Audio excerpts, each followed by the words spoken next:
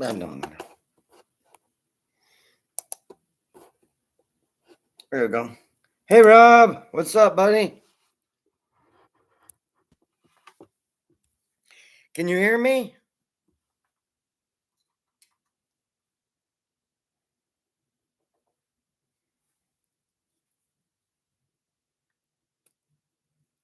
Can you?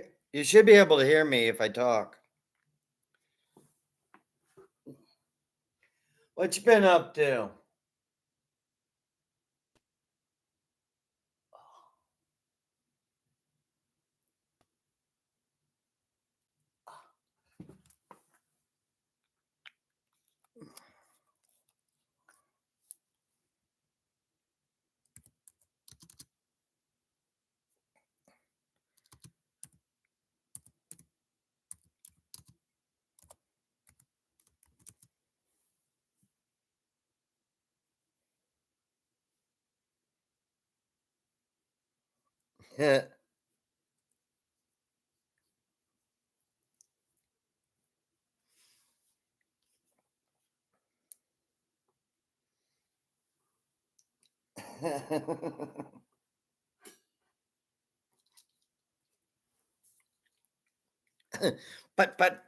but I didn't do it.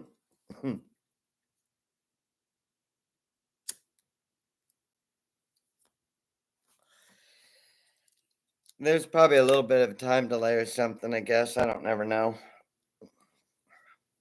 My eyes itch.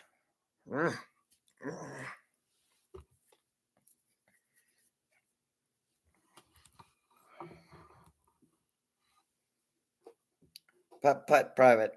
I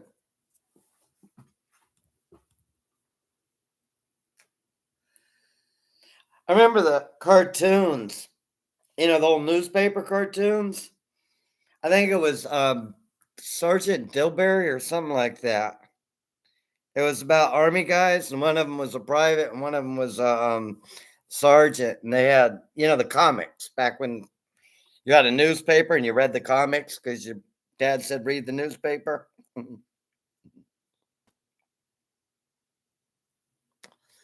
But I think it was under the heading, the artist who drew them or something was like Dilberry or something like that. I always called it Dilberry because I couldn't read worth shit.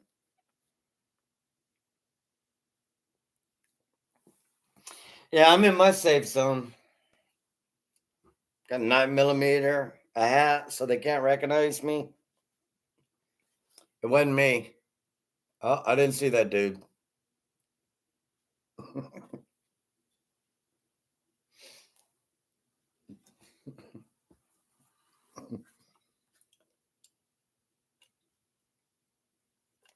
Kilroy.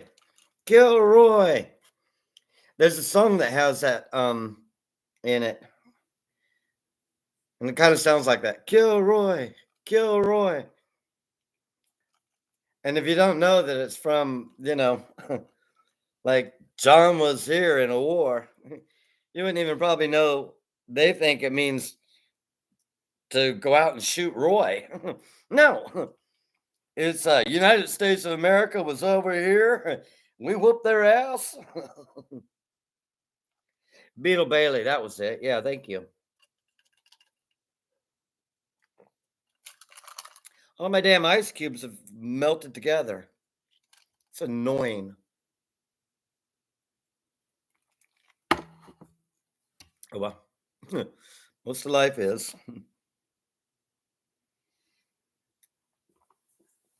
Won't you come home, Bill Bailey? Won't you come home? It's also during the war.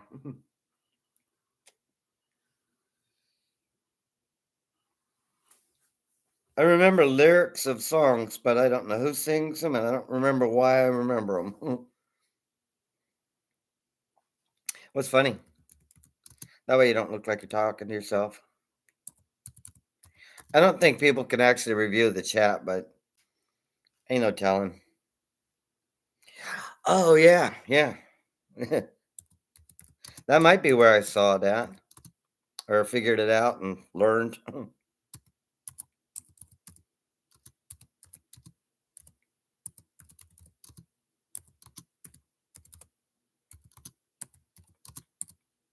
also.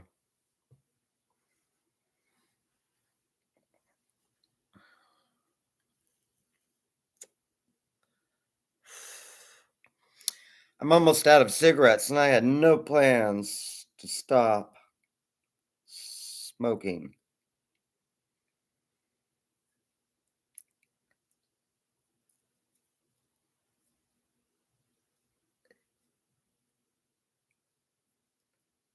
Yeah, Telly Savalas, he was a good actor. He played some memorable roles also. Well, none of them were slacks. Donald Sutherland, they almost all kind of went different paths later too. Kojak, yeah.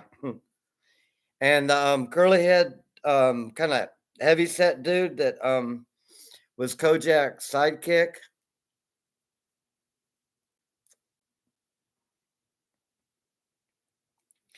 Yeah, we didn't have the internet when we was growing up, did we? We watched TV, read newspapers, sometimes did our homework, shit like that.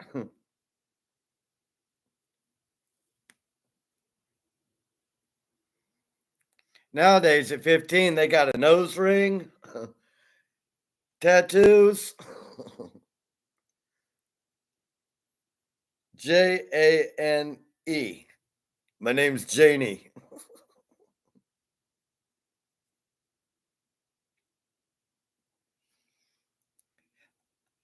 I probably could read them if they were on the screen, but I can't. Newspaper? It might as well be freaking invisible. A lot of black smooshy things. If it's got a picture, I hold it real close. Okay, that's a picture of a dog. And if the headline says dog found, I figure that dog got found by somebody in this neighborhood over there. Yeah, Mad Magazine, red haired freckle guy. I always pictured him picking his nose for some reason. He wasn't ever showing it that in the TV, I mean, in the book, but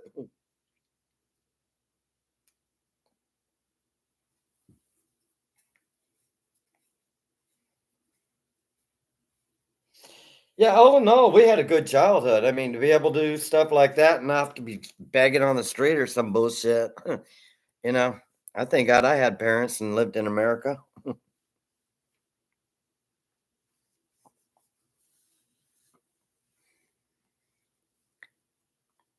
They sure had a lot of, if you ever watched that black and white movie, it's a mad, mad, mad, mad, mad world. They had a lot of stars in that, TV stars, everything. Still a pretty funny movie. I've seen it about 100 times, so, that takes part of it off. On the cover of the Rolling Stone.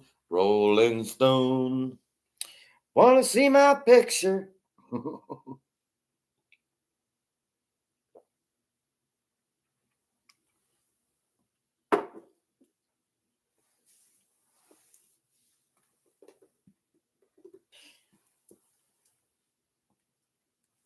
Dad would leave in the bathroom.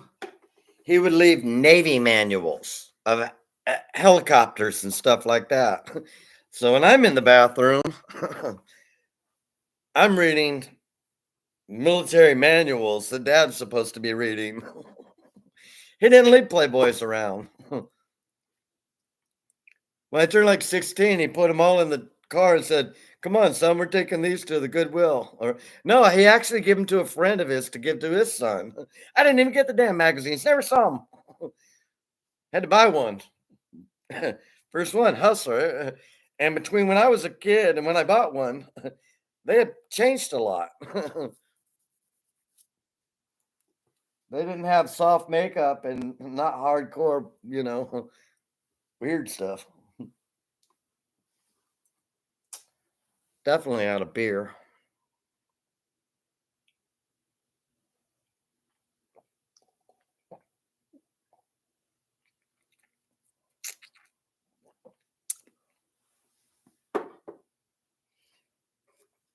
Mostly, I just went over to other people's houses when we did stuff. Got in trouble smoking cigarettes, the normal. Stealing his dad's 22, the bullets out of the 22. He had not hollow points, blanks. So Billy grabbed a handful of the blanks and we went outside to play. And so we put them down and hit them with the hammer until they exploded, which was a heck of a lot of fun until somebody hit one a little bit wrong and the spray hit him in the face. He's like, "Oh my God!" We're like, game's over.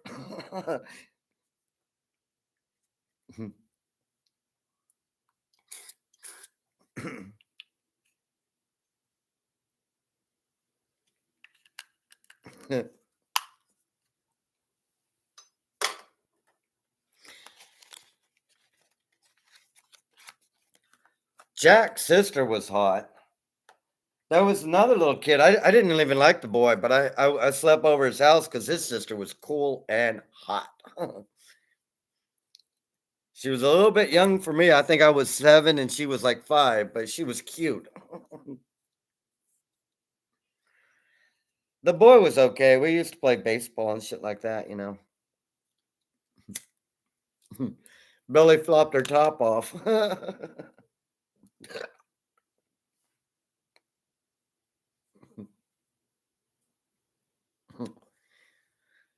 That takes skill. I have done a dive and swam out of my pants. You hope the water ain't too clear or too cold. Because you swim underwater looking for them. There they are. Learn to hold your breath real well. Get out like nothing happened, dry off, and make another dive after you tighten that dang thing up.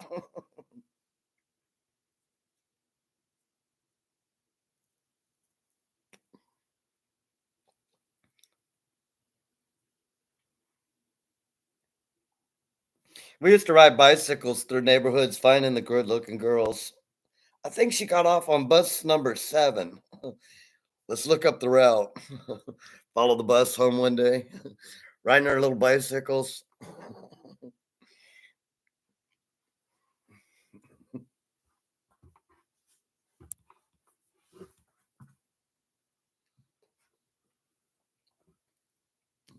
Knock on the door. Mom answers. Is Susie home?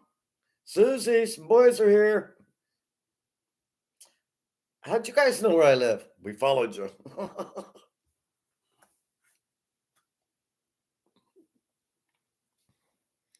Don't be too honest.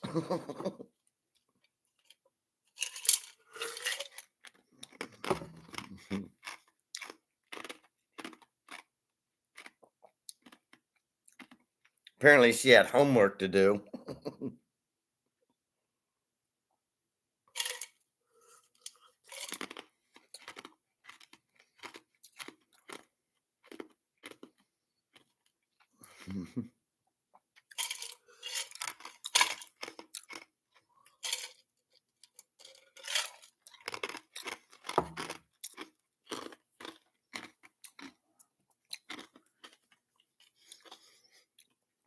I like working around water.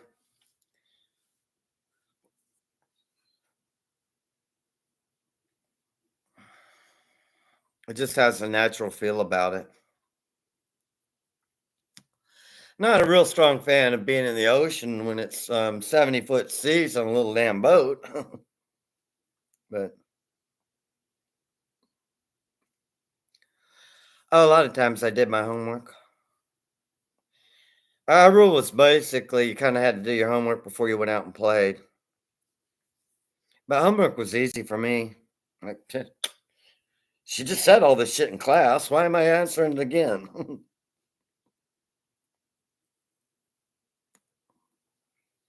Now, when it comes to the mid-finals, you gotta remember what the hell she said. I'm good for a day or 2, what the heck you say, but after that, I'm like, "Eh, wasn't that important." Ask me the same question, I'll give you the same answer, but ask me a question based on what I think that meant, I might as well guess.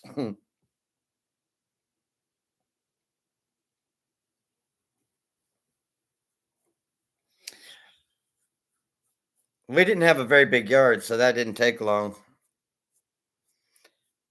But mostly we rode bicycles because I was too small to push the lawnmower without cutting my dumb foot off. So we played in the street. Like, that's safe.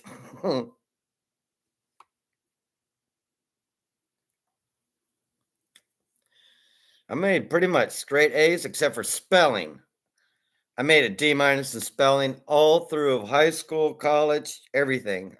I only made 2 A's in spelling, and they were both in college. And the teacher said it was more of a grammar and learn structures of blah, blah, blah, whatever, essays and things like that. And she said, "Look, I know you guys all don't have computers, so I don't take a lot off for spelling." Well, I'd hand one in. She goes, "Interesting concept. I think you're onto something. Give me an A on it."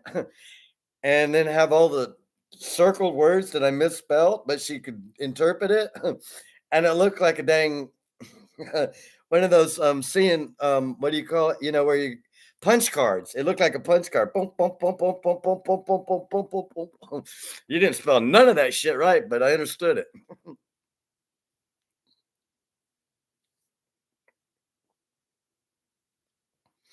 I skipped biology. I sat out in the hallway. Fuck that, man.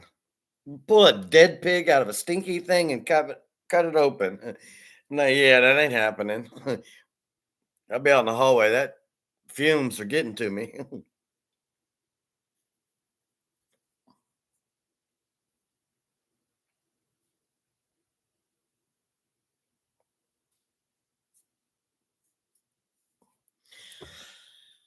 Now, when you're real, real young, they were really staunch about it. This is a penis. Like,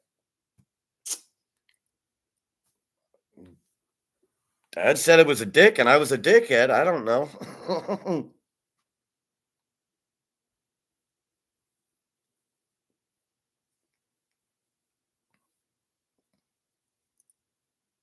Yeah, I mean, answer penis on the test.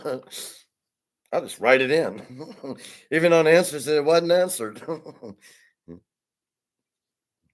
When do you reach puberty? When you start playing with your penis? That's not really one of the answers. You just write shit in. Gotta be creative.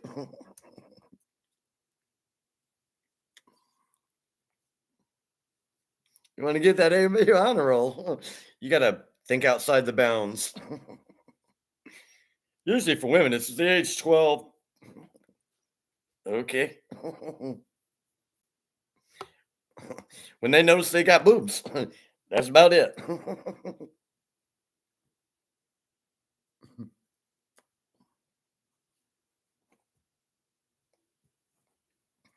Yeah, I think I was in 5th grade when I had a girlfriend. Diane.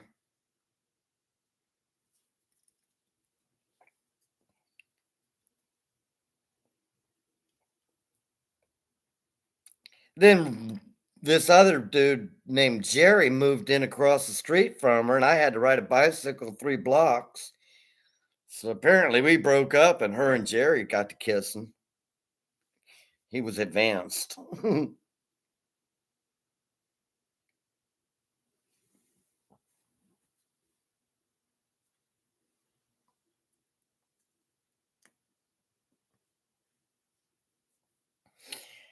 I had one teacher, I think it was in 6th grade, that was, oh my god, adorable, beautiful. She was probably about 23 or something like that. Um, but I was never in her class. I would just see her in the hallway and, "You take me home."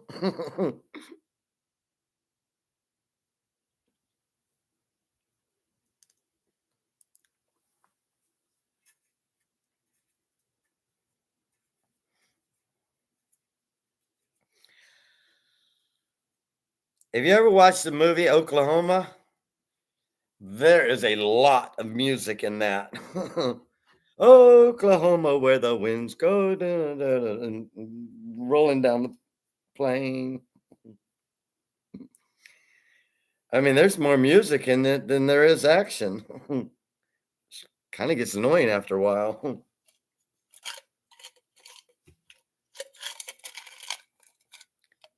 at this stupid ice cube turned into one damn ice cube.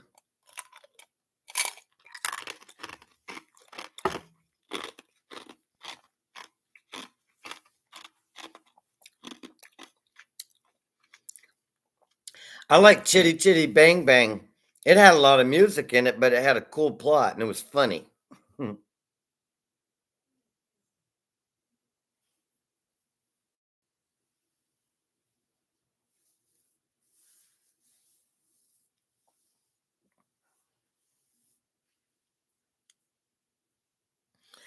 I've only met a couple of rock stars.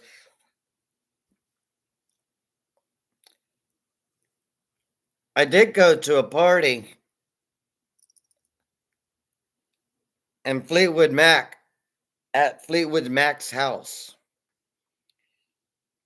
Me and my buddy, what his parents were invited to Fleetwood Mac's house, so I got to go.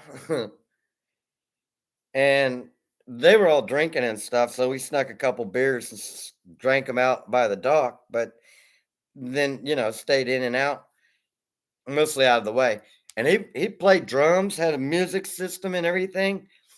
And in his living room was, I swear to God, about as big as my whole damn living room, a jacuzzi. And we would kick the hell out because the adults got in the jacuzzi. So we stole 3 beers each and went outside and spent 2 or 4 hours till we were told it was time to go home. But we got to meet him. It was pretty cool.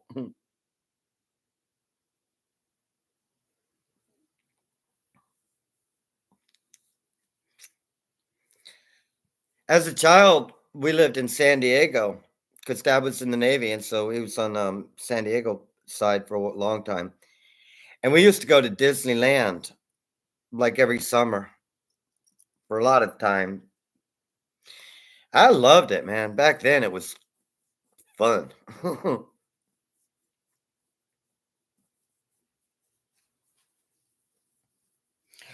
Our graduating high school trip, the whole dang high school and like 20 other high schools went to Orlando Disney World. I took 4 hits of LSD and got on the bus. So by the time we got to Orlando, I was tripping.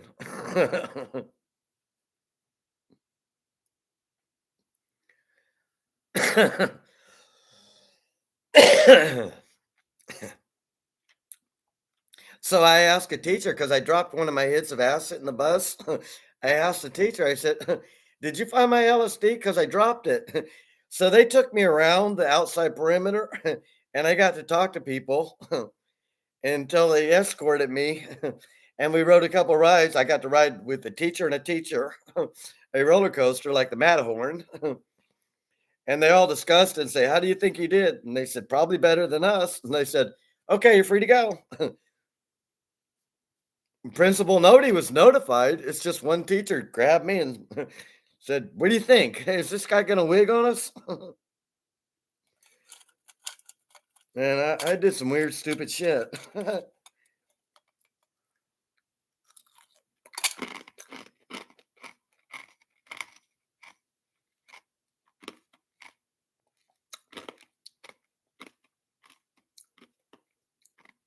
Yeah, I bet that went over well.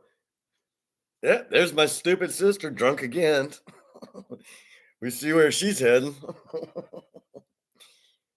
Back to clean up the kitchen.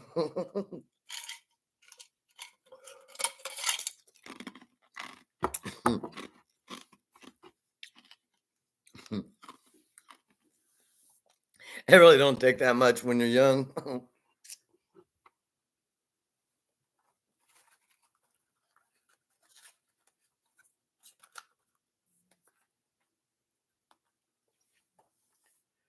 I wish I knew how Metal Princess got rid of that stupid heart on the side.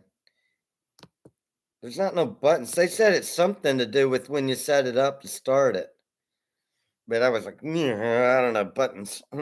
Plus, they're using like Discord or something, whereas I'm just going raw video. I'm gonna put on a little bit of a song, and it'll probably get zapped. But just if it gets mute, I gotta go potty and get me a beer. But there's a song gonna play. Maybe, maybe not, maybe. I had to jury rig my computer to get it to work even. All right, let's see. This should be a good song. It's the Pet Shop Boys, and it's called. I don't know what it's called, and I don't have time to read it because I got to pee. Listen to it, and you'll.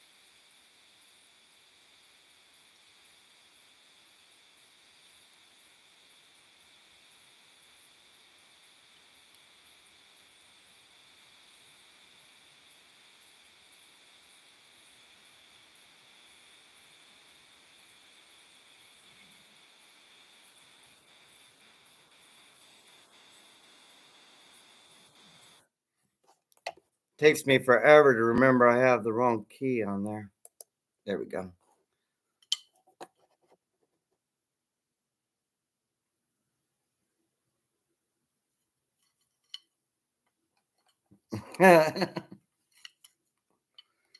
Nutter butter, peanut butter sandwich cookie. Oh man, those things are scrumptious.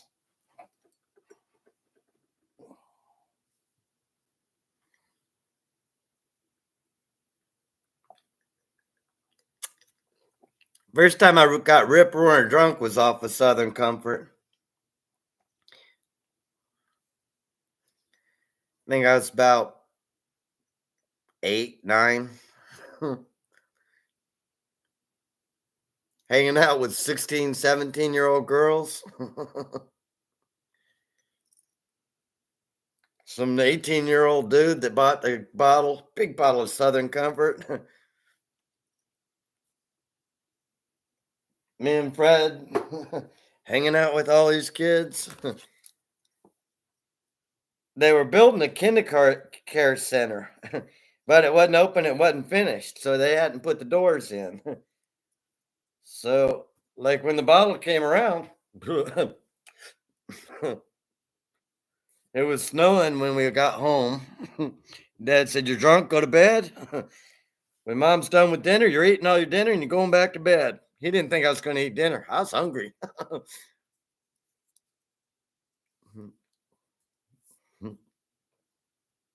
Never said a word after. Took me a long time to get drunk again, though.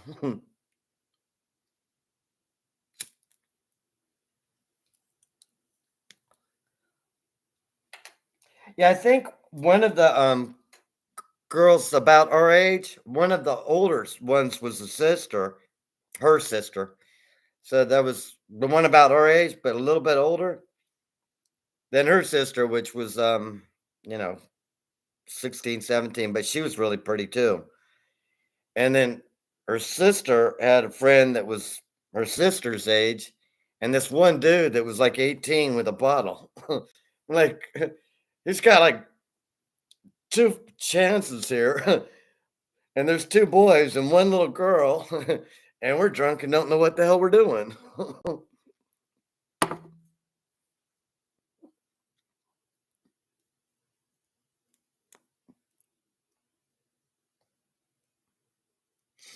I was always very shy. My first kiss, I actually was 19 years old. First time I ever kissed a girl, 19.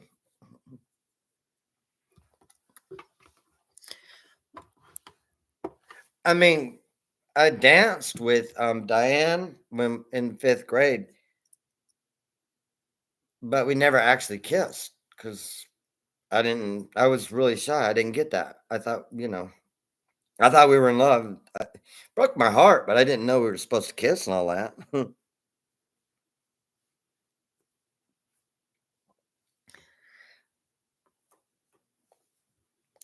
I mostly played sports, shit like that, wandered off and reading books in the library, dumb shit. Playing marbles with my friends.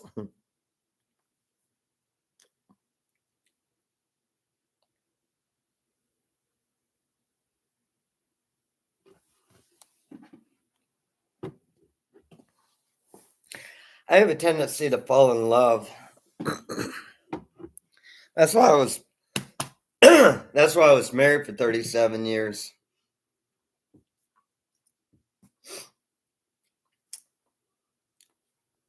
Heck with all that looking around and trying to catch all those weird ass diseases.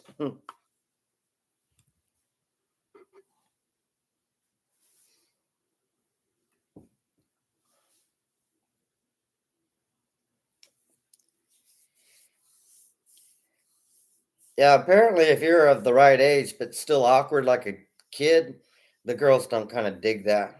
Are you gonna just fondle my boobs all day? I'm like, figure they were soft and squishy. Oh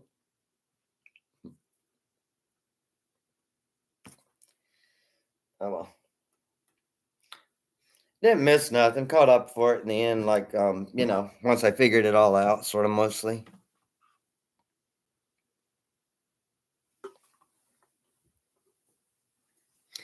Went to a lot of concerts, live concerts, getting stoned. That's probably why I didn't have a girlfriend in all of high school. Way too wiped out, stoned to realize she probably liked me. I'm still contemplating how do I spell apple? One P, two P's, apple. Sounds like it has one. APLE, apple.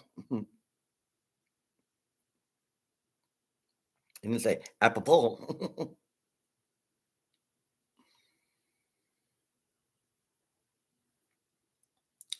Friday night we used to go to the beach. Swim on the beach. Actually, most of the time we went to the beach and skipped school. Played frisbee, talked to the girls, drove around, made donuts in the sand, learned to surf. Everything you should learn when you're in high school and not being taught by your damn teachers. A bale of hay washed up on the shore. It was a bale of pot. The police were there immediately. We did not get a chance to load it in the van and get the hell out of there. If we did, we probably would have been chased, but we were trying to get to it just as the cop pulled up.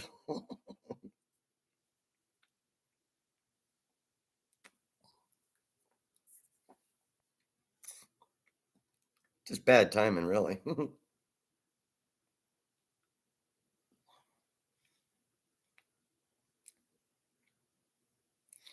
I can't really brag too much about my conquests or things like that. I just know I know love and stuff. I I don't see myself dating anybody trying to have a baby at the age of 61 years old. But there are some very, very nice, sweet ladies that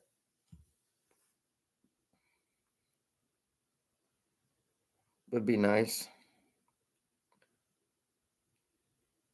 But it would be very awkward since basically my wife is the only person I have sex with ever. Shauna and Linda. Jerry.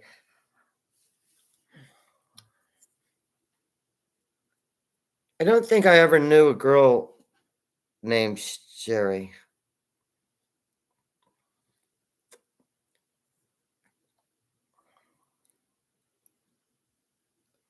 Yeah, Susie and Michelle. Michelle was the older sister, and Susie was our age. And man, they were adorable. But she went out with the jock. She just hung out with us nerds.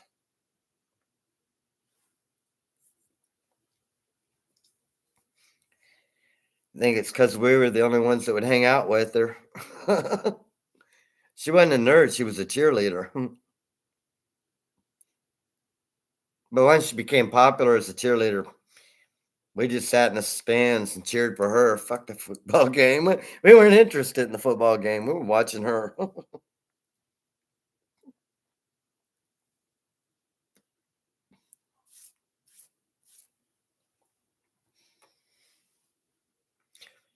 I lived on bases and went to schools on Navy bases until 7th grade. So you never knew a girl more than about a year. Like she'd be in your 6th grade class, but not your 7th grade class, like that kind of stuff. Because everybody moves every 3 years, so there's constantly new people. Even if I had a girlfriend, it would have only been 3 years, and then we moved to Virginia. Long distance dating for a 10-year-old.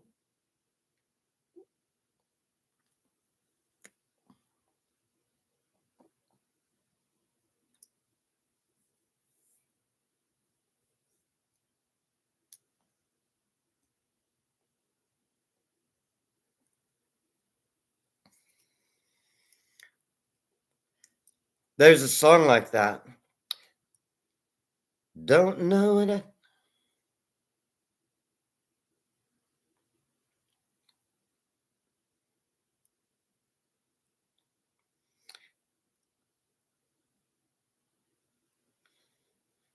play games by me.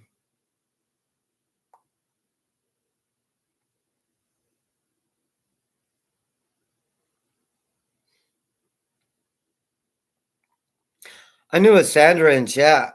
We used to Zoom call some. She was in my hangout. Actually, she's still in the hangout. But then she got into Twitter. And so we don't talk so much because I got a Twitter account, but I just don't understand how to use it and send messages.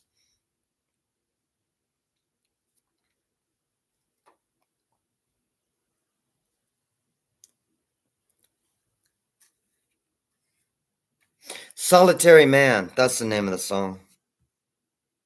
Let me look it up. Solitary Man. Come on, stupid computer. Oh.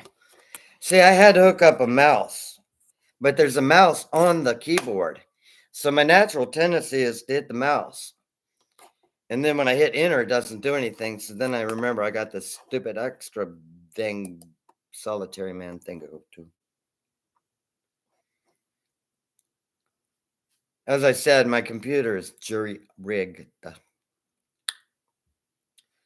Actually, it works really great.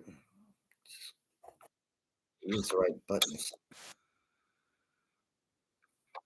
Solitary Man. S-O-L-I-T-A-R-Y.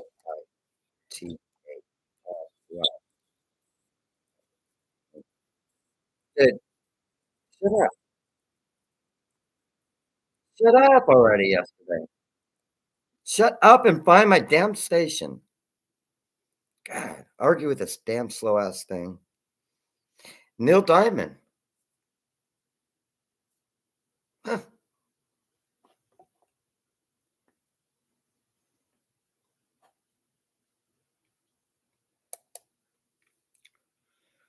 I don't know if it's got video attached or not.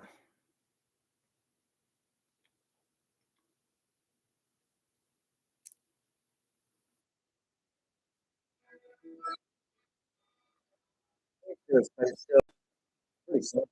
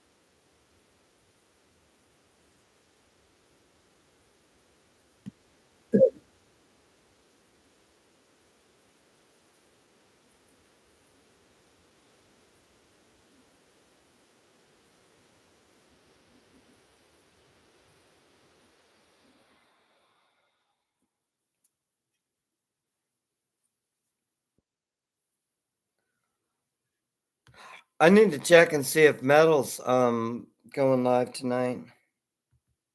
Damn it, wrong computer. There. Storm.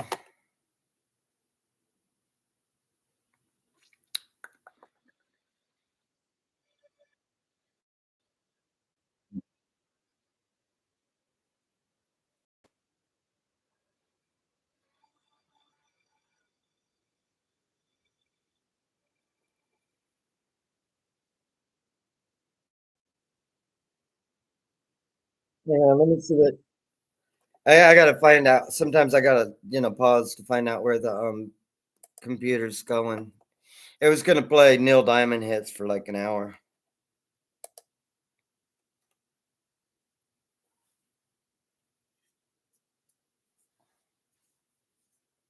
I like Neil Diamond, but after the first 2 or 3 songs, I kinda get bored.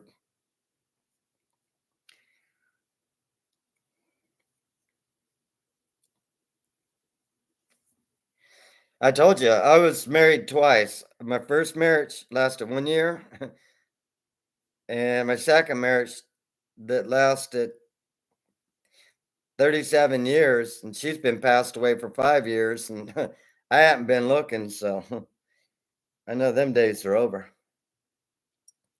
So, I've only been with 2 women my entire life.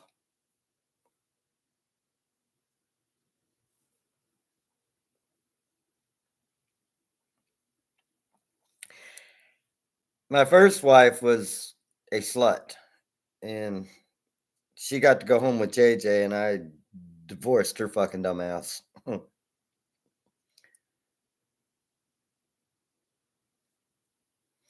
were only married for, like, 9 months.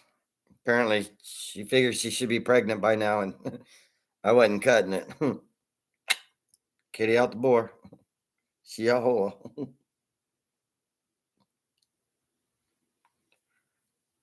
I was 16, a child of 16, but I loved her so. She was too young to fall in love, and I was too young to know.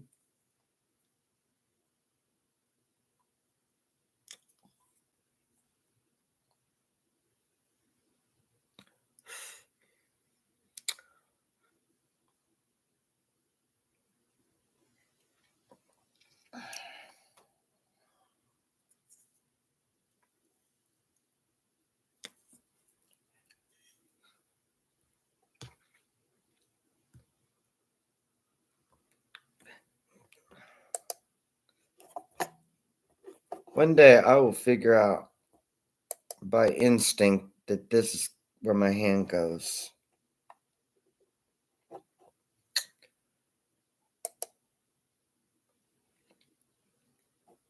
I don't show Metal Princess going live tonight.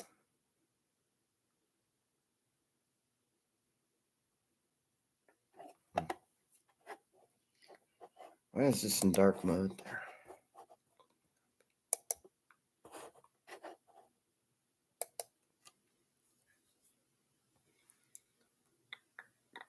It's getting chilly in here.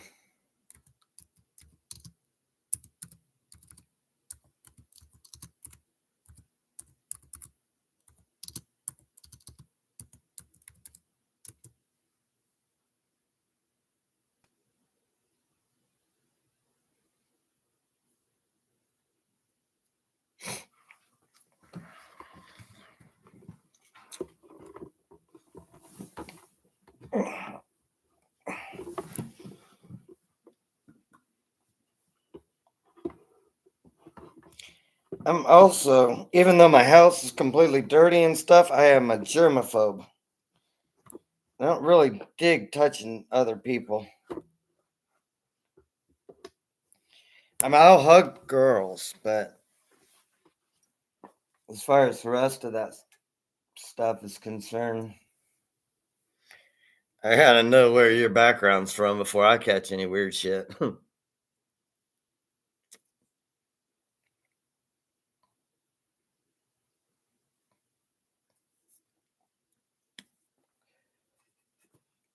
Yeah, that probably wasn't a bright move in order to just enjoy an hour or two at lunch. But if you were never married, I mean, if you're not married, yeah, I guess. If you're married, well, then you're just bored with your wife or something.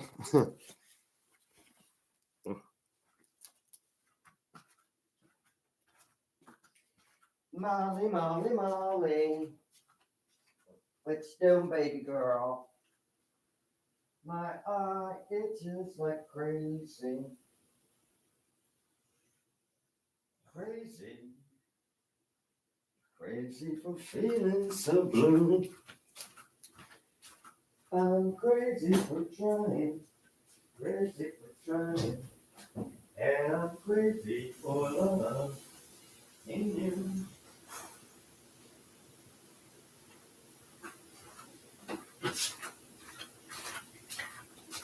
Crystal Gale, crazy. No, that's not Crystal Gale. Patsy Cline, crazy. Yep, Patsy Cline, probably. Crazy for love in you. Connie Francis. No, that's not Connie Francis.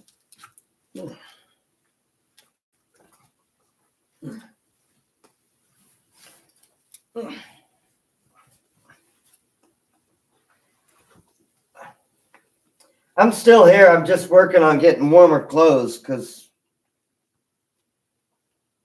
it's my house and I can do what the hell I want. If I want to be warmer, I put on more clothes. I don't have a damn pair of pants that fit me.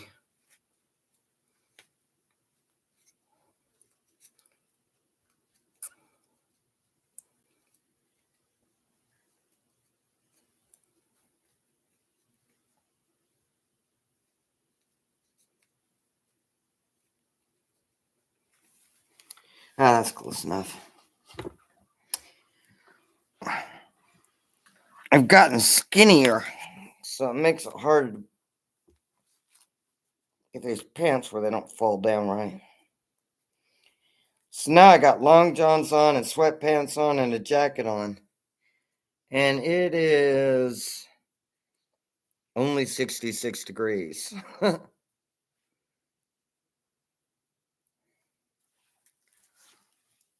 There.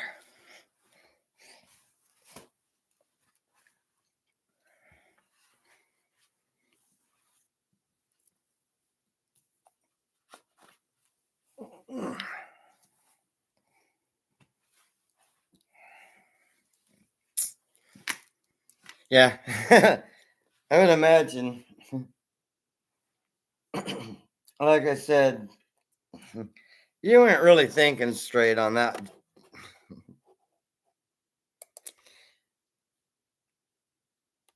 Not a good idea to date dangerous, crazy damn chicks.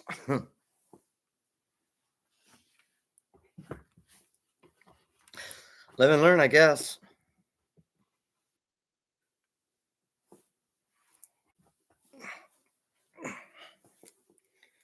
Get my damn self comfortable. I'm gonna do something.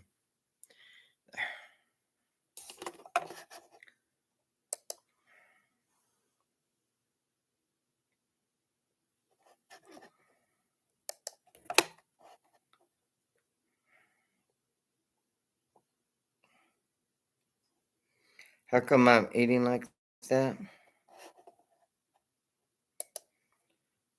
Um, Dang it. Oh,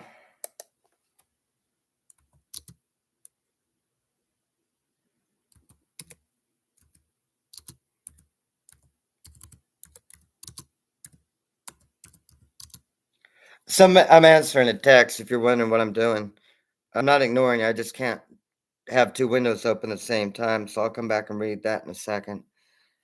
I had dinner with Faye.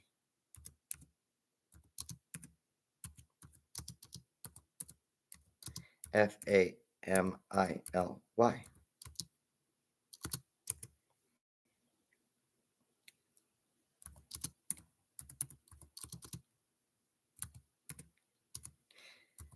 What do you call them things?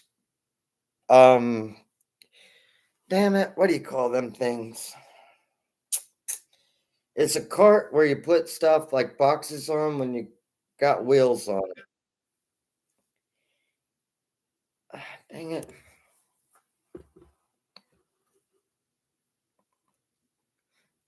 The I can't think of took back the thing with wheels. WITH. WHEELS. LSDHAT, helped, HELPEDMOVEDTHE,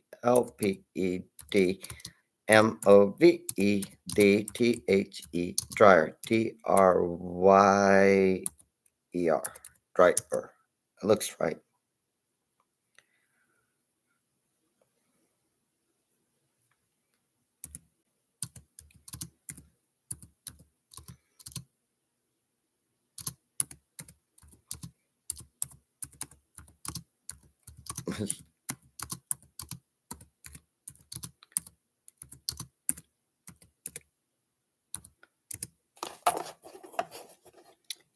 I'm talking to a lady on chat, and she asked how come I had pork chops and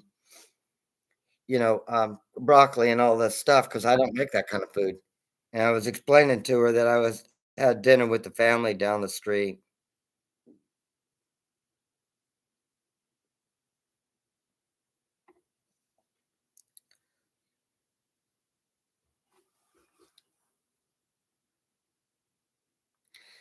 Well, if you can afford to be a sugar daddy, you can afford to hang out with cool chicks that are good looking. It just takes a lot of cash, whole lot of money.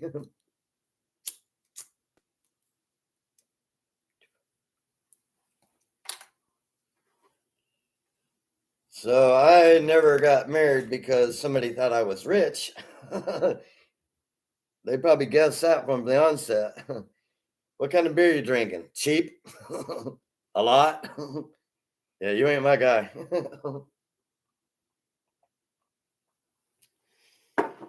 But I get invited to dance on the floor at the bars. The girls like, hey, come on, because I can dance fairly funny. I'm not good at it, but I put a lot of enthusiasm as to it. Enthusiasm. Yeah, Joe Bell lives in Tennessee. She's kind of country, sweet lady. She can get a rough side when she gets be like them trash people.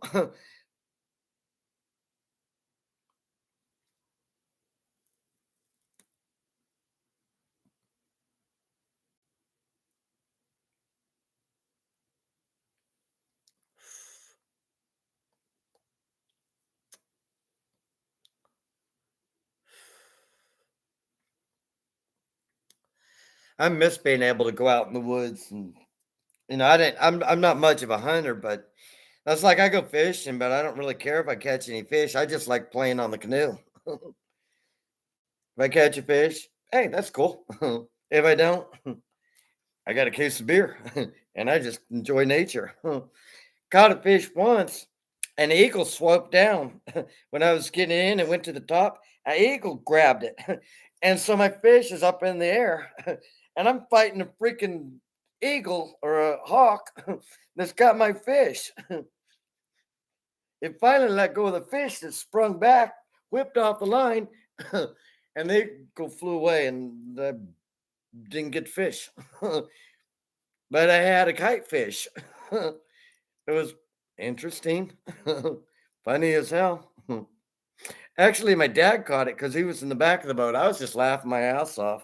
I'm like, "There's no way you're gonna get that fish." Dad's like, "Hell yeah, I am."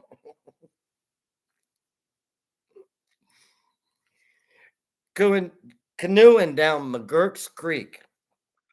That's where we were going. Let me see what. Hang on. Do do do.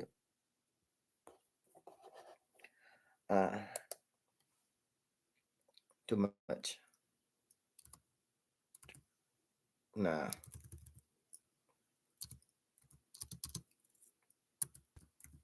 Nerve wracking.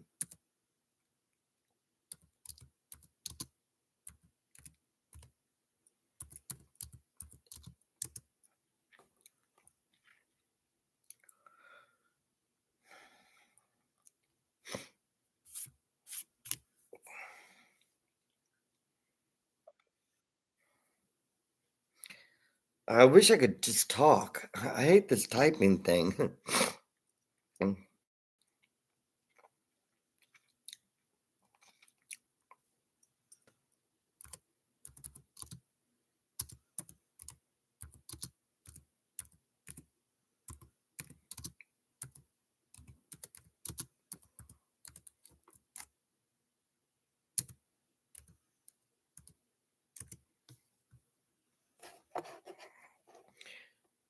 This multitasking like this is difficult. Hang on, let me catch up on what you're saying.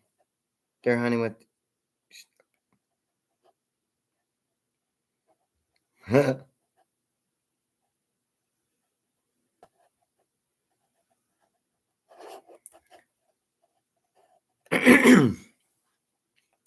I've never been in a deer stand, but they don't look very big.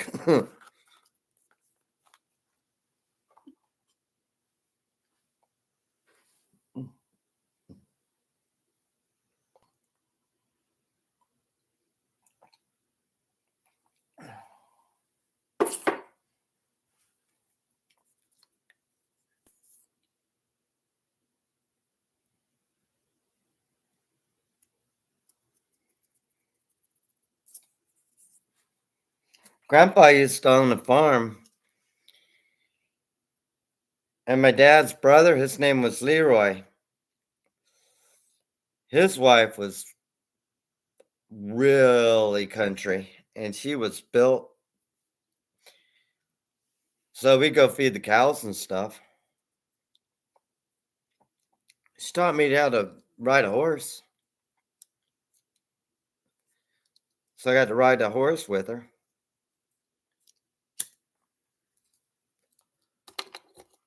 I just mostly held on. Arkansas has hills. You take a horse up a hill, they don't have seatbelts on them damn saddles. Personally think it probably is a safety issue. You gotta put your foot in the stirrup. And they don't have a saddle built for two with four stirrups. Somebody's got to have their foot on top of the other one.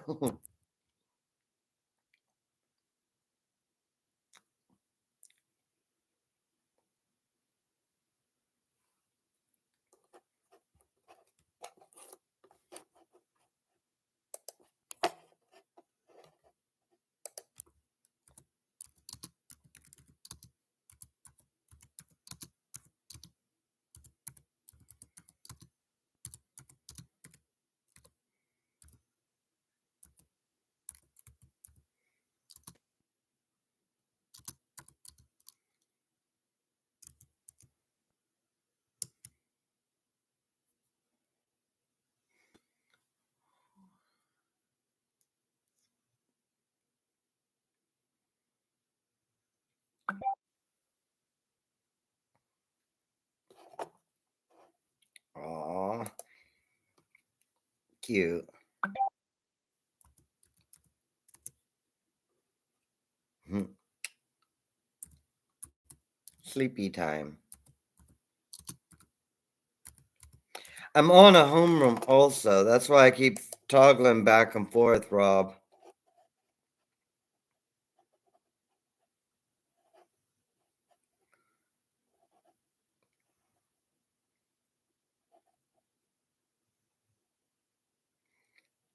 Yeah, definitely cattle girl. She was, like I said, built. Just leave it at that. She was built.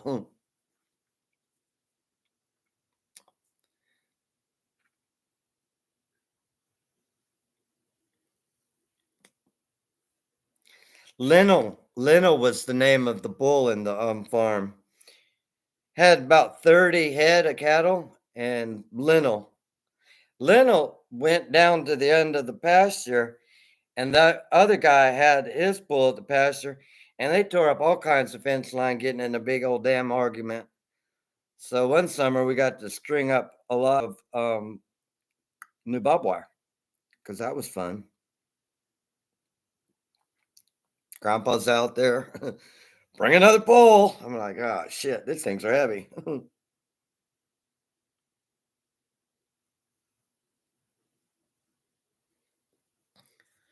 I don't know what a Coca-Cola flag girl is.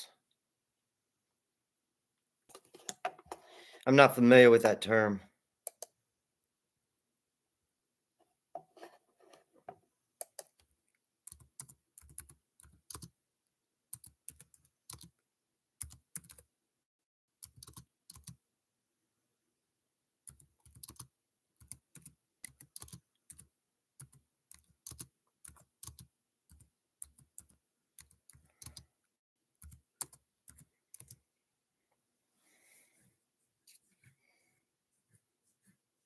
I wish I could send a picture.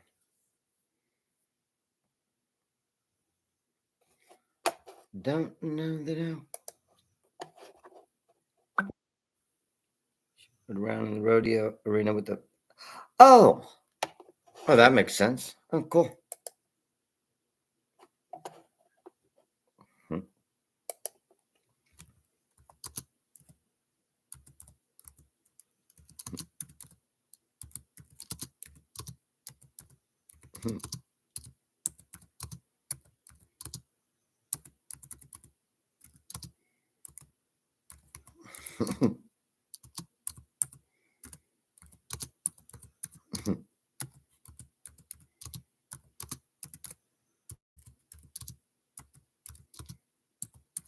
My niece rode in the rodeo. She did barrel horse racing. Well, I say my niece, but it was Jonna's niece, and so it was my niece-in-law. I don't know if that's really a term. Coors beer is good. That's pretty good. I used to drink that for a long time.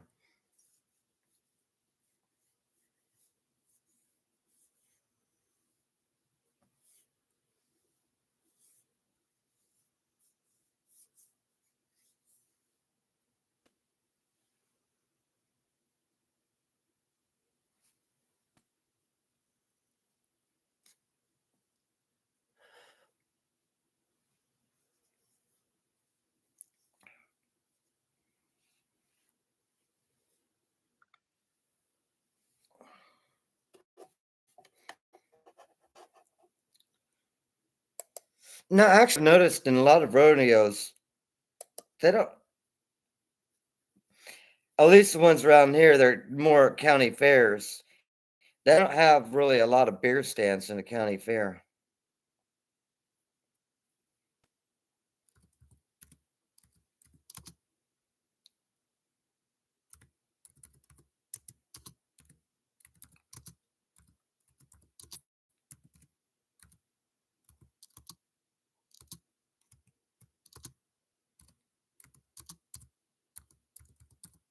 I'm asking her in Tennessee if it's warm.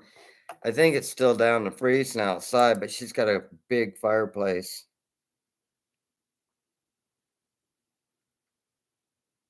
I got cowboy stuff. I got a saddle in there. I used to have a horse, a real freaking horse. I mean, I can ride. There's not a lot of room around here anymore. Everybody done built it up too much.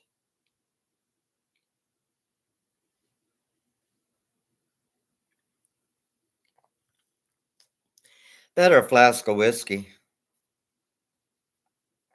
You know, in a silver flask.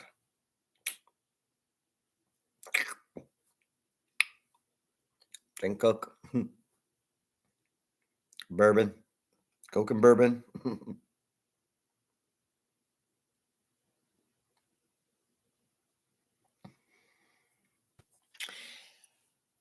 My hardest, I was drinking a quart a day.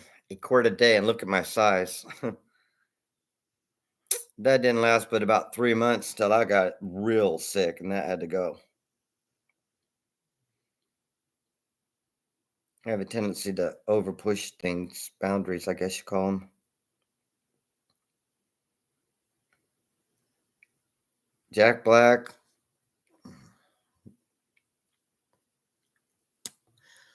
I do know one amazing thing about LSD. If you take a hit of good LSD and you have a bottle of Jack Daniels, you don't know, you don't feel drunk. You're too high to feel drunk. You do stupid shit like go and played hide and seek, with the police, but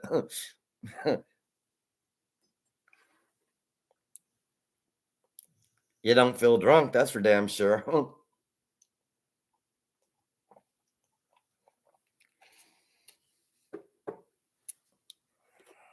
I suggest never taking that shit. It is too fucking dangerous. Yeah, one bad trip and you will never touch it again. And thank God you survived that night. Or those 3 days, whatever it tends up to lend itself to, or end up being, whatever you wanna call it.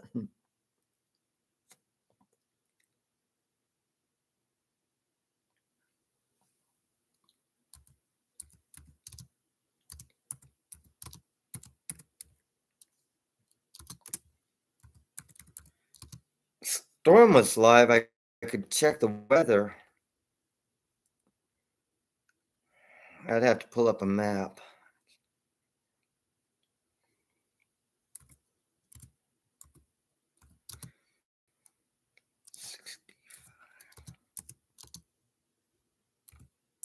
I have sweatpants on. I have HAVESWEATPANTS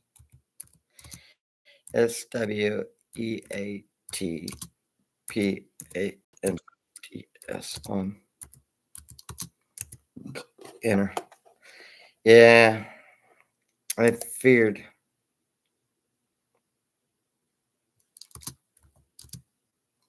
I know it's cold there still. As well as all I can say is keep the fire going. Just a second, Rob. FIRE. I type really slow, going GOING. But I don't like people to think that I'm ignoring them. It's just sometimes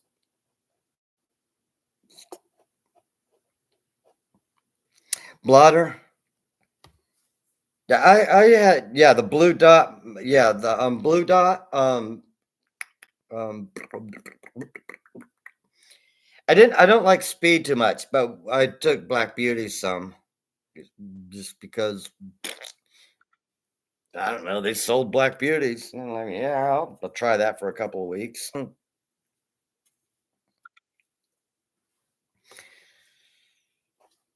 I have 4 hits of they're little tablets. They're little tablets of LSD. You will stay out of touch with what's really going on for 2 days. And when you come down, you wonder what the fuck happened.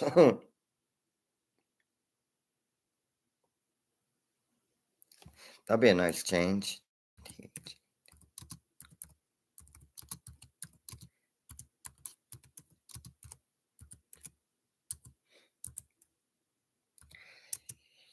Yeah, when you're young though, you don't I don't know. Your body's more resilient when you're young. Yeah, that's what I'm talking about, LSD.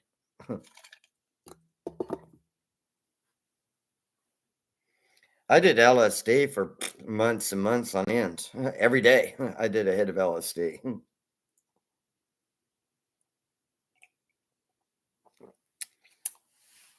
One bad trip cured my ass from that real quick. Other than that, everything was peachy fine and going like candy.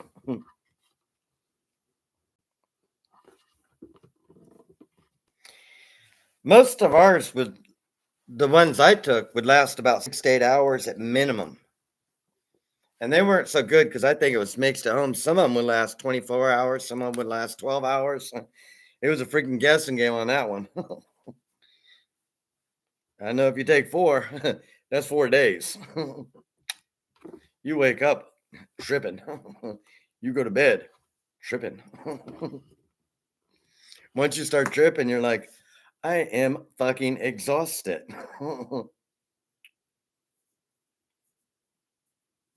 Yeah. I was probably one of those dudes. Actually, I didn't do it, but for about like maybe 4 or 5 months until the first like, whoops, this ain't for me. But still, 5 months of tripping is a long time.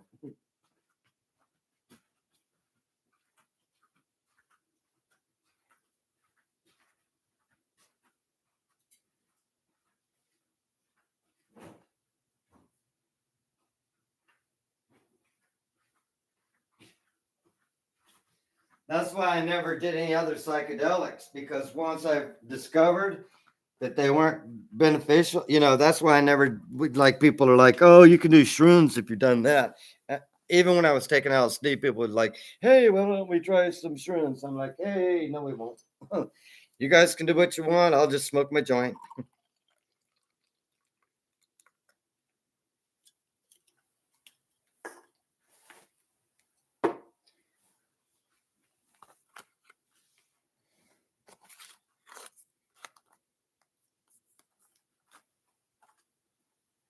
Yeah, sometimes you can get real smart on some things, but the only way you remember shit is if you're in that state of stoned. you know, if you learn it all stoned, you have to get stoned for the test. Otherwise, you don't remember what the hell happened. Oh, yeah, I remember that when I was stoned. Then you can match all that shit up, make ABs.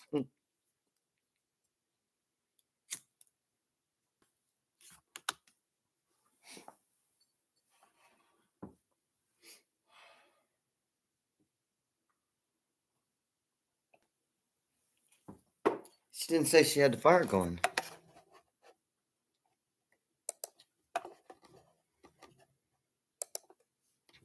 You got the fire going? The going?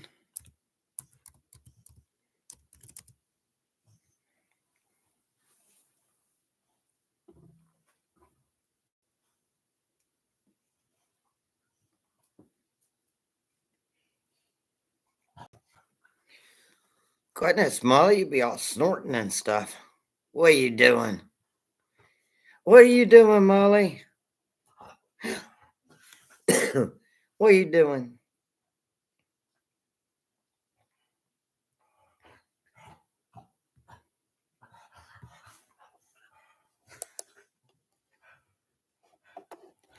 You're beautiful. You are a beautiful girl. You need to go outside? Molly, you need to go outside?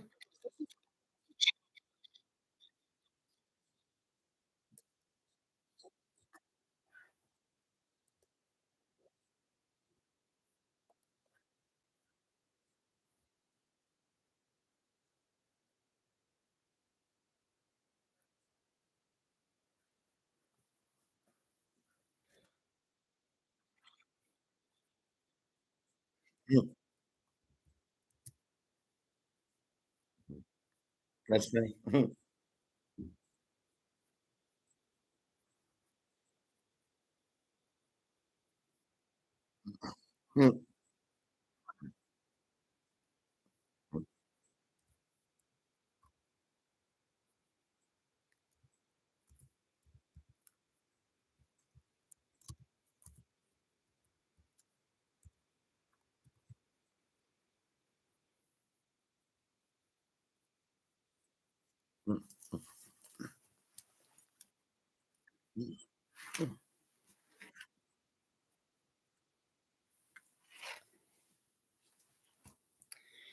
What the hell's going on with this stupid news station?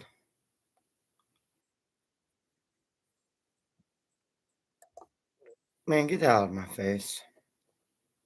Stupid news. Beach girls? I've seen some beautiful women. Beach boys. Wish they could all be California beach girls.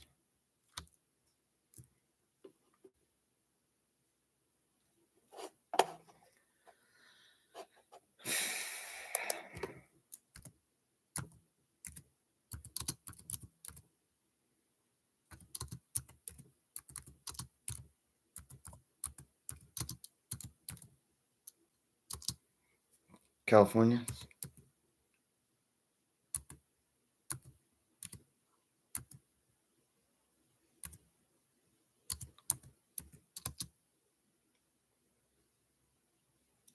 All right, maybe I'll just find it this way. Beach, Beach, boys, Boys.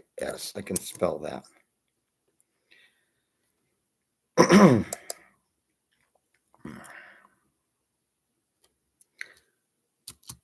Wish. Wish. There, I knew I could find it with 3 words. I love the autofill when it works right. Beach Boy, California Girls.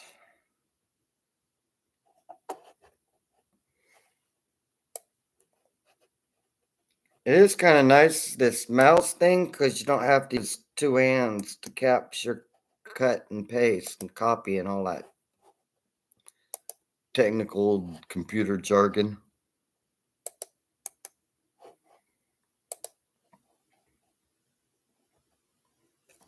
Hit enter, dummy. There we go.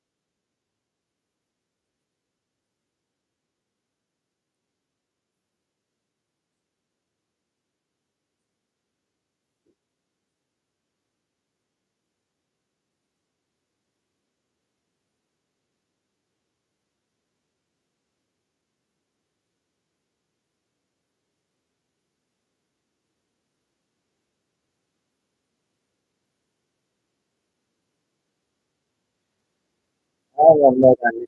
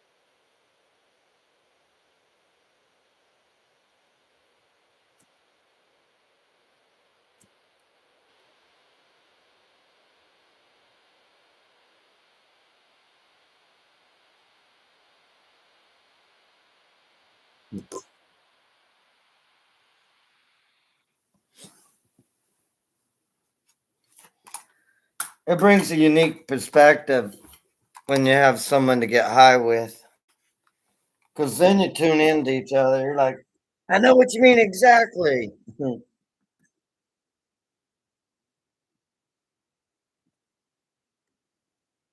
Maybe this will work better. Of course, I'm getting bored with Beach Boys.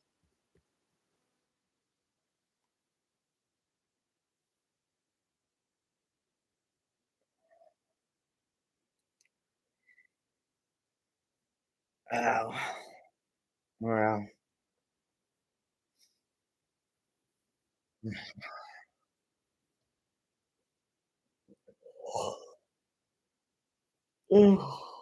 Oh, excuse me. Goodness gracious.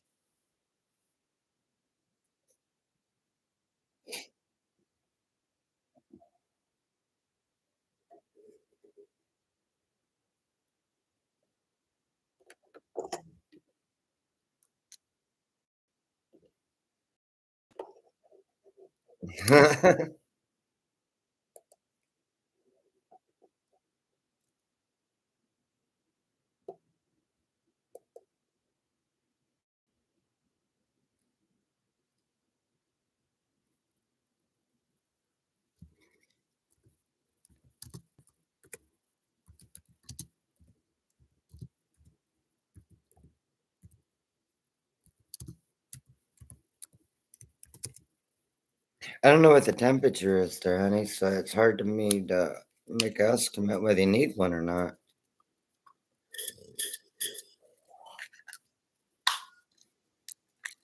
A butyral, a butyral will get. Oh, that's just me, honey. Nobody's at that door. It's all right, honey. Mm. A butyral has a stimulant in it that sometimes is like speed a little bit. It gets you jittery if you're not careful. If you take too much. Excuse me. But usually when you're taking a buterol, you probably got like COPD or something like I got.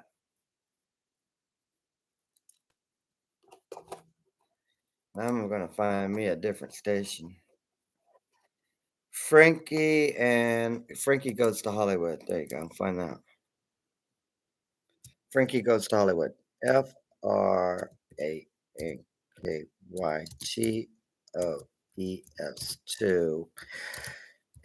2HOLL. Good. Thank you for not making me spell all that out.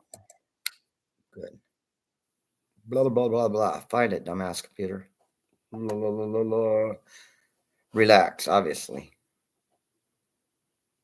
Two tribes. I'm not familiar with that one. Let's see what it sounds like. There are others.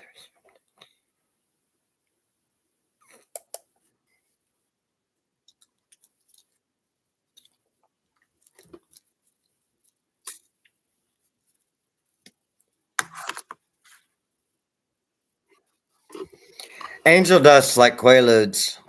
I don't like quaaludes either.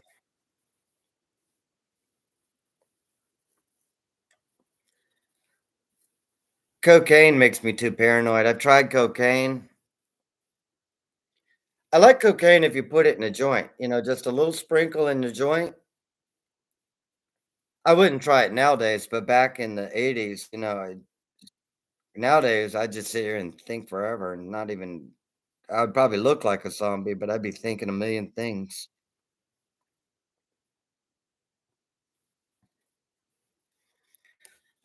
And they're never gonna play the music. It's just stupid advertisements.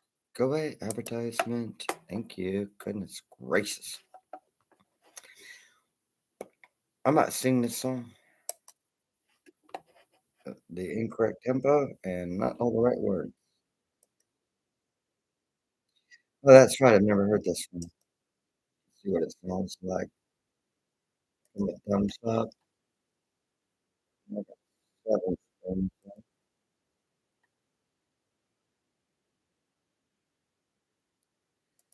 Yeah, I've never smoked pure cocaine, but I've put it in, a joint, so it's probably about the same, really.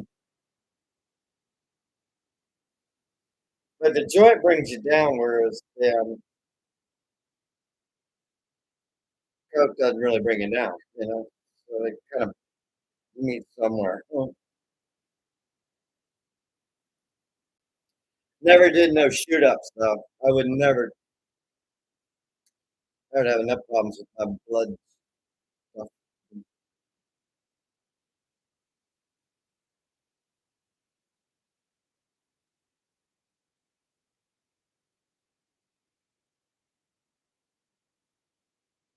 I didn't smoke cigarettes so much back then, so that would have never occurred to me. I suppose that would work pretty easy. And the whole rest of the cigarette tastes like, even though you're not really getting any higher, it just keeps the same atomic result to it.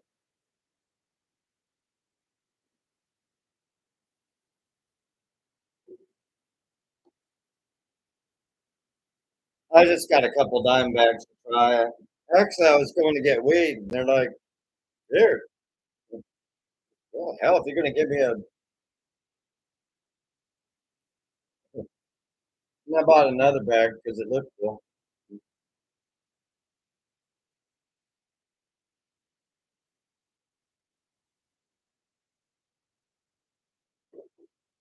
Yeah, by far, Frankie Goes to Hollywood. Relax is the best, song. This one you'd have to watch the video and really pay attention to. It's actually kinda cute.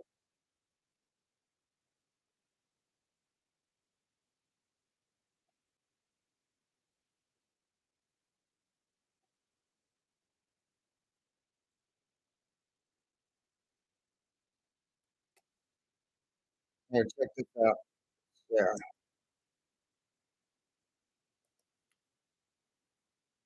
Rob Hayes. That's Frankie Goes to Hollywood.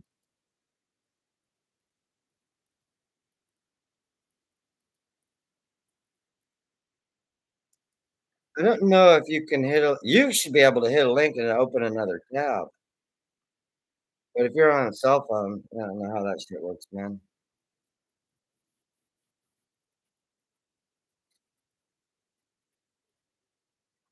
Oh, yeah, you can make money off, that stuff, but I never sold I'll smoke a joint with you, but I'd never sell one.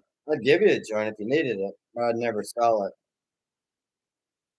For me, when I was had so much like that, it was more a matter of they could catch me with, a lid of pot, but for my consumption, and I've never gotten any money for it. It made me feel as though I was never gonna get arrested for selling. Hashish, I bought some of that. That stuff is pretty dang weird. It's like strong as pot and it has the same effects except for really strong tie stick kind of effect. That's a pretty good song. Relax, relax, don't do it.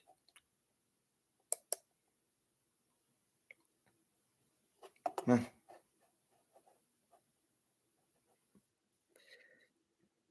stupid damn thing we used still.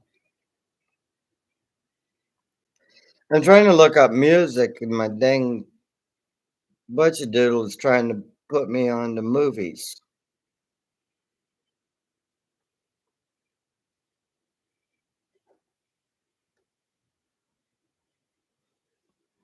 And I don't know what the hell it's playing. The Cars live. I think I like the Cars. She may be huddled up in bed herself, and nobody like to be cold.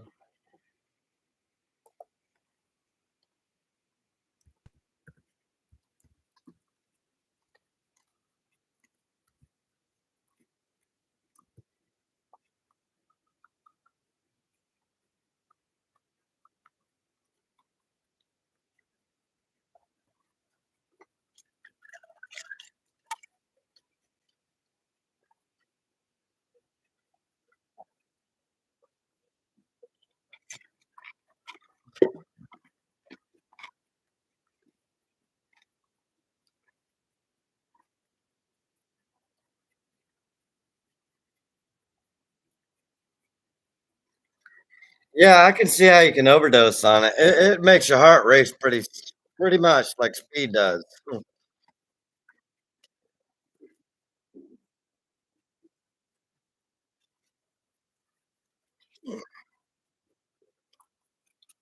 Yeah, I do know for a fact that speed and coke definitely raise your heartbeat. Quaaludes, you can Quaaludes are like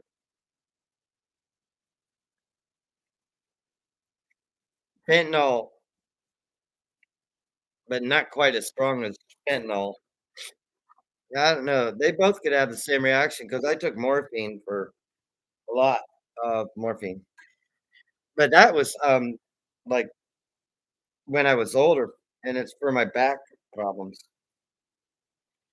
But now I just take codeine. Codeine is pretty good. That's good enough if you drink beer too. Molly, Molly, Molly. Oh, it was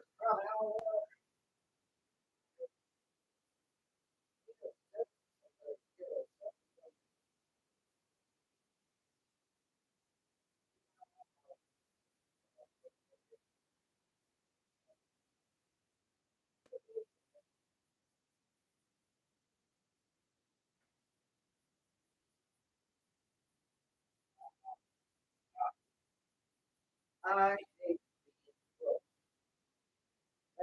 baby. Come on, baby. 3 times already today. Come on, baby. Come on. Let's go for it. I'll be back in a second. Mommy wants to go for a walk.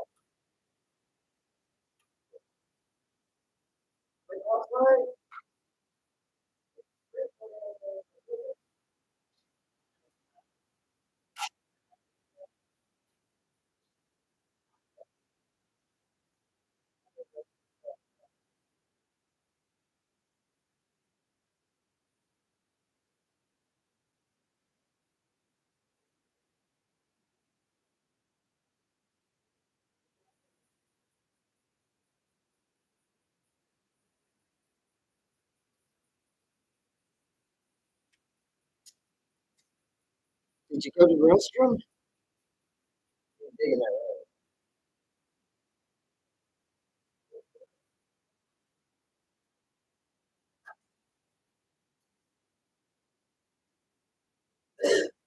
Good girl.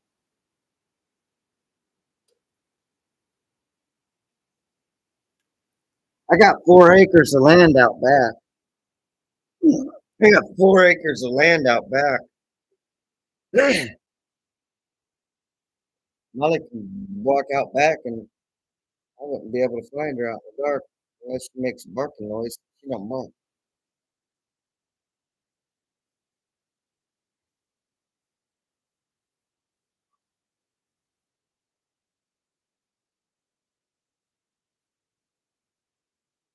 Yeah. You know you're too passed out when somebody says, we just had to check to see if your heart's still beating.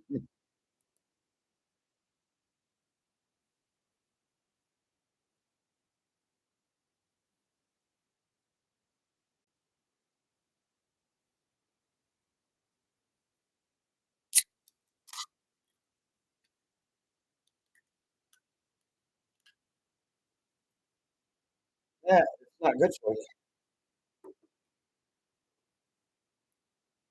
Of course, you couldn't tell a person that's doing cocaine back when they're younger when they have it. Like, hasn't hurt me so far. Now, when you get older, like me and you, I guess you're probably, I would assume about my age, maybe a little bit pretty close. Because nowadays you can't get real. I mean, not unless you got a hell of a lot more money than you're talking about getting coke. And LSD, nobody does that anymore. They got designer stuff for that, ecstasy or whatever.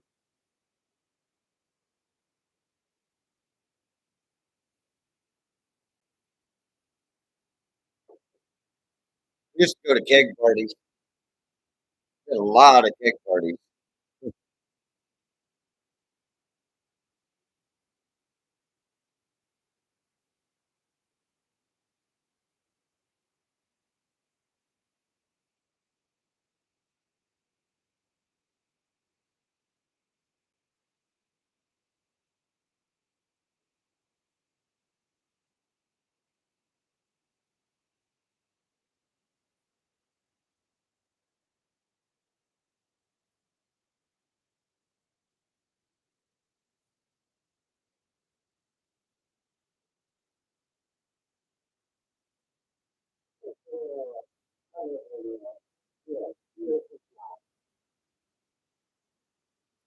You are a beautiful child, boy. You are such a beautiful boy. Did I tell you I love you? I love you. You're a good girl.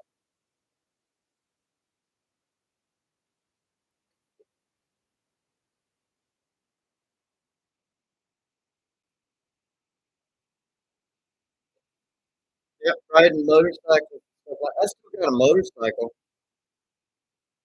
in my garage. I haven't ridden it in years, but it's a, 800 cc motorcycle. We were riding dad bought us all the whole family motorcycles, so we would go trail riding every weekend in Virginia. There's a lot of cool hills in Virginia, and this place we could go all day trail riding. Had a little motocross area we could go in and race and stuff. And a pretty good YZ 125, pretty fun. Jumped about 70 feet in. Back then, you didn't give a shit. You landed in a tree. Hope it came down. There we go. Yeah, it ain't fucked up.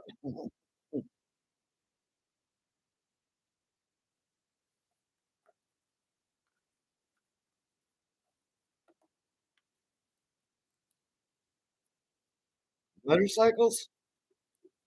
Oh, they're a blast. I've got that's why I haven't ridden mine, and because I got a street bike. It's like I said, it's 800. It's not real big Harley or nothing. 800 cc's. It'll go 140 miles an hour. I know for a fact 'cause I've done it.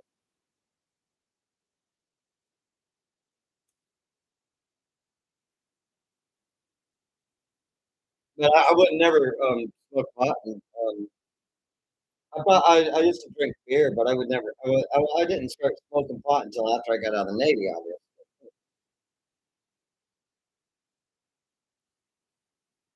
But just like country roads and stuff like that are fun. But for city and stuff, even though I got the green light and the guy comes and stops, I don't trust him. So I kind of slow down and speed up. Just nerve wracking nowadays. Hard to sell the damn thing.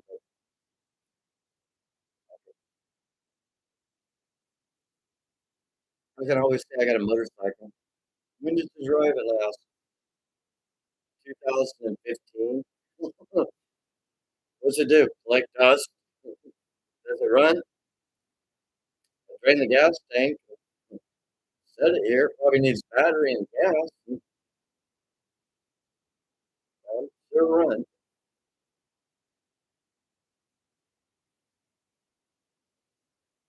Brand new tires on it.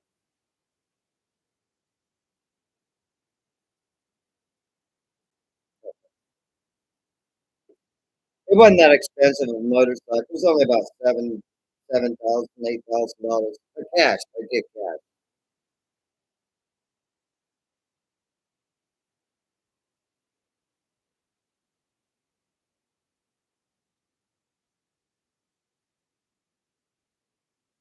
Yeah, mostly I stay in here. I got plenty to do. Occasionally I'll go up to the bar and see the game of pool or two, but you're gonna drop $50 if you go to the bar and $3 beer. I mean, shoot, $50 is a hell of a lot of beer if I sit here and entertain myself.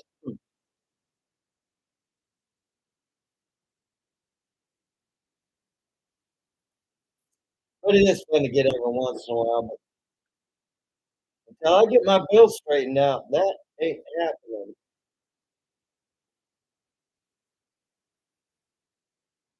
Take it or leave it. I get bored with the same bar after a while anyway.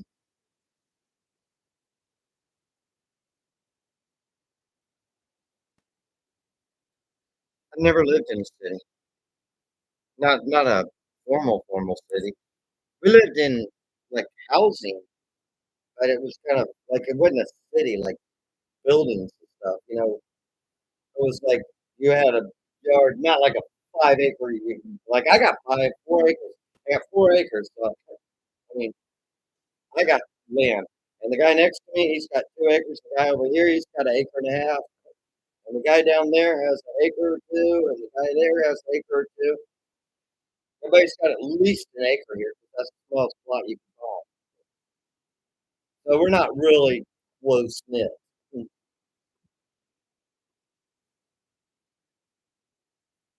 and so we also don't live in the city. There's also 150 acres of woods over there and wetlands over there. So I've had snakes and deers and stuff trample through my yard.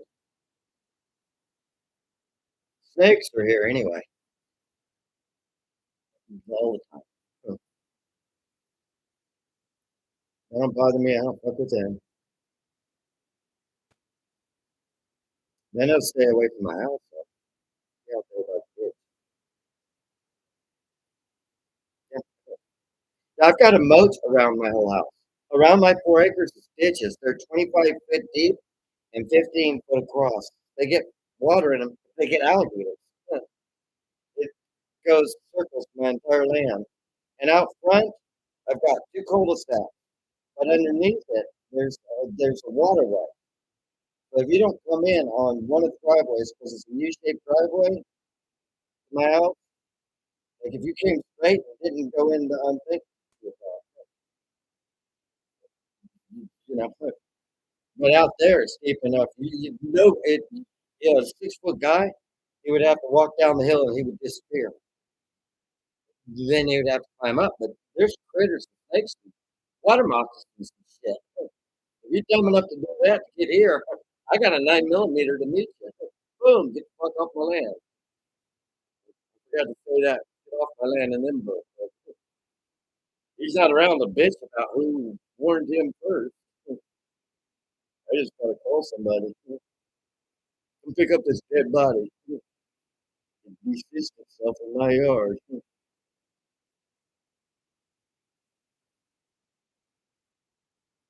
12 acres at least on the land. Mowing it would be a bitch if you had to mow it. But mine's not all clear. I mean, mine's clear, but it's got like trees here and trees there. But I'd have to mow all 4 acres. It's not a freaking golf thingy. The grass in it's about height of my waist. It's kind of tall grass.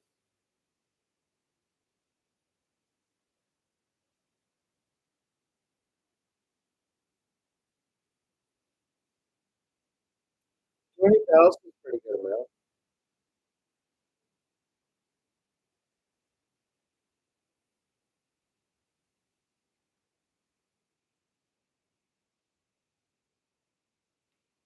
Yeah, that's you can do good. Cutting that. I've got all kinds of pine trees coming up.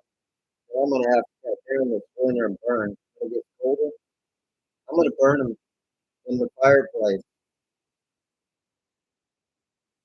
They're only about this big around, but if I keep eating, then I won't be able to do anything with that side of the land. But you couldn't make with a 2x4, so you can't sell it, but it'll burn like good. Build a dam across the dam.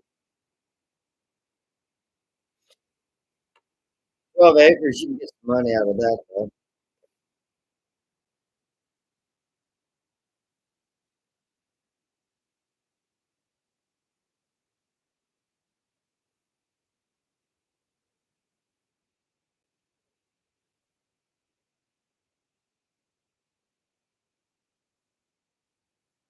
I bought two pieces of property and built the house right in between them, so it locked all of the property into one block.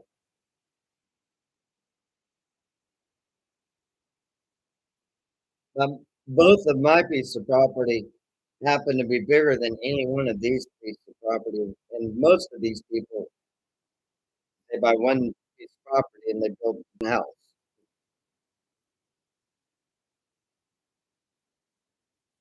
But theirs is acre, whereas both of mine is 4 acres. Though mine obviously is 1 acre each. They were 2 acre plots because I own the end of the. Mine comes into a cul-de-sac, so I took the big pie out of the center. Like if you go straight through, you have to make a U-turn or come into my house, which means you got to cross the ditch or knock on my front door. And ain't nobody knocking on my front door unless you announce yourself on the cell phone first. Hey, Roger, can I come over? No. Nobody comes over my house. I've had only 5 people in my house, and I've lived here for 30 years, 34 years, 35, 37 years. I lived here a long time. Hmm. Other than me and my wife and my puppies, different ones over the years. There probably hasn't been 5 people in this house ever,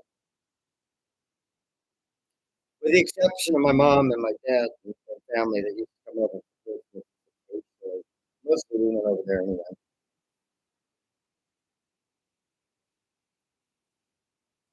Paper mills, they can be pungent and smell.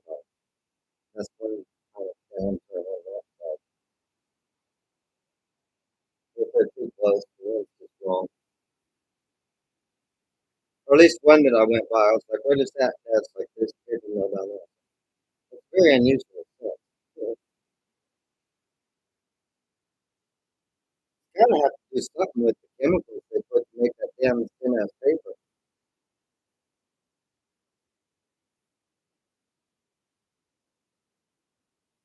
Power and gas.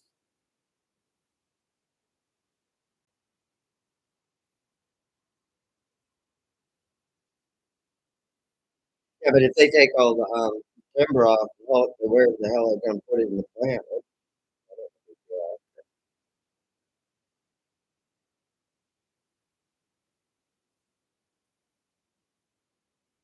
I got an airport about 30, 40 miles away. The Jacksonville National Airport, Jacksonville National Airport is about 30 miles straight that way. Takes a little longer to go through the roads, but if you flew, it's only about 30 miles,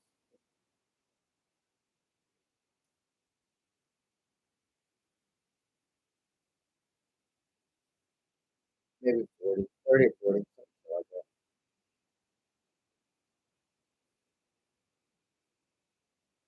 But they got some cool malls over there, shopping center, of course, by the airport, so.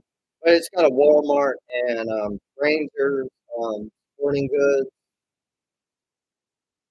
diamond shop, lobster, Red Lobster, and all the real fancy restaurants. McDonald's. We got a McDonald's over here in Canada. That's only about 11 miles. Population 1,300. That's our town, city. That's the city limits. 1,000 people. It's a pretty big city in landmass.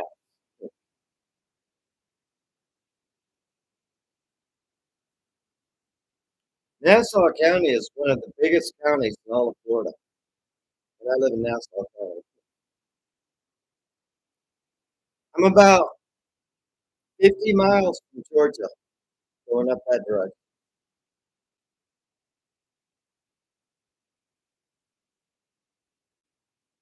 I went to one Starbucks once, and I didn't see what the hoopla was. It smelled and tasted just like coffee to me. It was too damn expensive.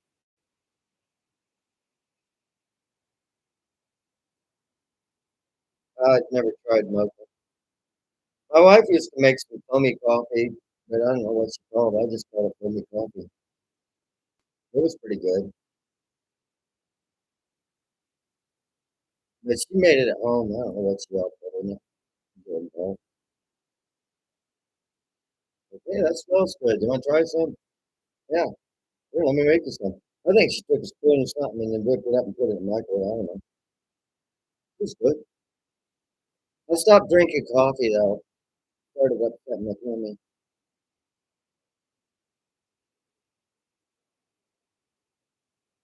Except for when I went to AA. I went to AA meetings for a while. I think that's why I stopped drinking coffee. I burn out on this shit. Whole time I'm drinking coffee thinking, holy crap, are they ever going to shut up so I can get a beer? Hmm. Or it won't let you. You can't drink until you get off probation. Hmm. I just go to AA meetings, stand around. You signed my book. I've got to take it to the probation officer next week. Forging signatures and shit. Wearing an ankle monitor. It goes beep beep if you drink. doing weekly piss tests, daily sometimes.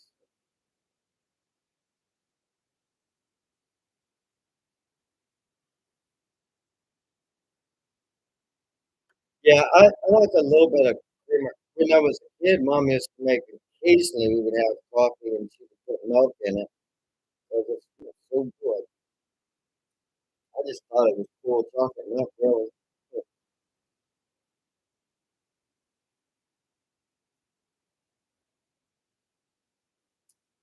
I think that orange kind of coffee, kind of would take some of that. That's too funky for me. I don't mind a little foam or maybe. I never tried ice cream in coffee, but I bet it would be good. 'Cause I used to drink it with milk, so I could like that probably.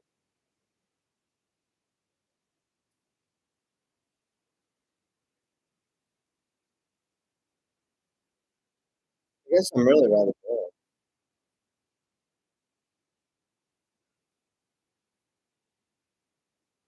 I don't eat shrimp. I don't like shrimp. I don't like the way they look. I'll eat shrimp if it's fried. But if they got legs, they gotta pull it apart and squish it out. I'm into that. Usually, I'd get a steak, and my wife would get shrimp or a fish kind of dinner. I will eat catfish all day. I will. They'll kick you out if they got all you can eat on a catfish special and they sell beer. That waitress might as well never try to sit down because she's just gonna keep bringing catfish until I run out of food. We're closing now. One more plate. Go, oh my god!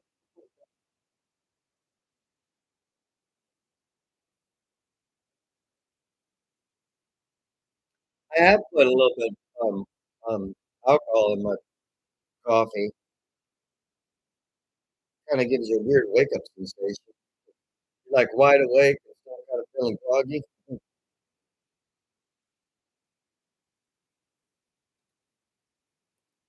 Makes an interesting morning at work. I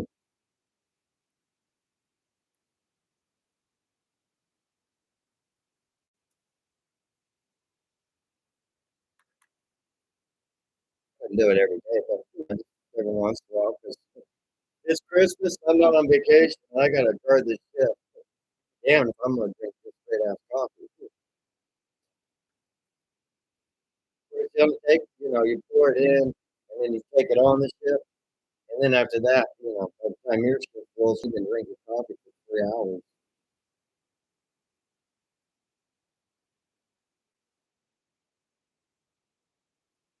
Pretty much fucking sober by then.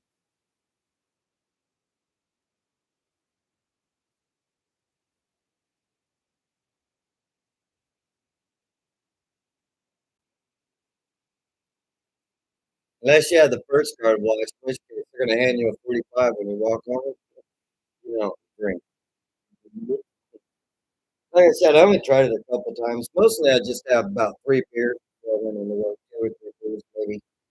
Not every time, but I mean, we're gone for 6, 8 months. I don't get nothing.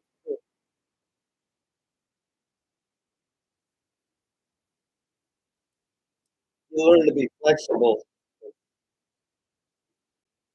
We're going out to sea, and nothing to be drinking. We get drunk the night before, get on the ship, and stagger through the rest of the day, go to bed, and get the damn work.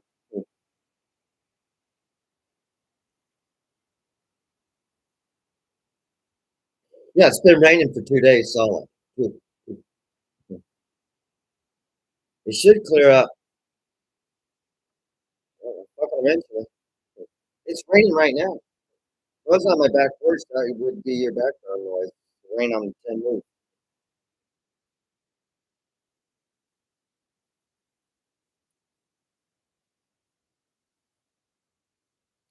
It's coming from basically what it's doing is from the Gulf area down over there.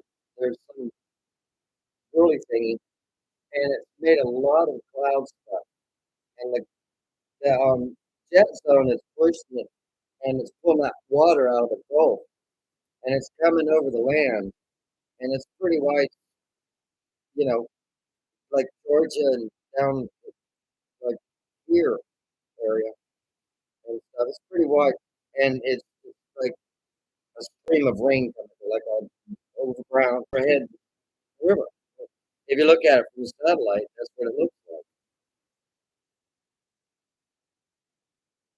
Yeah, it's going off the side of the coast, and then it disappears because I don't bother to look at the map. I just look at it and go, all right, what does it look like it's going to? Holy crap, it's going to rain for 3 days. I don't give a fuck. I'm in the house. I got a jacket and I got a waterproof jacket.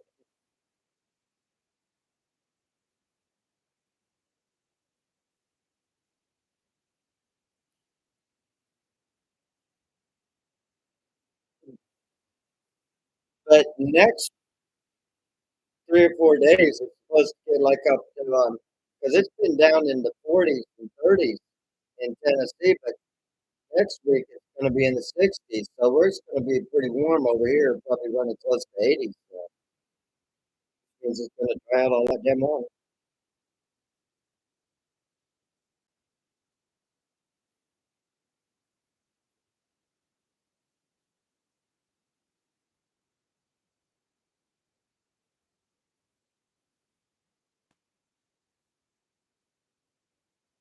I'm I'm really far inland, so by the time the hurricane gets here, we only got like maybe 130-mile-an-hour winds.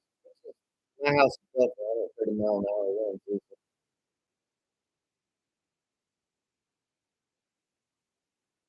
I'm in a brick house, all over.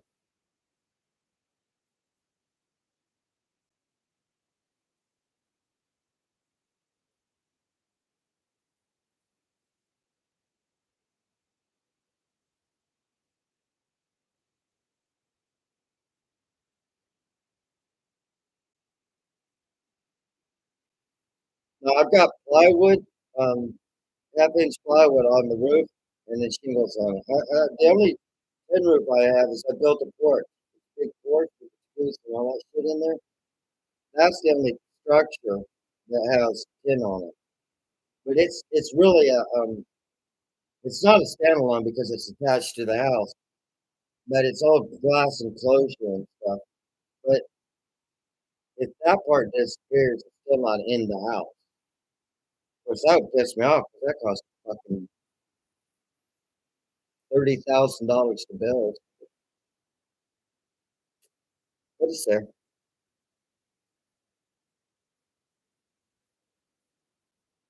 Yeah, her internet. That's why you got a cell phone. Just get to watch the internet on the cell phone.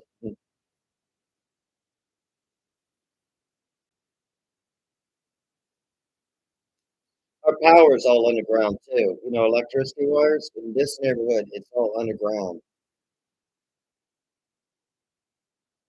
So none of my telephone poles, I don't have telephone poles that are gonna fall down like.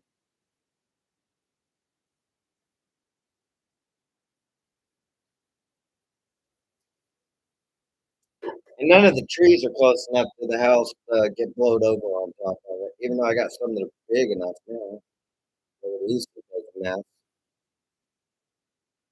I got a maple tree. Well, I got several of them. But one of them over here, it's 60 foot tall, about 50 to 60 foot tall, maybe 40 to 50 foot tall. Trunk, I mean the base of it, bigger than you're gonna hug. It's got really, really long arms. It's red. That one's silver tape, silver tip, silver silver tip tip maple, silver tip maple. Or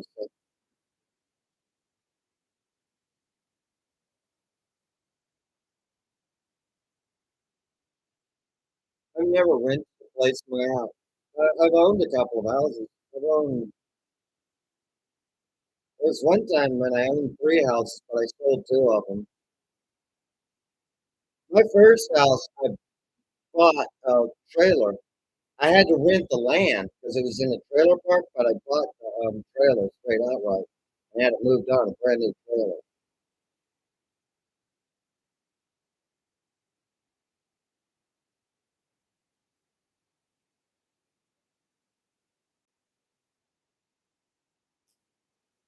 That would really bum me out.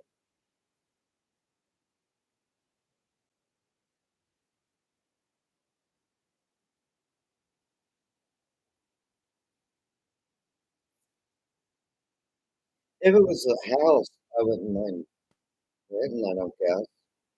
I mean, I still pay some mortgage payments, so that's sort of like it. I don't own it outright yet. I think I got one more year of payments.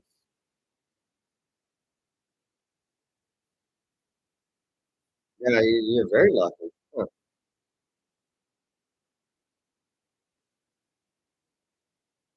Like I said, I mean, it would have to be an offshoot of a tornado from a hurricane that would have to get me. Usually, they don't go, 70, 80 miles inland and still do that much destruction.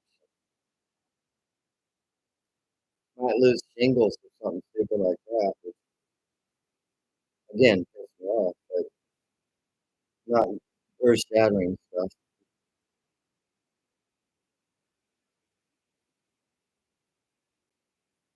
Right now, my biggest problem is I got $5 to last until the first, and I got 2 packs of cigarettes.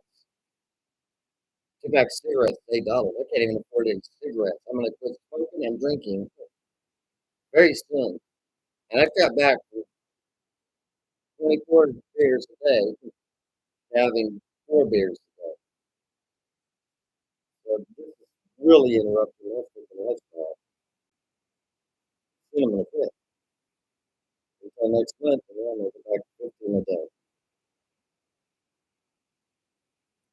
Oh, that's cool. I knew exactly where I'd find Molly. She's gonna go hide in that closet in the master bedroom. She doesn't wanna light a fire until she realizes she's not gonna get her.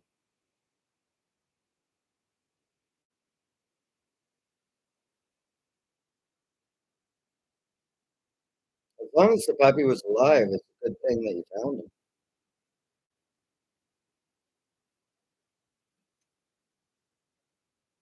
At least that took some of the sting and pain away.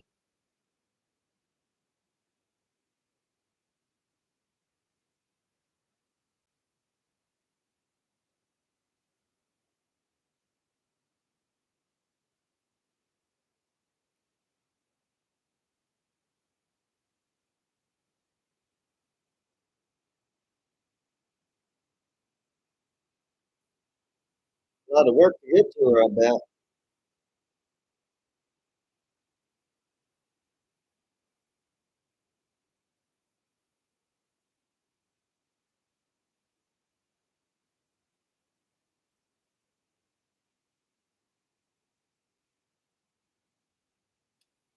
Thank God she lived. I bet she was scared shitless. Probably hungry, mostly just scared. Didn't eat for like a day damn near. That would be my assumption of how they went supposed to do it.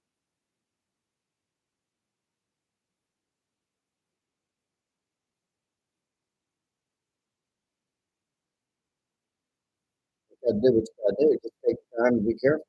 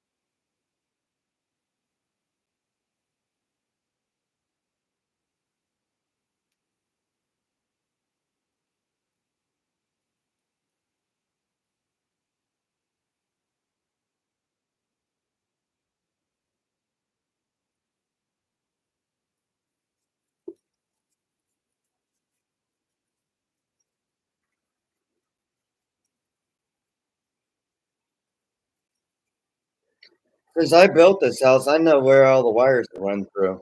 I know how this. I designed this house,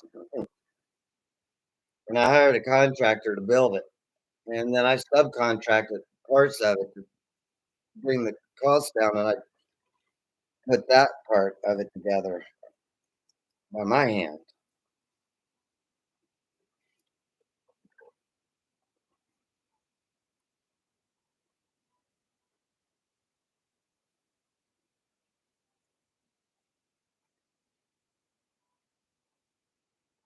That's not the suggested method, but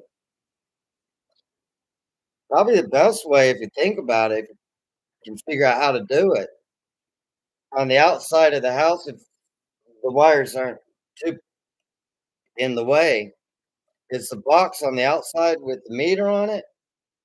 And snap that stupid plastic thing off that says don't tamper with it and open that case up and just only grab the glass part, the part, the meter, and yank it out because it's like a big fuse and that'll kill all of the inside of it.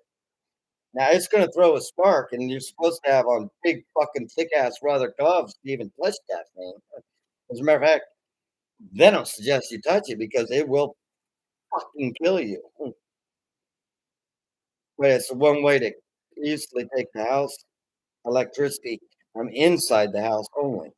And like I said, messing in that box is just like opening a fuse panel and then taking the screws out and replacing a fuse in a live panel. You have to remove the fuse so you don't have two poles and then take the wire off. And when you put it on, you got to put the wire back on and not touch the wire. So basically, you kind of playing fishhook on the little thing, and then you tighten it down, and then you slide it in right off, and you slide the other part in, and go click. Usually it's easier to just throw the main fuse and replace that thing by a damn flashlight. That way, if you touch anything inside of it, you know, like damn 120, no fuse involved.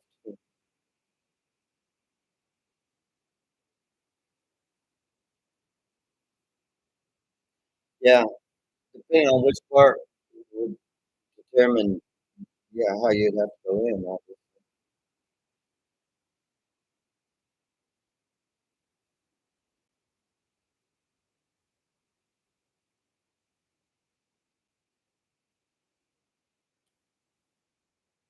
Yeah, that house is completely needing to be rebuilt.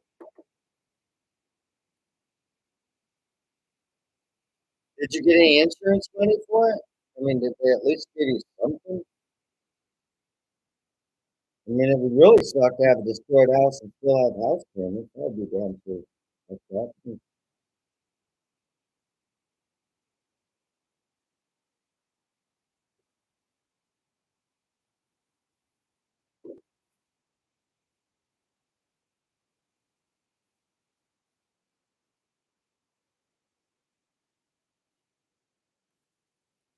Yeah, after hurricane passes, sometimes like it gets warm real quick, and all that moisture coming up doesn't help with humidity one damn bit.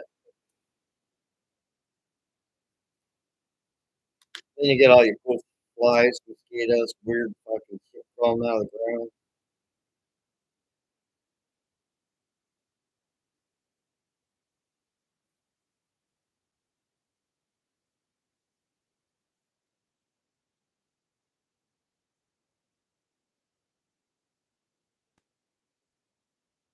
Well, it was your puppy, dang it. It was relying on you to rescue. So you did a good thing. It was vulnerable, and you were the only one who could save her, I guess you say.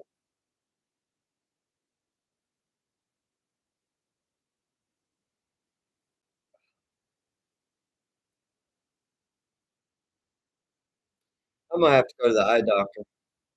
It's ridiculous.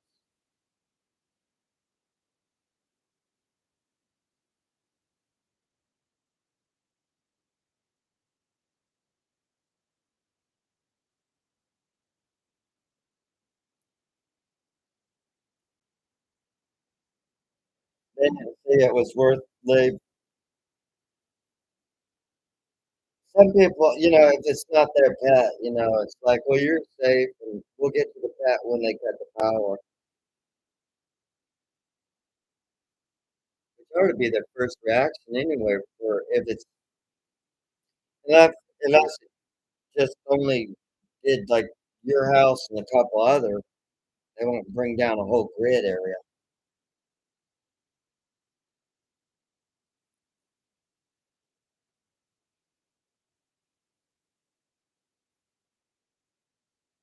Oh, yeah. I would imagine so. Well, where's our new home? Well, we're gonna be here. Squirrels, don't be in the house, and here's your new backyard.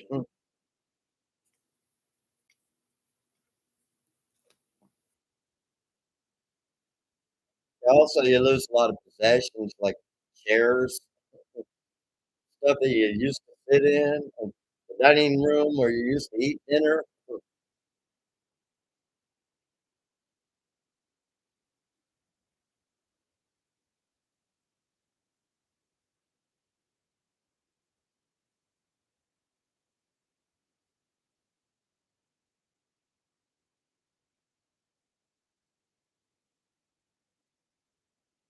I think,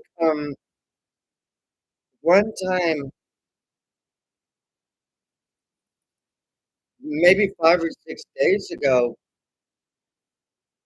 Cindy was doing a, live broadcast, Metal Princess, I guess I should say. Metal Princess, you were there, and, she was kinda going offline, and you were still doing your live music, and she or maybe she was still online. Anyway, she put a link to yours also, but by the time she put a link to yours, I had already had you subscribed because somehow I saw that you were live, and so "Oh, you came here," and when you come here, if I'm logged in to another station, I can go straight to your channel, and then I see you had lives before that I subscribed to you, so when you went live, that's why I go to yours.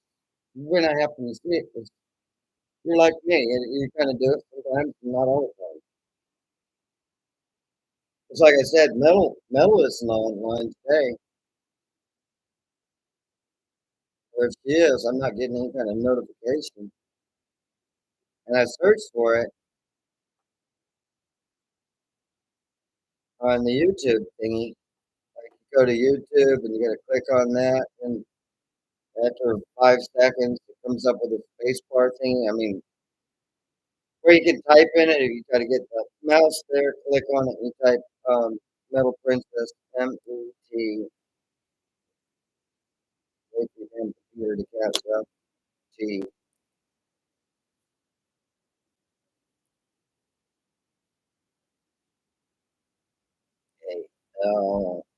Yeah, I searched for it before, so it types it all out.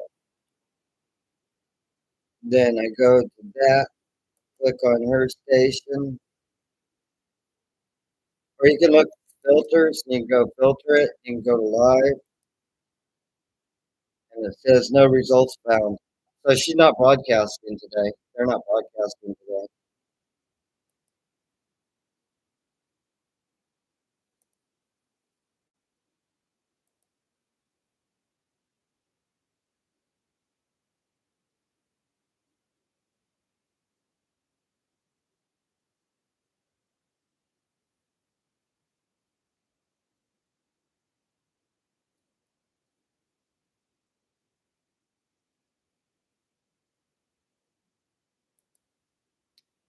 Yeah, I know.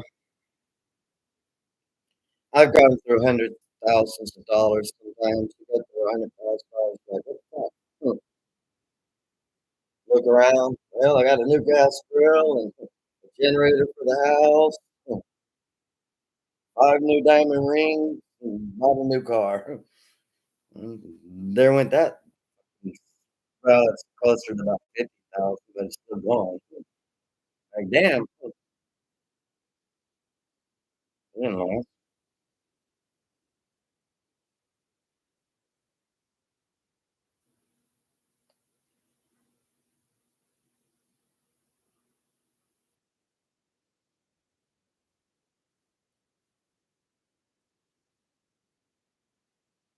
learn to adapt. That's all you can do. You shit ain't giving up for no reason.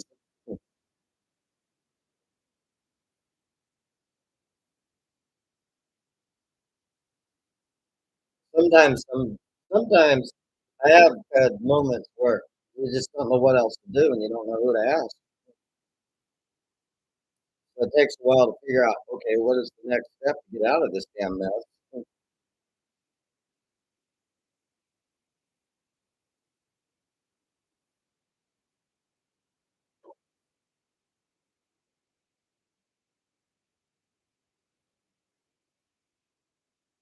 Yeah, I mean, you go out to dinner a lot more, get healthy again, actually enjoying your life because you got money until it runs out and you go, I ain't got money. Damn, that was fun.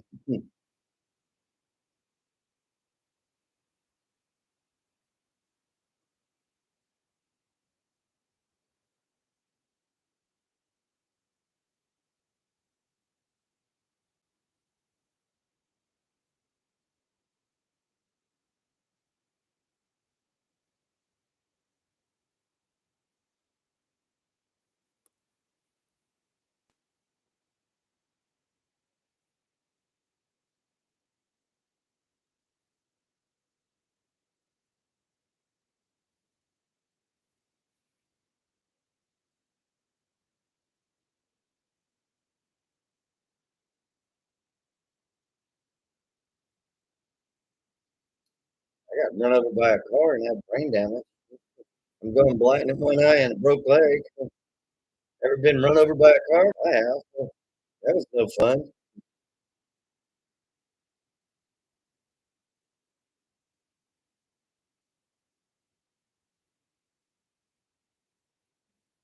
Pretty soon, like probably tomorrow or the next day, I gotta go and submit all of my paperwork, and I'm gonna get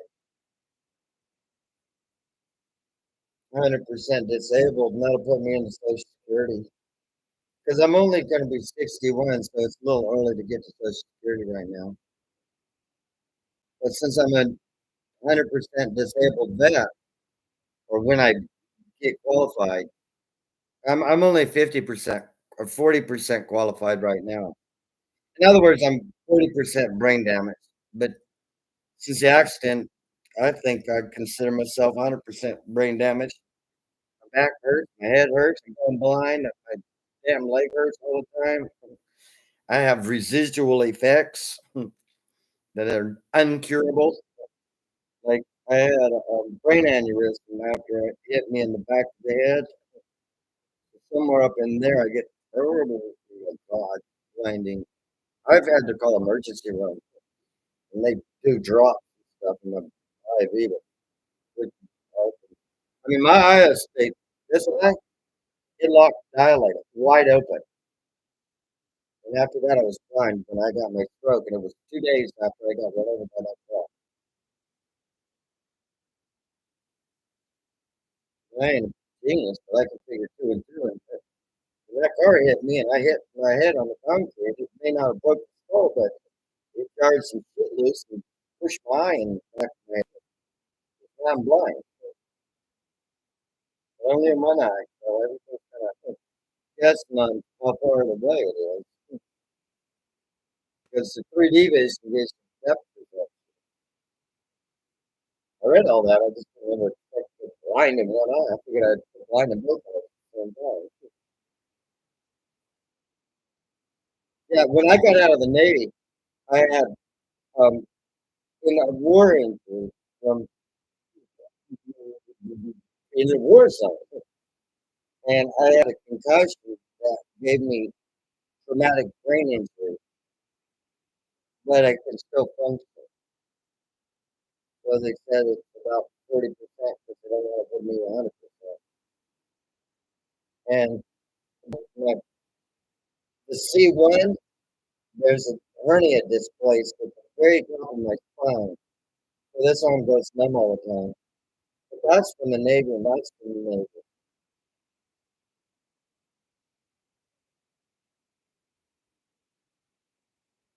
I wouldn't mind a brain tumor. They have to actually kind of go into it. I just feel like fuck it, I'm gonna die. At least cut my brain out. Yeah, that would suck. I just had a stroke as well. Either a stroke or an aneurysm. I don't know. Okay. There ain't shit they can do about it. Move my head and poke around. Like that. This ain't happening.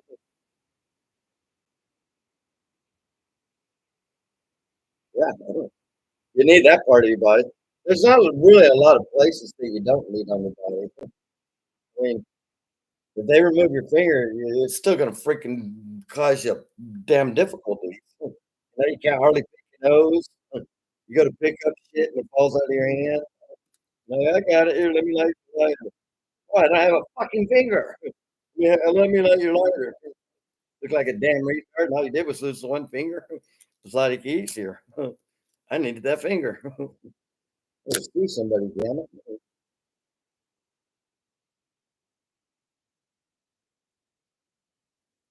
Yeah, very, very apprehensive time frames. My wife had surgeries all the time. Yeah, both knees replaced, broken pelvis. I mean, all kinds of stuff. We spent more time in the hospital than we did at home some days. Every day for a month. Go down to the cafeteria, she'd fill out my food. I'd eat her jello off of her plate. Nurse come in, not see us eating each other's food. She's gonna stick that. I know. I have to smuggle in her morphine. They won't give me any of my damn morphine. I bring some from home, honey. Thank you. Put it right here in your purse by the bed.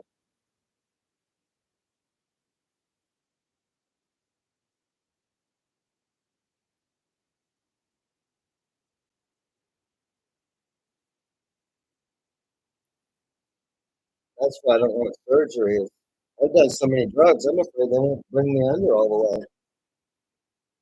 I don't want to have somebody sawing on my leg and shit, placing the kneecap, and me sit there feeling it and not able to scream like, oh, stop that bullshit.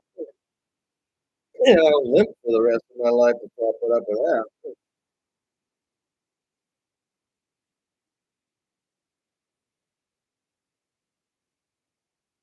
It's do what you have to do. I mean, in the brain and stuff like that. I mean, make the best call and go with it. That's all you can do.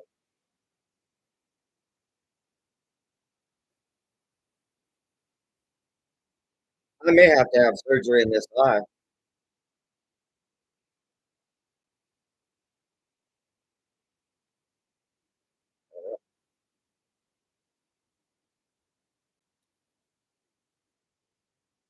I know if I do, I'm having a couple beers before I go in and get knocked out. I don't care if they're just going to put a shot in mine. They're going to put me under, and they're going to wake my ass up. And it better not hurt like a motherfucker. Worse than it did when I wake up than when I came in here.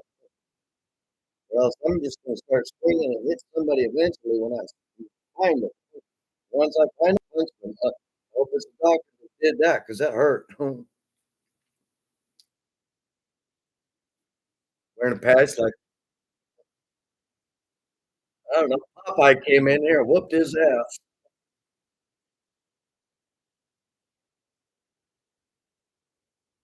I doctor walked around with two black eyes. Everybody's like, I don't want you for an eye doctor.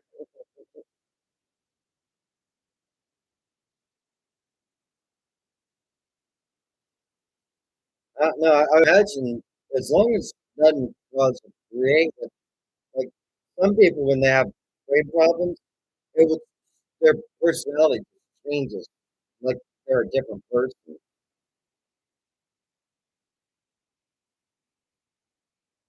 And mostly always been pretty much about the same. Kind of weird.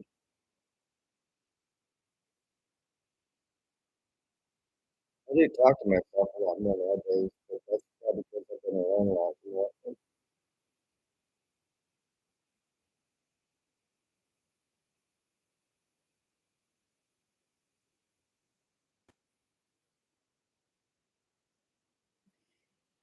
You must have went to go get something.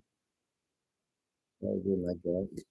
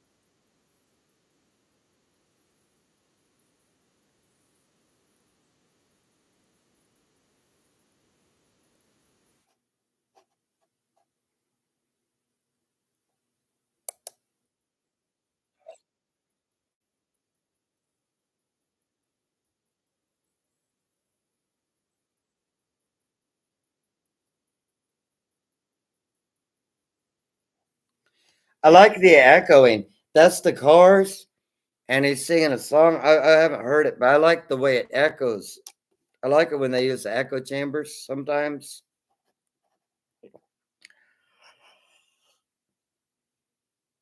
Whereas, like, Imagining Dragons, they're kind of a little bit more crystal clear on their lyrics, sort of. It's not as much. I know it's just different. You know what I'm talking about.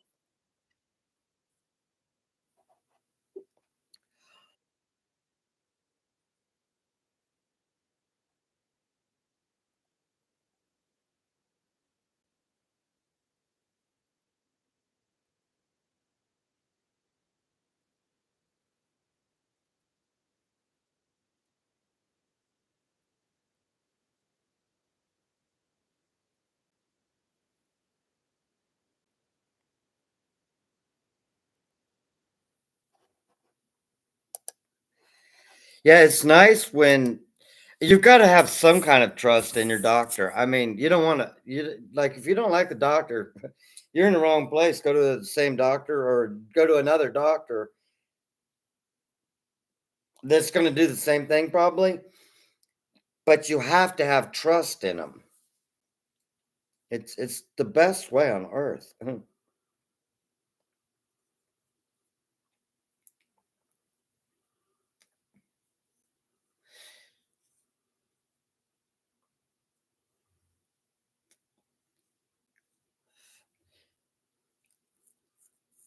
I know if his name is Dr. Jekyll, I'm walking out because I don't know what he's gonna do to my hide.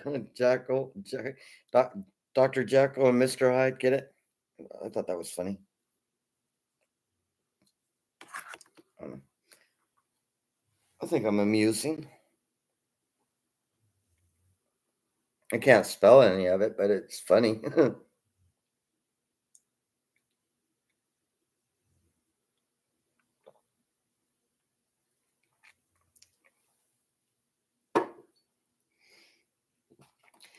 Neurologists are a good neurologist, but even I mean neurology in general to become a surgeon, you got to be really smart. I think President Trump's guy, the black gentleman, he was a real gentleman, as far as the way he speaks, how he meters himself. He was in charge of HUD during Trump's administration. I want to say Ben Carson, but that doesn't sound 100% right. He's the black guy. Um, he was a brain neurologist, surgeon. And so apparently he also studied some degree of psychology along with it because to have enough common sense to know how to deal with the entire HUD budget, you have to understand the dynamics of the people you're trying to help in order to freaking help them. They may not want a playground in that area. They may need basketball courts or something. You have to know what their particular things are in order to improve their situation. Oh yeah, I can imagine. Yeah, I mean some doctors are ultra rich. But the thing is they spend so much time doing doctor stuff. It's like their whole life. So they could be a millionaire. Their house is great and everything, but they're not really. And I don't know. I don't see a doctor that's a neurologist making that kind of money. Throwing keg parties in his backyard on the weekends.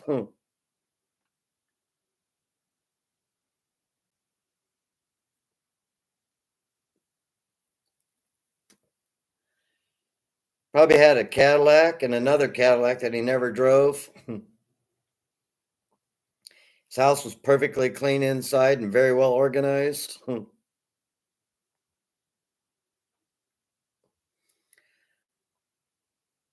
mean, some people are like that. If I was freaking rich, my house would look a lot different. Well, it would look the same. It'd just be weirder.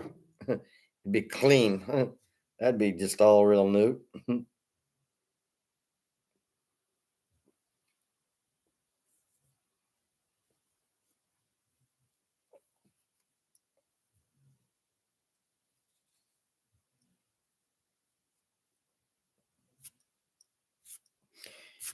Sometimes it's hard to understand people. Most people I can understand, but if they're really, really technical, smart on some, if it's a subject they know everything about, and I know enough to, at least kind of keep up with the conversation.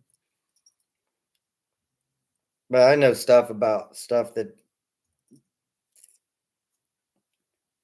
frankly, nobody, damn few other people would have in-depth conversation with me about.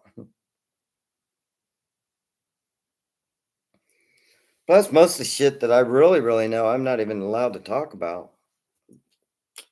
Well, here's how you make a nuclear missile. Blah, blah, blah, blah, blah. Well, this was fucking fun.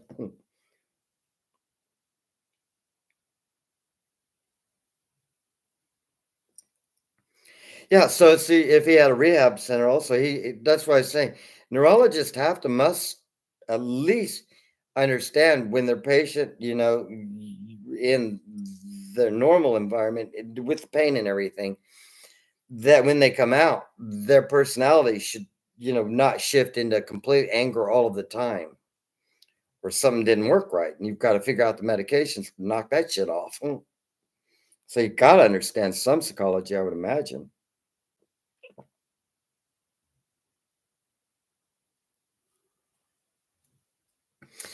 Sounds like he was married then, because she would be a manager or a, co-owner, whatever you call it. Because that's the unusual diversity of things to own. Unless he just collected shit. I'll buy a restaurant.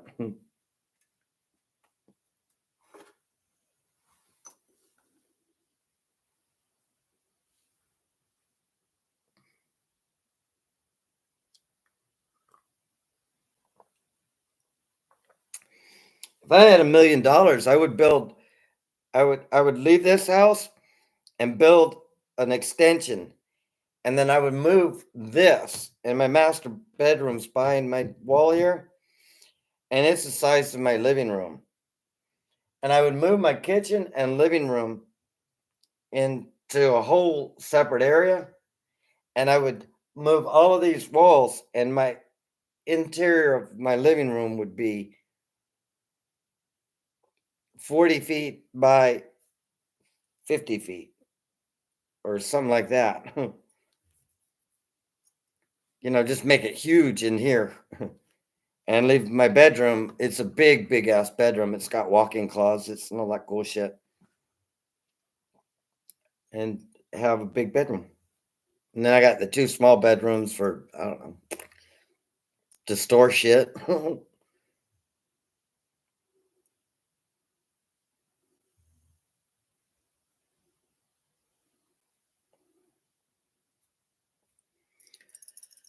Boston has a lot of um colleges. I think Boston has that'd be up north, that has like doctor schools and stuff like that.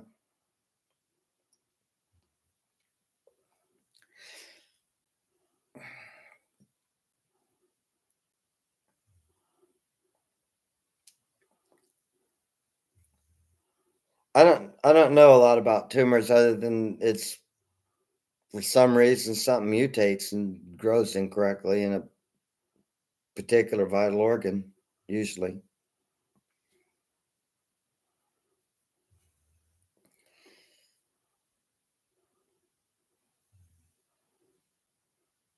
She was about your age group, then I would assume.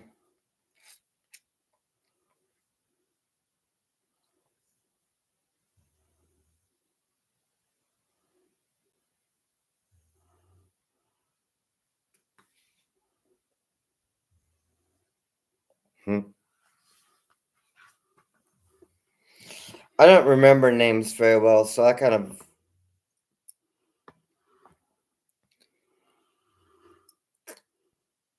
it takes me a while to learn people's names. Like the guy down the street, his name is Justin. And then there's another guy over here that I know pretty well, and his name is Jason. Well, they both sound very damn similar. So I have to be real careful. I mean, I can tell them by looks and everything. I know the conversations I have with this guy is different than the conversations I have with that guy. But it took me a while to not, you know, because I knew Justin first from down the street here, because he was in the Marines and stuff also. Um, but then I needed some work and stuff, and this guy's dog come wandering in to my yard, and I didn't know whose it was, and the dog came into my yard and sat on my front door, and I opened my door, and I got a 100-pound dog, and it looked unhappy, and I said, "Come in," and I fed it, and then it lay down on the floor. And so I walk around asking everybody, "Hey, are you missing a big, huge white dog?" And he said, "Yes." And I took him back home, and the dog kept coming over. And after like the sixth time, he said, "You know what? The dog likes you." I don't know why. When we met, I fed him dinner, and he got up and laid on the couch. He said, "You let him lay on the couch?" I said, "Yeah." Said, "Well, yeah, of course he's gonna love you." But he had already told me. He said, "The dog likes you better than, because the kids had grown up, he bought the dog when the kids were kind of still hanging around the house and not really into teenage and stuff. And as they kind of started, going away, the dog got lonely. You know, then just me and my wife down here, and I don't know, it had a sense of direction and came over here. Actually went through the ditch and came over here. Really weird. And he said, "You can have her, I can't keep her at home." And she seems to be very happy. Lived another 14 years at the house. He'd come by every once in a while and bring the kids over and, they'll call her the same name. He was just happy that the puppy was happy. But his name isn't Justin, it's Jason. I kept calling him Justin at first. And then I said, I don't think that sounds right. And he goes, no, it's really Jason. Like, okay. And so I just am real careful if I'm drunk to not call him by the wrong name because that's just rude, I guess. Most of the time I get away with just saying, hey, buddy, how you doing? I call everybody buddy. Sometimes that's a lot easier.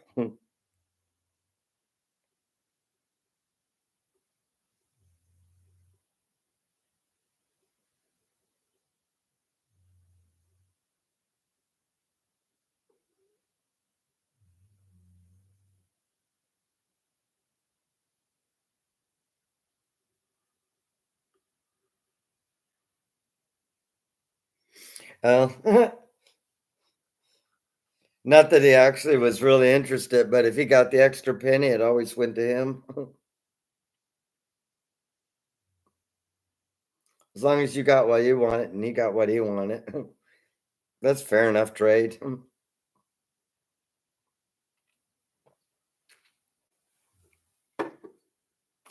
Now, if you outright fib to me, I'll be pissed at you for life. Don't expect me to come around never again. You don't come over my house neither. Be annoying, but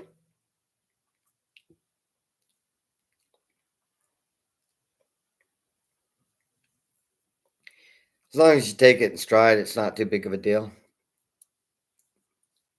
Just know what you're getting into when you do trades.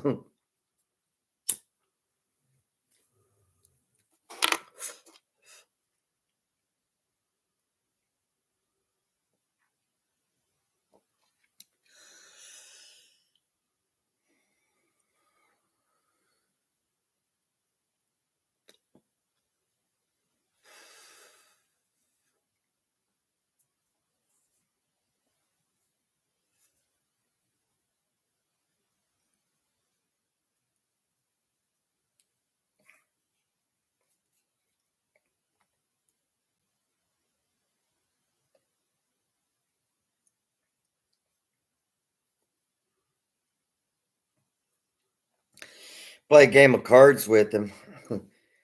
Just count your money before you leave the table. You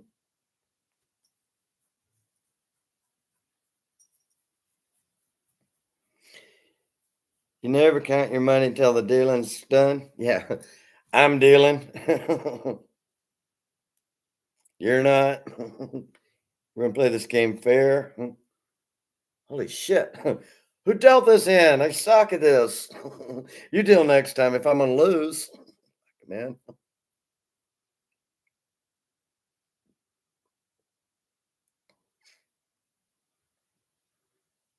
I'm playing for quarters from now on. Screw that $100 bills.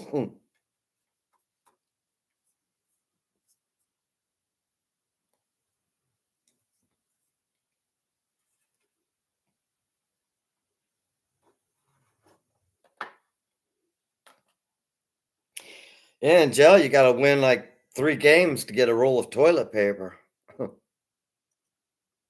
Crap is that?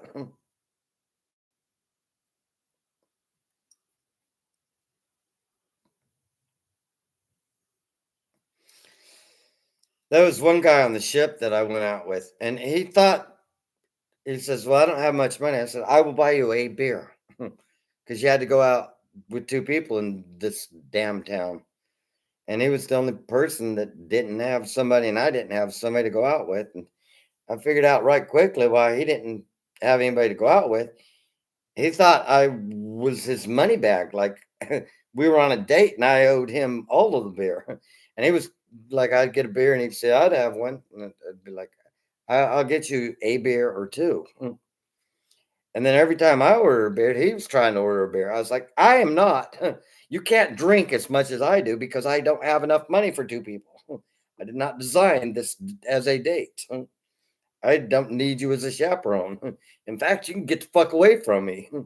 But when we get to the ship, we got to walk on to as and sign in. Yes, I'm with him. He's with me.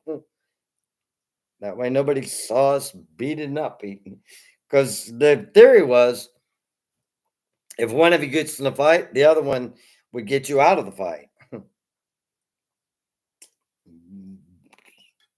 And it did. I mean, it was a hell of a lot safer having two people, but still, it's a pain in the ass if you go out with an asshole.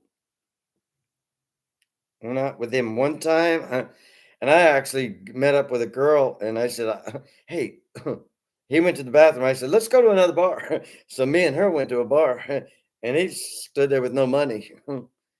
He stole my. I put a tip down, and I went to the restroom, and I came back to get me a new beer, and my tip money's gone, and he's drinking a beer. I said, "Where the fuck did my tip money go?" He said, "Oh, I thought you left it there for me to get a beer." I was like, "Hell no, that was for the bartender." Fuck. And after that, I dished his dumbass. Fuck him. He can come up with his own excuse why he's by himself.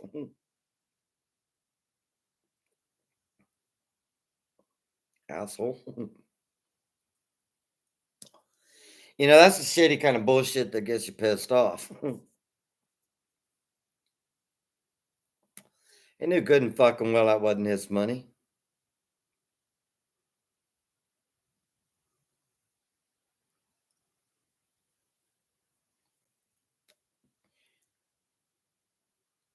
I started telling the guy I work with, he's like, yeah, he's like that. He does that to everybody. I'm like, why does anybody go out with him? He goes, nobody wants to." He spent a lot of time on the ship while everybody else was having a party. You can only play that trick one time. After that, you're done.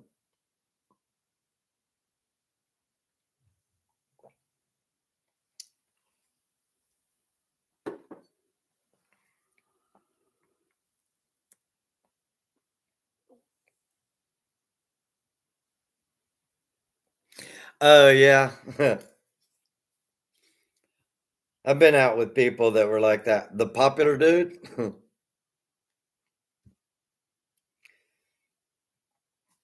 going to a bar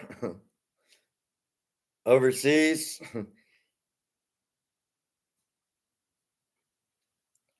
he would have like 17 girls around him. You're sitting at the table going, holy fuck, do we have to buy them a beer? Because I ain't got that kind of money neither. Usually we buy two or three, drinks, and somebody would disappear, and then people bought us drinks. Like, I'm not used to having free beer. I become a glutton. Oh, there's one or two places, like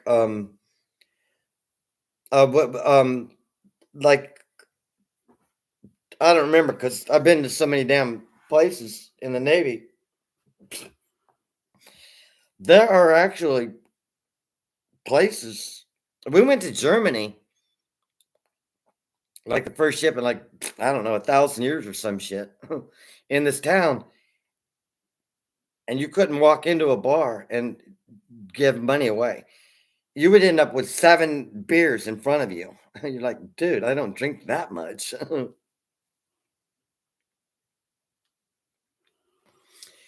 Plus friendship. I'm not a fighter. I'll tell you straight up, I don't fight. You only have one option to fight: kill the motherfucker quick. I am too small to banter around and try to punch myself. This is a trading conversation. It's like, I'm killing you. I'm dead. Or I would outsmart him.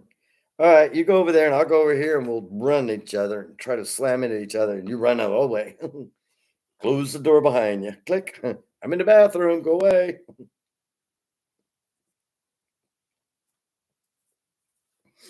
That's why you always go out with a bigger person. He fights for you. Like, "Billy, go get him." He's like, "Leave my friend alone." Somebody stopped by, but they didn't type anything, so I don't know who to say hi to. But it looks like they done left anyway.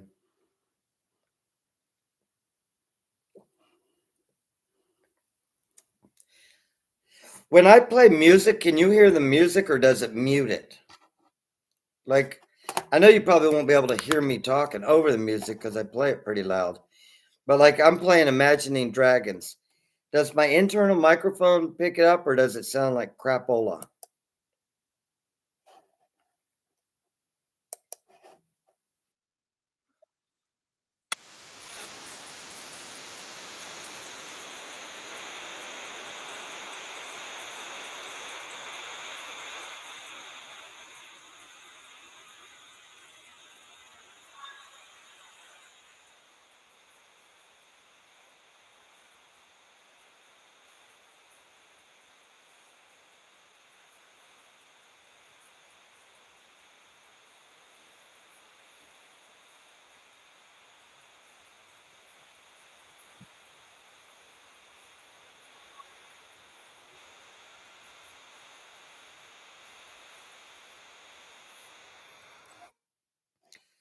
That's what I thought. I've tried it a couple times. It's because I'm not running my station the same way they are. I can't broadcast music because I'm not using Discord. I'm just going straight off of YouTube Live. So I said it's unfiltered. Except for when I play music, then they mute me. So then on your end, you hear nothing. On my end, I still hear all of the sounds of the music. And because you guys, obviously, this isn't a Zoom call.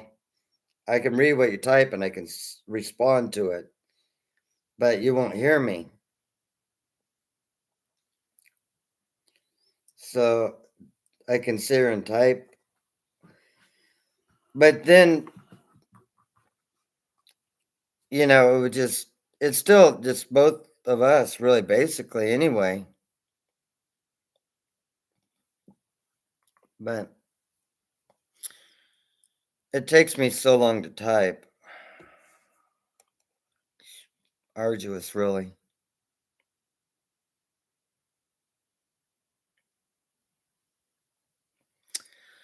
Yeah, I don't have the external microphone. And my other computer, the sound card's out. Because if I have a separate, like if I had a radio here, you would hear the radio in the background. But I just got this computer right now.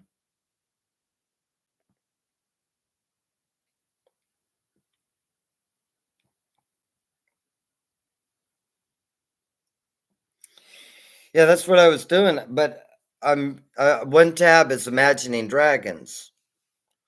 So I click on this. This is Imagining Dragons in the background. This is a song. It's called Whatever It Takes. It's pretty obvious from the lyrics also. So if I unmute this and keep talking, you can't hear the singing and me. So then I try to balance, like make it like kind of quieter in the background, like that. Then you should be able to hear me.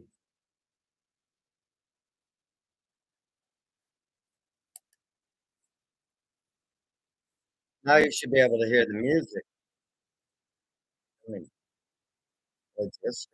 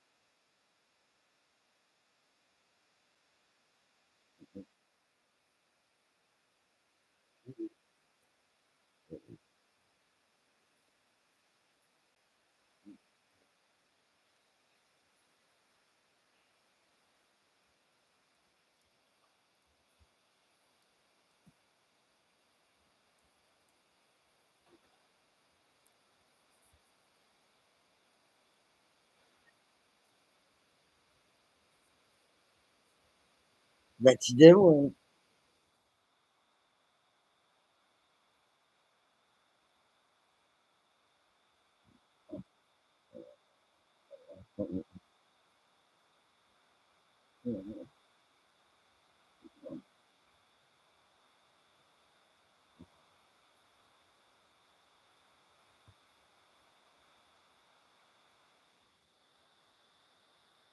Good girl, Molly.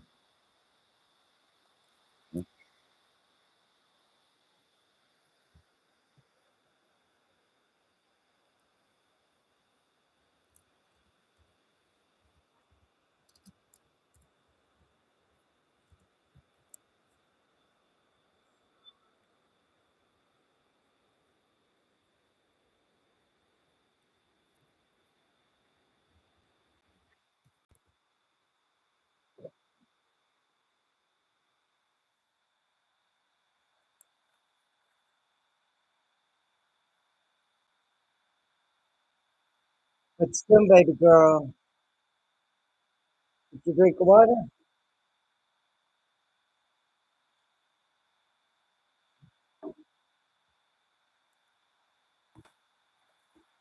Okay.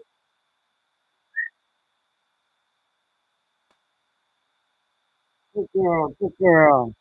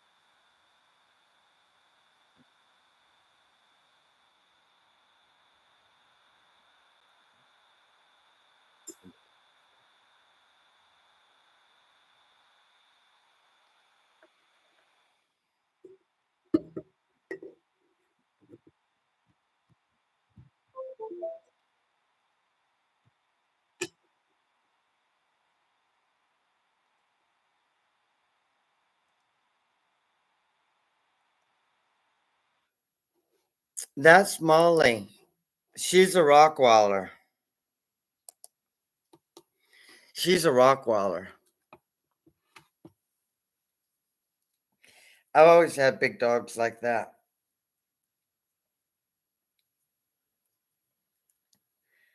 She's laying up on the couch. That's her couch. Don't let anybody fib you. That's hers.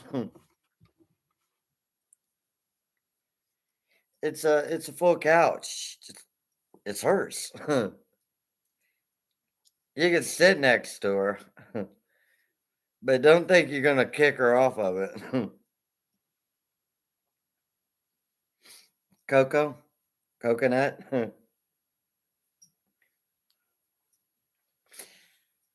I have a tendency to name dogs after their personality. When Molly was a puppy, she wasn't real small. So like when I come home from being out, I open the door and she loves me, so she's big and doesn't really know. So she'd run and she'd jump to put her hands like she was hugging me and hit me right in the nuts. And so I named her Molly because she was mauling me like a bear. She just loved me. Like your name.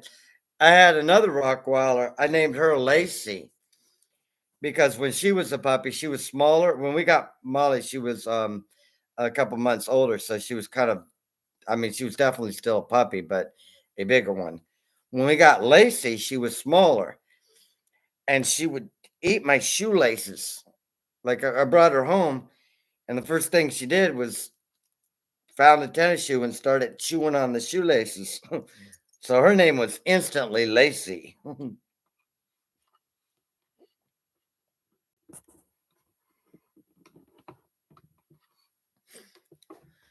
Actually, in the will, Molly gets $100,000 in this house and 4 acres of land and a car.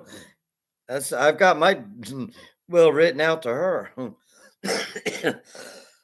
I haven't found nobody I'm gonna give it to. That's for damn sure.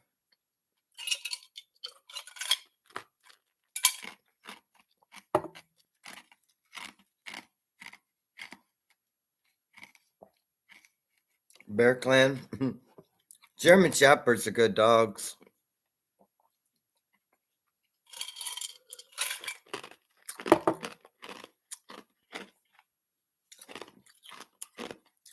I had one bite me when I was a little kid because um, we went over the house, parents, me, and they were having dinner, and they had a German Shepherd. It was a nice puppy, but I didn't know anything about puppies because I was about my head was the height of its back, and I thought it was a bear, so I went to hug it, and it bit me.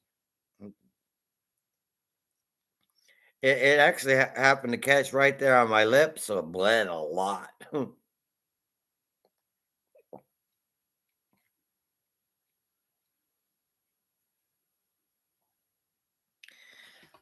I've owned a few, not a lot, but because like they live. I mean, I take real good care. Molly is actually she's a lot older than some people would imagine. But Lacey lived 16 years, which is damn old for a Rockwaller. Can you hear the rain? I don't know if you can hear the rain right now. I'm out in my living. I'm outside, basically, kind of, sort of ish. This is my porch, and it's raining. I can hear the rain on the tin roof. I shut up.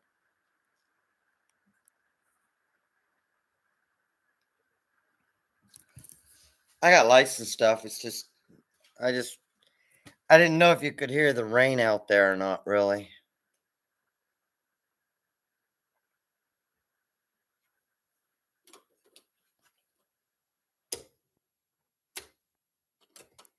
Oh. Once I get a dog, it's mine. Until one of us dies. I'll be back in a second. Huh? Because that's how we roll.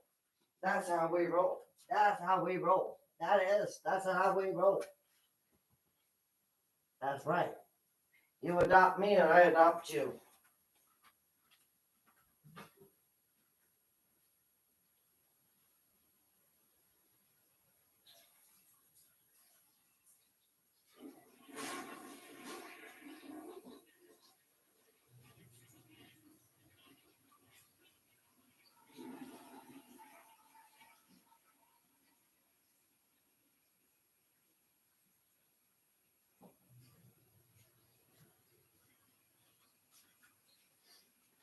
Oh, baby.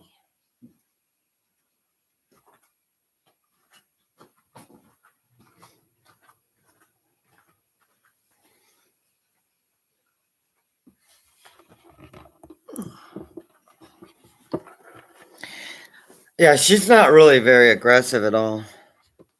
I mean, I've seen her get in a fight with another dog. She is rough to get off of another dog because she don't believe in losing. If she gets pissed, she'll break a fucking arm.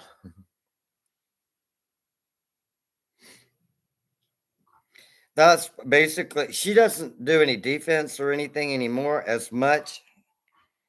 She used to kind of more attack people that bothered me, or she would be very, very guarded around people that, if I was didn't trust them or something, taking her for a walk and I kind of get this feeling about somebody, Molly would stand there and be like, like, no, don't touch my dad. I'll kill you.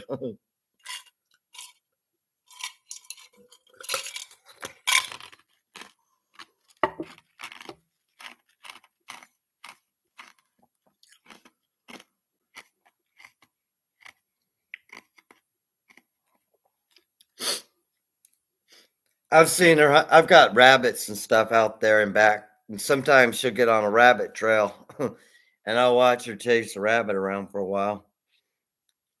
But like I said, the grass out there is about waist deep. So she's only caught a couple of like some kind of like a turkey or something. There was a lot of feathers. That's all I freaking know.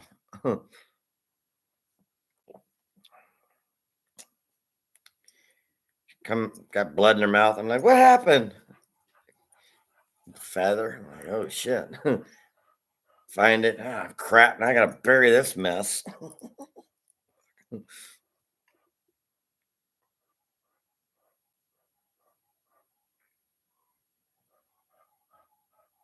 Yeah. Mastiffs, Rottweilers, German Shepherds, they have really, really strong jaw muscles. They can crunch a bone. If you can eat a ham bone, you can break an arm with your teeth, you know? You ready to go outside? Come on, baby. It's only sprinkling. Yeah. Okay. This is where she sleeps. This is where Molly sleeps now, really. See, the guitar is on my bed. I can't really see the camera. See, I got a sleeping bag out here in the living room, and then she's got a sleeping bag beside me, and then the computer sits in between us, and I watch TV, and she sleeps, and then I sleep watching TV.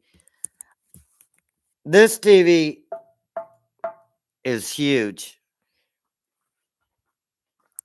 but it's really made for cable television, and I ain't getting cable television. And it's about 20 years old. It's an old Sony TV. Yeah. Yeah.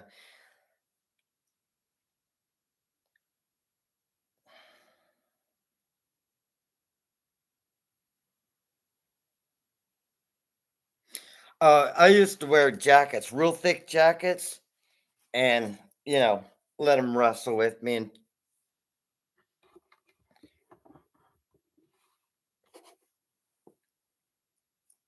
play tug of war. And once she locks her jaws, when she was younger, she'd play tug of war. And if she wouldn't let go and I wouldn't let go, I would just swing around and she would hang on and I would swing around and make circles, like like how you take a kid by his hands and swing around till you get dizzy and both of you fall down. And me and her used to play like that and stuff. I don't think she would dig it nowadays.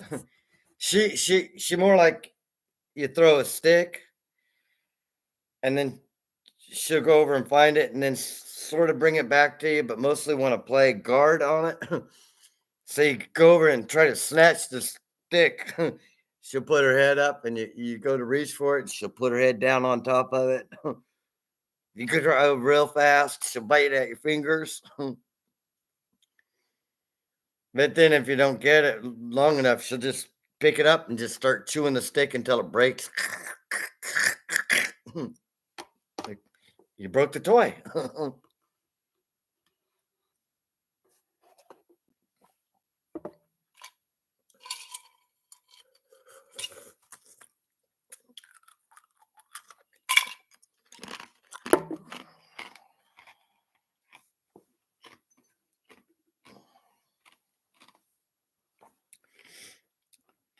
They can be fun and they're good. Like I said, if someone knocks on the door, she changes her attitude quick. She wakes up and barks and stands by the door.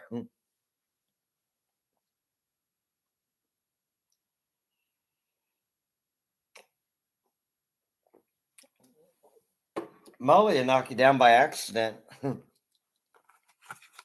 Standing there trying to get something out of the refrigerator. She's usually standing behind you. You got to be careful. You don't just start walking towards the. Otherwise, all the food you had out of the refrigerator falls on the floor and she eats it. And you're like, shit.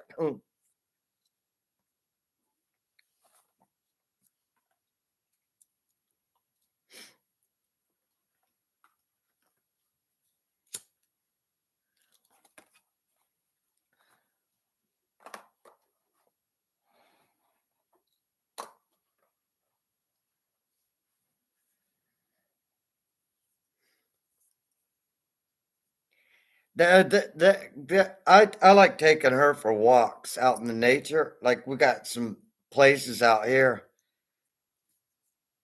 She gets bored with walk. She knows every inch of this, so I take her to parks and stuff, and I don't give a shit if it says put her on a leash. I don't put her on a leash.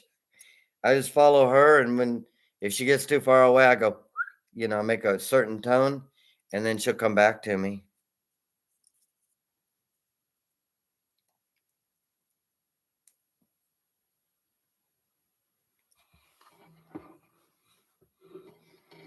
We just wrestles and stuff like that for fun. Like I said, nowadays she's kind of a little bit older. She likes going for walks, sunny days, late, kind of like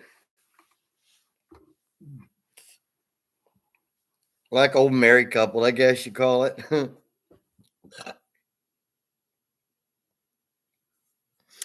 Oh, she's like, I take her to some place. She is a socialite. She knows she's beautiful, and she will let anybody who wants to pet her. She'll walk up and stand in front of people. Can I pet your dog? Like, I don't think you got a choice because she's not moving until you pet her.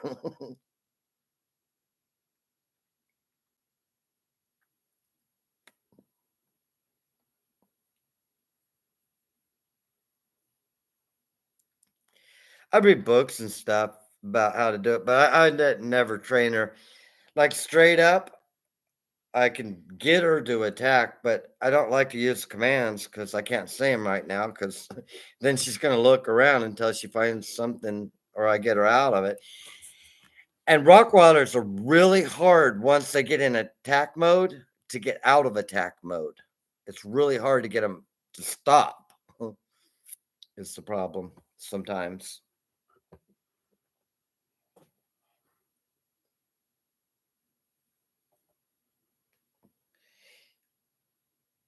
But it's their instinct to protect, loved ones.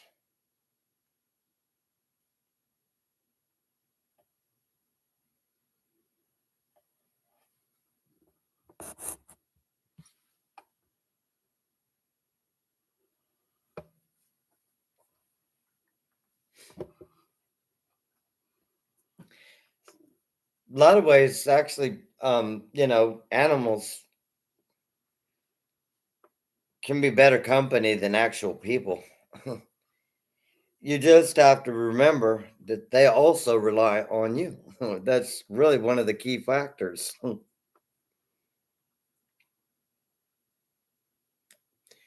But if you're willing to take the obligation and, put some effort in it, I always find it rewarding to have a companion like that.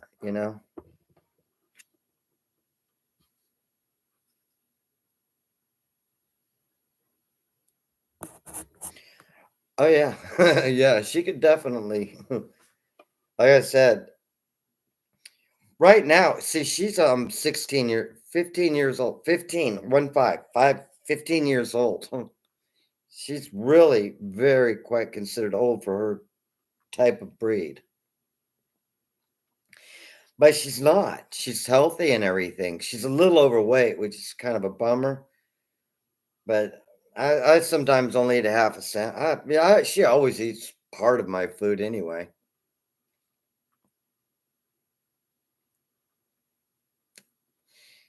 But I don't go out of my way to cook her or, like, oh, you're having steak and I'll just have a hamburger kind of stuff. I'm like, if I have a hamburger, you're having a third of it.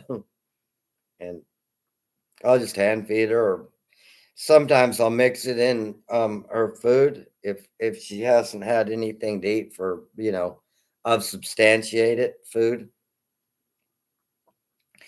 And there's other nutritions in her food that I don't have, so I have to mix up some stuff for her lunch. That's all cool.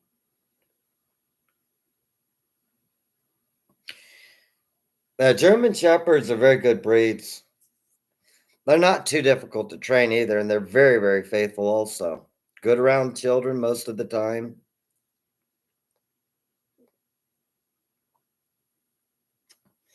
Also very smart too. Like, they're a very bright breed. Molly is very smart. She's just stubborn. And she does have a sense of independence.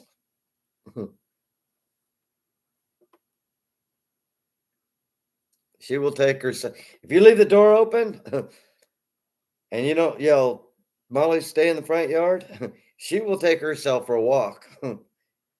And she'll go down to the end of the street, knock on their door, and they'll let her in. And they feed her. And they call me and say, your dog is down here. Like, damn it, Molly. Because usually by then I figure she's in the backyard, the front yard. It's summer. I got the doors open. Didn't remember to check on her quite enough. She got bored.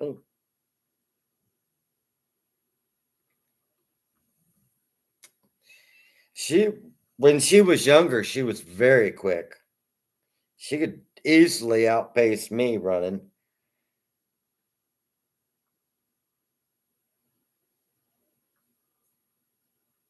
And I run pretty quick because I'm small and skinny, and I used to run track as like in seventh grade.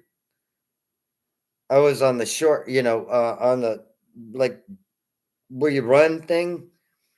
But I only did like 50-yard dashes and stuff. I wasn't into that long distance running bullshit. I didn't get on the team, but I tried out, and he said, "Yeah, but you got to do a long distance run next." And I was like, I didn't do so good on the long distance run, so I didn't get picked up for the team. Otherwise, I'd have made it, which would have been kind of cool. But that whole running around 7 miles, like, yeah, that boring. We didn't have Walkmans to run by.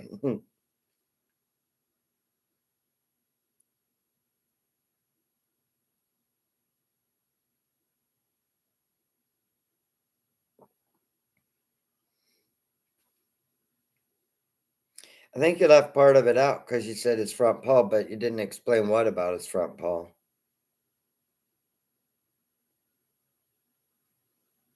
Yeah. I had a Newfoundland that weighed 195 pounds when I was 4 years old that slipped in my bed with me. 195-pound Newfoundland. It was huge. It literally, we had a 4-foot chain link fence.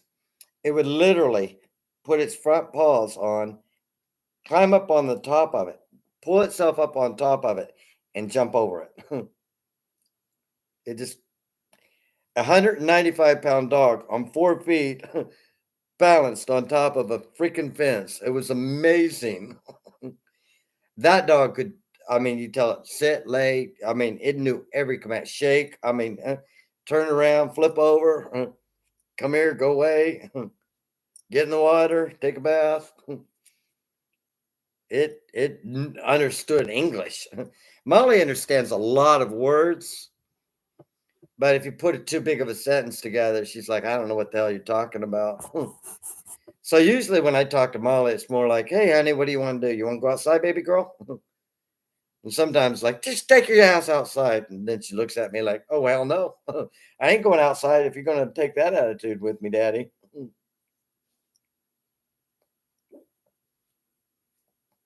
Molly only weighs 90 pounds or 85 to 90 pounds, somewhere around there.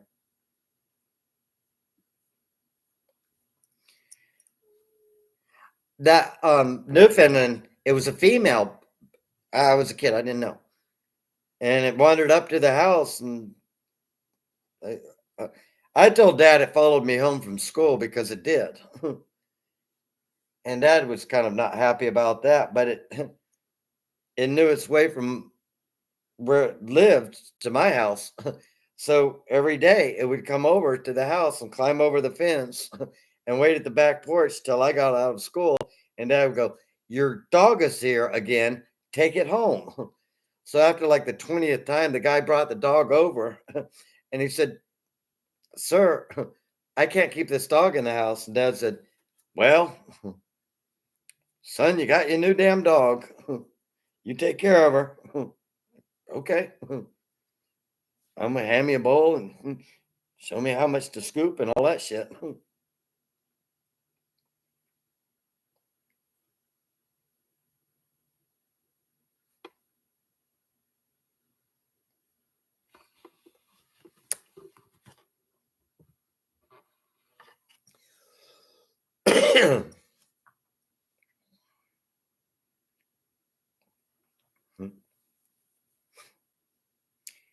Pit bulls, they have variable personalities. I call them variable. Like some pit bulls are nice and some are mean and some are just kind of mean and nice, you know. They're really, really how they're trained is very, very important with pit bulls or pit bulls, however you pronounce it. But that's the same with any dog. If you train it stupidly, you're gonna end up with a stupid damn dog.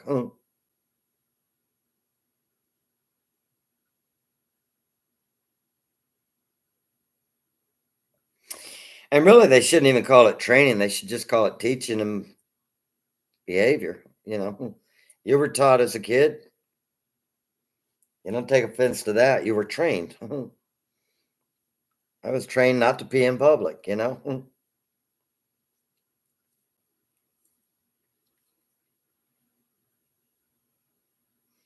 try to train your dog. Don't be in the house. Seems like a reasonable request. Stand there, bark once at the door. I'll know to cut up and open it.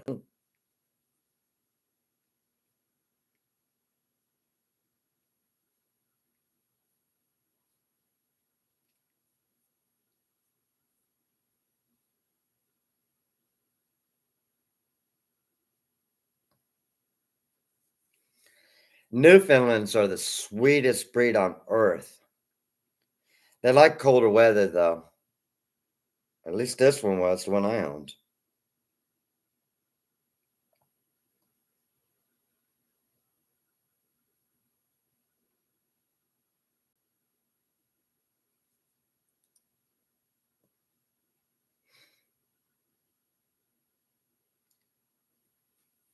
I've never had a real outright mean dog.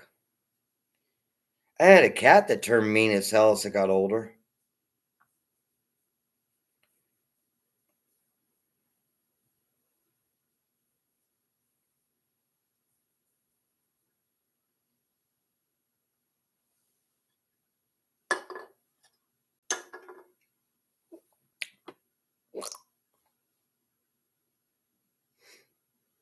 Eventually ran away.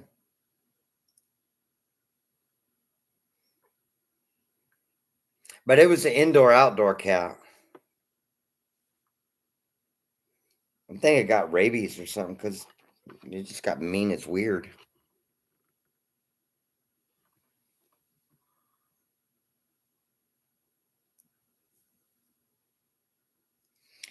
It would do shit like if you go to set its food down, it would attack you. I'm like, dude, I was going to give you the food, but now you're not going to get it or something. You know, you just throw it at him. Here, eat the fucking food. I don't give a shit. Attacking me bullshit don't go down.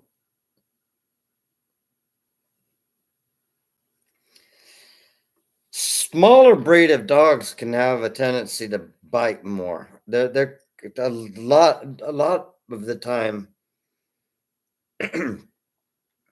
like Jack Russells.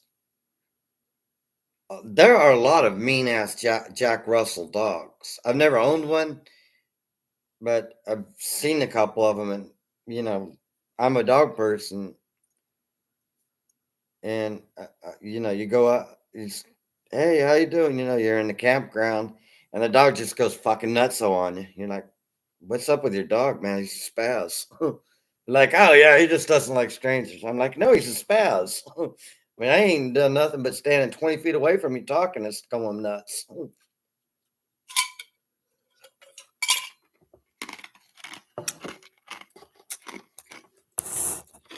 I don't pet little fuckers that do that shit.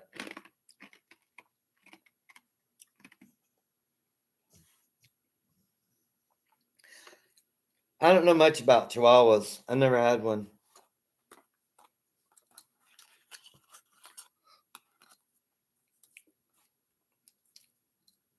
Sometimes they're just protecting their parents, and if nobody's ever around, it's in their nature to not want anybody around. Yeah, that's what I say. I've observed them and stuff because I used to go camping a lot, in campgrounds, and then sometimes just canoeing and stuff out in the woods, way out in the wilderness. Nothing but a damn fishing pole and a paddle, and a case of beer, and a bologna sandwich. I'm set for the day. I'm rolling out.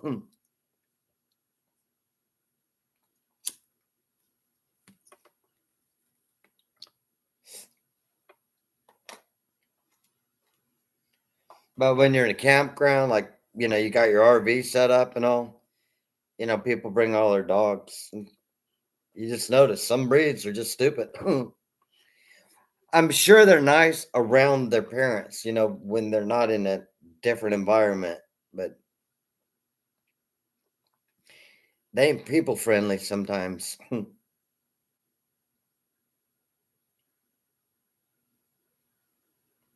Yeah, the dry dog food that she gets is pretty kind of expensive, but it's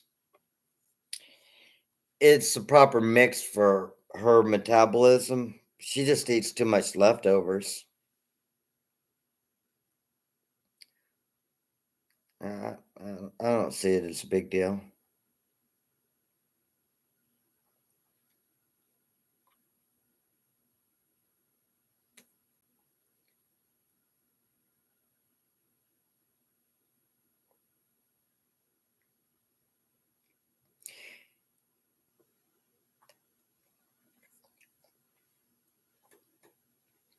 That's cool. You've had a lot of different jobs. I've had a couple of different jobs. I used to build houses. That's why I designed and built this. But I used to work for a construction company.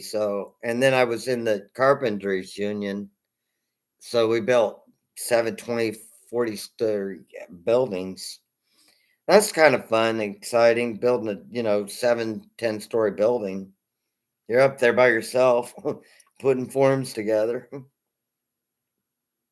Nothing but air and a lot of down where don't go down there, stay up there on the roof, stuff like that. Obviously I worked as my first job is fast food. Everybody's worked fast food though.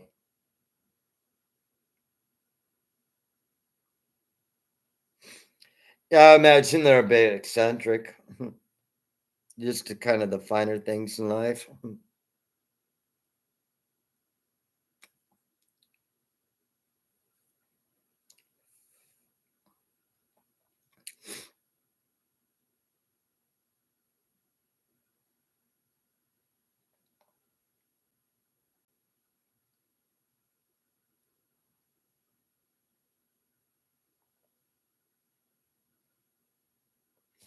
Yeah, I really enjoy carpentry work, but it was a lot of physical labor and I was pretty young. It didn't really pay that much back then. And, I had just gotten married and stuff. And after, I don't know, I guess it was a year or so. I mean, I had worked in construction for 5 years. And then after a year, I noticed, she was making more money, but she worked in an office building downtown. And I started seeing the older dudes that work carpentry, they were always hunched over and complained about their arthritis. And I decided I couldn't do that as a career because they're like 65 still out there pounding hammers. I wanted a way to retire. So I joined the Navy and spent 20 years there. And then I retired because when I came out, fuck that. I've been retired for years now, a lot of years. I don't, now I'm too old to work.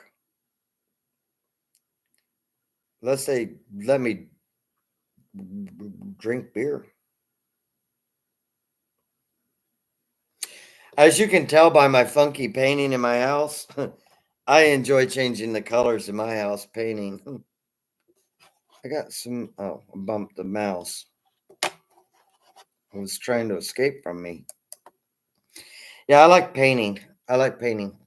Like one wall over here is one color and that wall's a different color. There's something, it just feels good about putting a clean coat of paint. I also like the smell of paint too. I mean, I'm not huffing it, but a new clean paint job, it smells good. They should put some kind of perfume to make it stay smelling like brand new.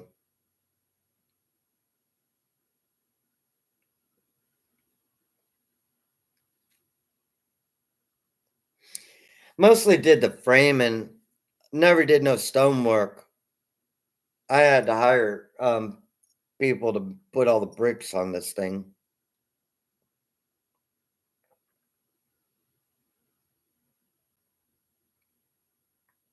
We did pole houses and stuff.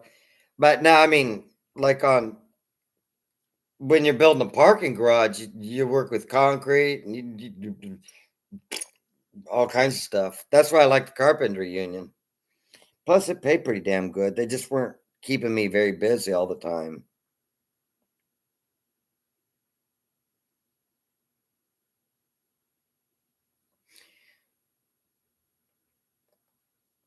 That's where the money is, really. Commercial, because they've got enough capital and you can make more money. But you got, it helps a heck of a lot to have a damn contractor's license too.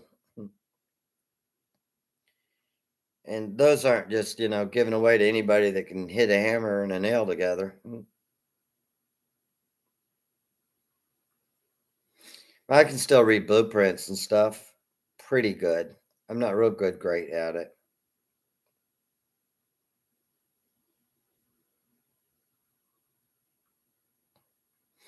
Yeah, I like building big things because you get to get off the ground. I'm not afraid of heights. Let's just say that. I love going up. Stand up on a roof. I don't give a shit. Walk on a beam that big, 7 stories up. Fine with me.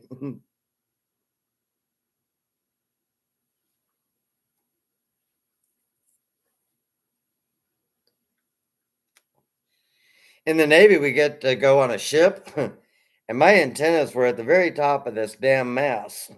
So I'm on an aircraft carrier on top of a mast doing maintenance on a ship that, well, the carriers don't move that much, but you add an extra 100 feet on top of the flight deck, and that little bit becomes quite a bit up there.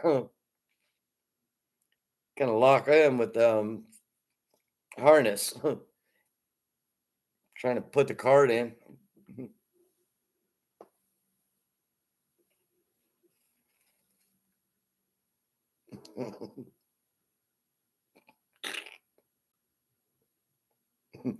You just hit a wave.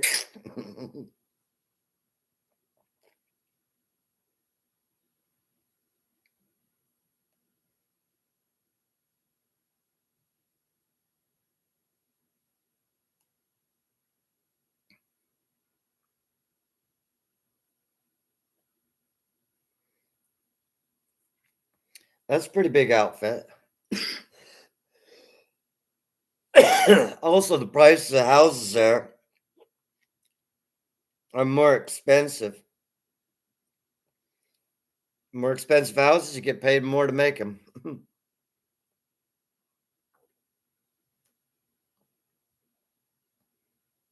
It's just a natural fact of life.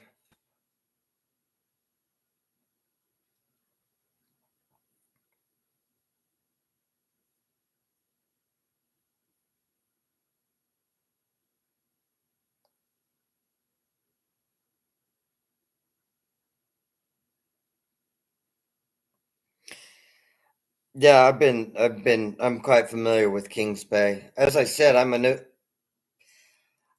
I launch Tomahawk missiles. So I've loaded submarine. I've worked on some of the equipment to help fix some of the stuff, and I don't really like going in submarines. I prefer to stay on a ship.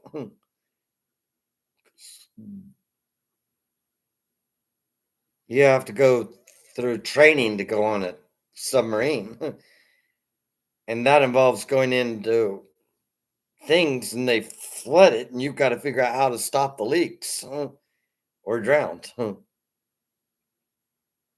Pain in the ass.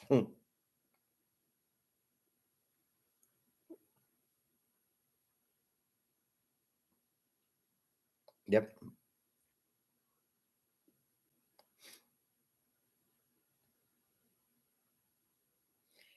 Submarines, like I said, I've only really had to work on one piece of equipment on one because I fixed it really quick because I didn't really dig it.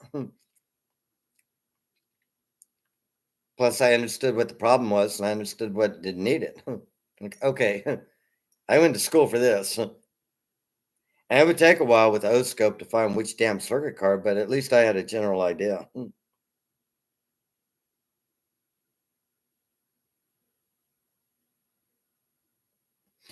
Yeah, those damn things are big, aren't they? Tomahawks are not no they're 3 stories, 4 stories tall. They are not small by any means. And also in charge of the harpoon system, which is your sea to air. Or so I had to do the maintenance and load those fuckers and fix all the equipment so they could launch the motherfucker.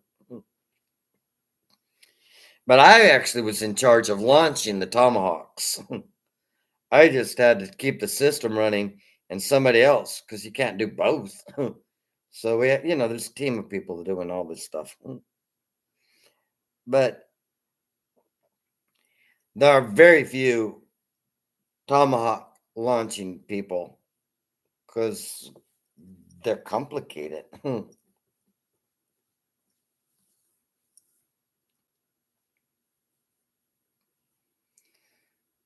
Plus, they don't like giving top secret clearances to everybody on the whole fucking Navy. Plus, most of those motherfuckers too stupid to know how to fucking do shit anyway. I mean, well, I guess I shouldn't say that, but it takes a lot of years. First of all, you had to go to school for years. I went to school for 2 years. I was in the Navy for 2 years, going to college, Navy college, to learn how to freaking understand the basics of what the hell they're talking about. So they invest a shit ton of money on you.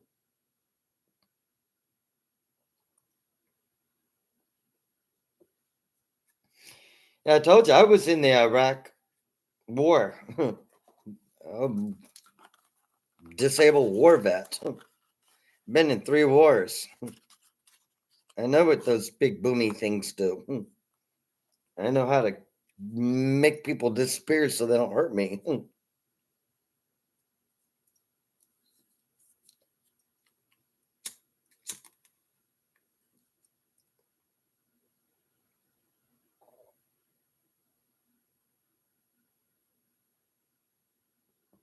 My dad was Navy too, and he was in an avionic technician, which is electronics and all the instruments and stuff like that on jet fighters. So I've sat in jet fighters and been up in P3s because dad would take me when I was, high school and stuff occasionally. Yeah, that's cool. Desert Storm, Desert Shield. Yeah, I was in that.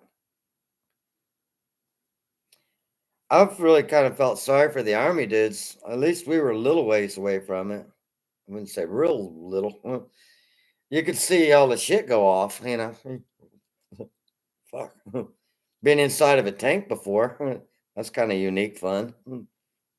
I mean, over in freaking Iraq. It was actually Afghanistan was where we mostly did a lot of work out of, in Iraq. You know, that kind of shit. I'm glad I would have never enjoyed the army is too much fucking physical labor, and I mean I could shoot and everything and protect and stuff because you got to be good with weapons. Even if you're in the Navy, you got to know how to kill people. But that marching for days on end, just to hunt and stuff like that ain't me. I like to hide in the computer room going, fuck you, I'm blowing you up.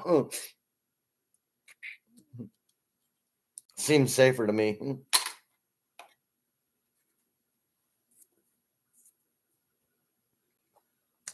But it's a damn good job. You just have to have that kind of strong mentality to push through the pain, like they say. Tough shit if it hurts. You got to get up and move. Usually your adrenaline's going so much you don't even think about it anyway, really. It's just the mundane drills that, this is not exciting. We did this drill last week. That kind of training is boring.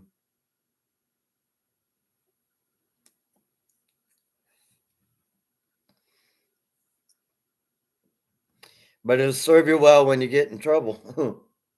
You need to know that shit.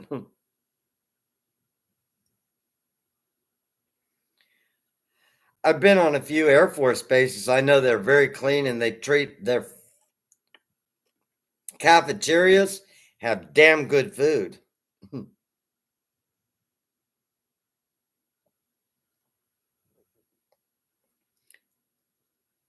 Yeah, I like Air Force. And the people were really intelligent. It's not like you're talking to stupid people.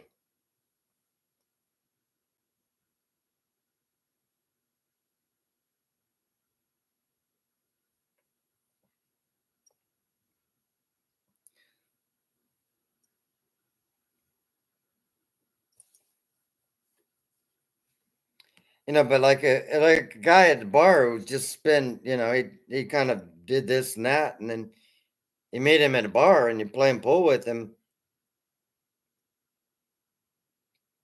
You don't have a lot to talk about. He's not stupid or anything. He's just comes from a different background.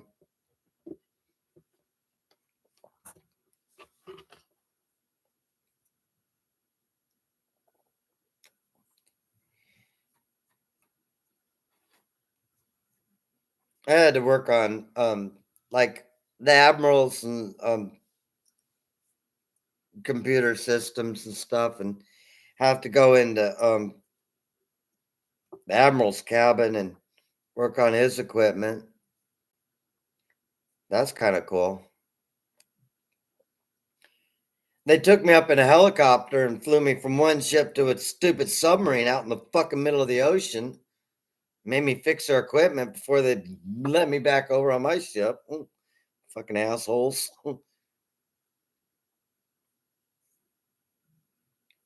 And I was in a helicopter another time, flying off of a flight deck of a FFG in a helicopter is scary.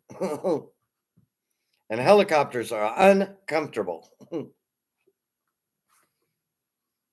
And sitting in the back of a C freaking 5 isn't too damn comfortable either for 20 hours.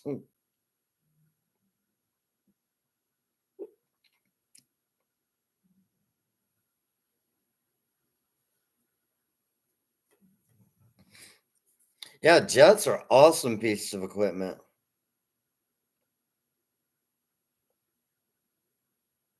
I didn't meet the pilot. I was just praying to God he knew what the hell he was doing. I was told, "Here, put this on. You're going so and so." I'm like, "Great. Wonder what I'm going to get into."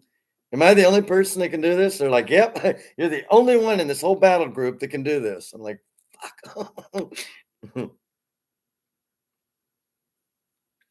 Oh well, get her done.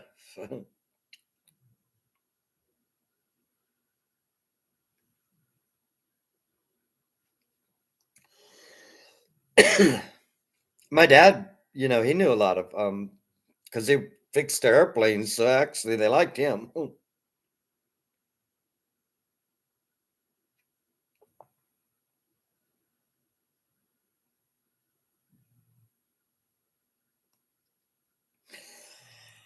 I've watched on TV and studied. I understand how they work, and because, like I said, when I was a kid, those were the manuals that Dad let me read.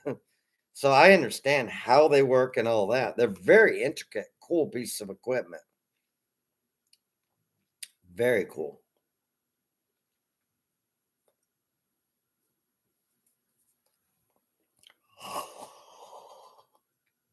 Oh, this is the most I've talked in 2 years.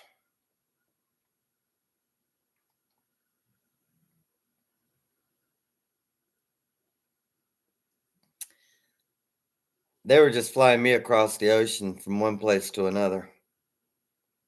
We didn't fly over no freaking. Be like, hell no, I ain't gonna go.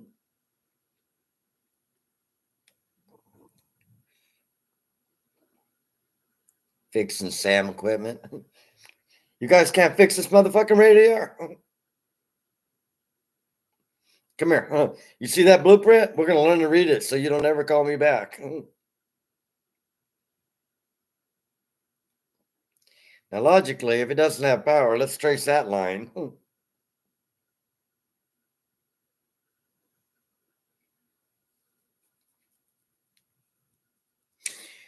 Did have a guy freaking pointing machine guns and stuff at me. Didn't think that was too fucking funny. I've had guns pointed at me. I just don't really dig it.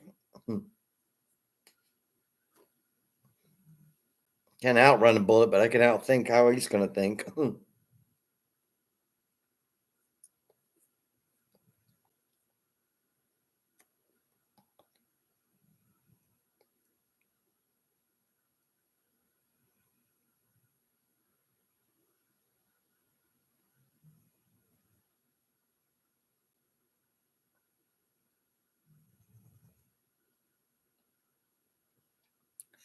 Molly is snoring.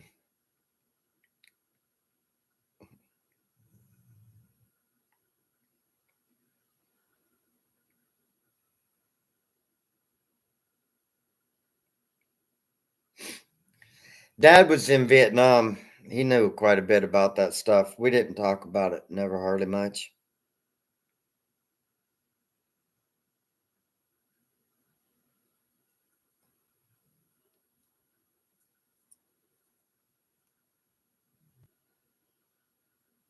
Yep.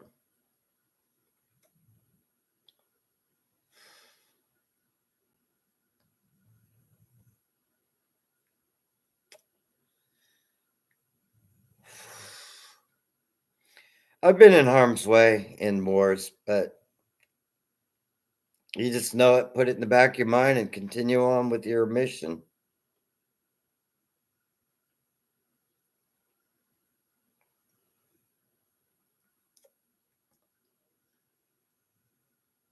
That was when they were beheading people over in there too, which isn't too beautiful.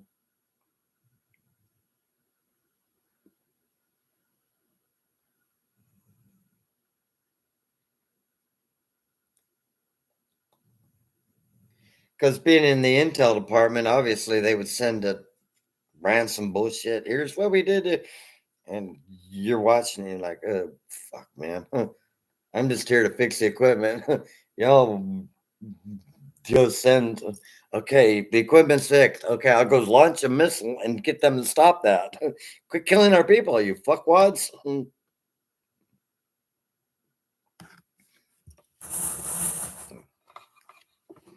There's no reason to, bring up gruesome details to a child. Like I said, it can be very, very fun, very, very educating, somewhat thrilling, and sometimes just plain ass sucks. Fuck, I hate this.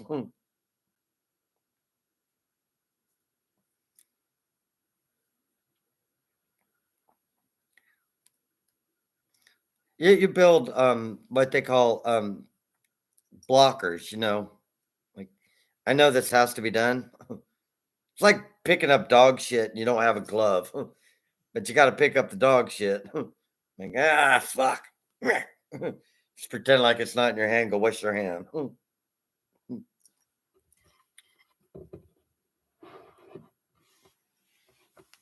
Don't sit there and contemplate it. Is my hand ever going to get clean again? Fuck, man. It's clean after you wash it. You might wash it twice just for fun. Make sure you get underneath fingernails and stuff, but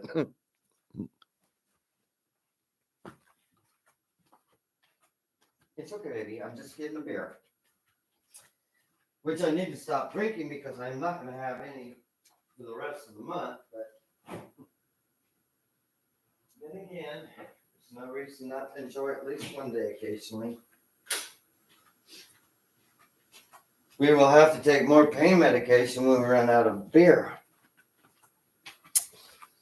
which is a pain in the ass in itself. It's my fourth beer today. Yeah. Then I am going to bed.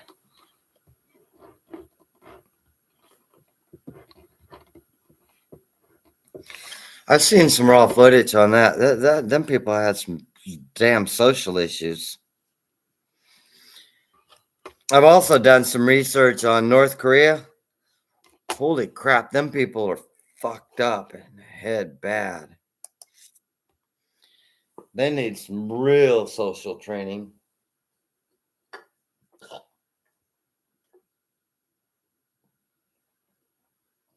But I've never been to North Korea. I'm never gonna go.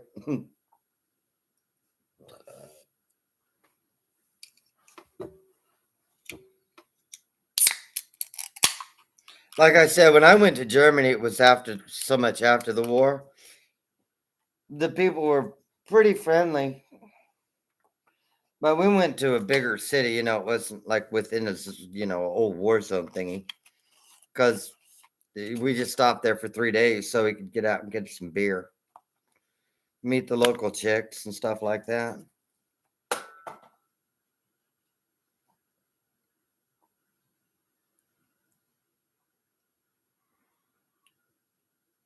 Yeah.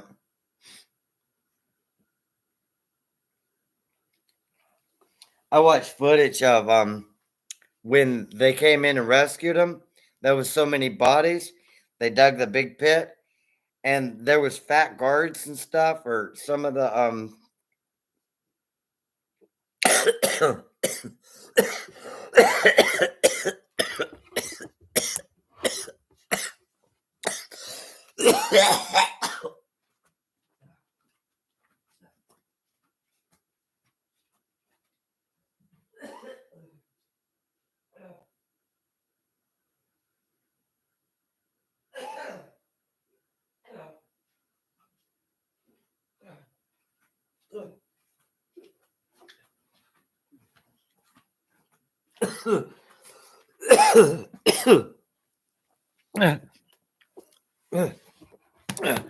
I swallowed wrong.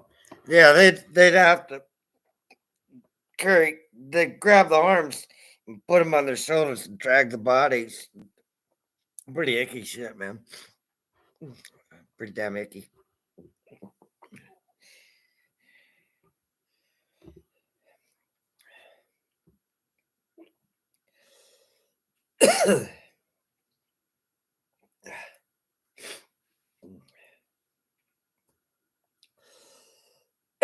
Swallowed wrong.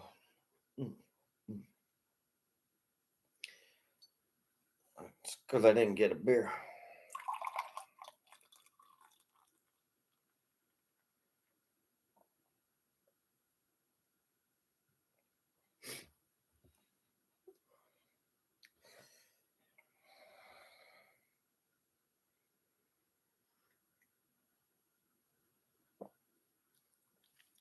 Beer in Africa sucks.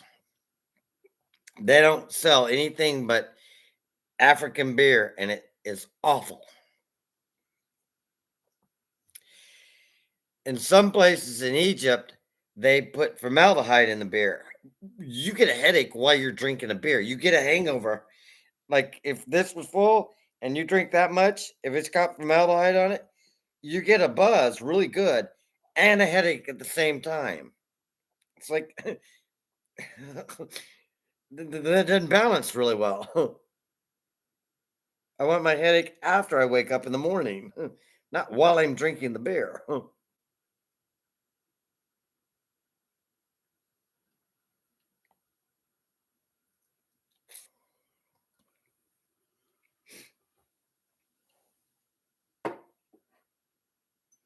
Take all the damn fun out of it.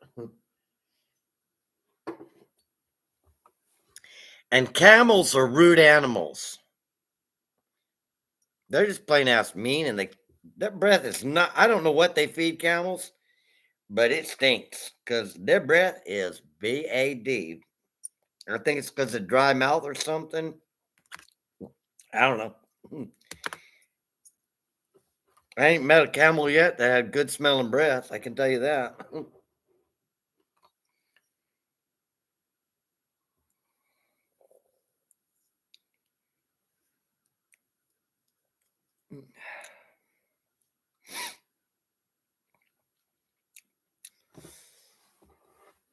I'm not much of a wine drinker. I like a sweeter kind of red burgundy kind of wine.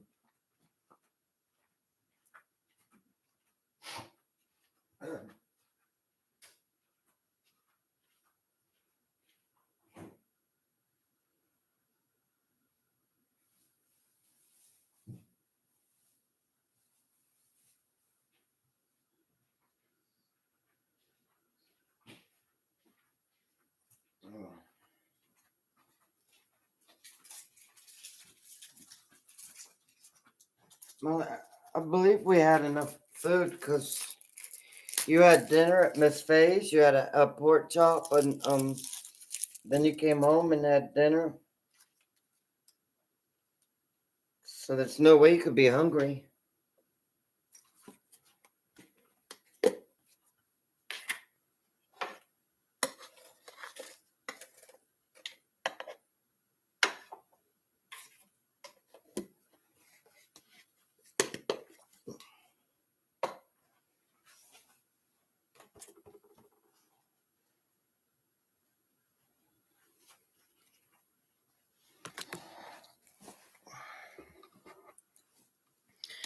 Brandy, brandy's pretty good. I wouldn't be able to drink it like I drink beer because, you know.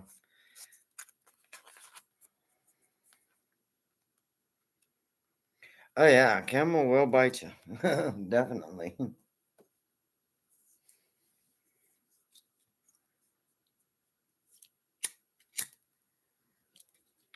It's also expensive, so it's not one of those things. But like with dinner, like a good catfish or something like that, a flounder or something,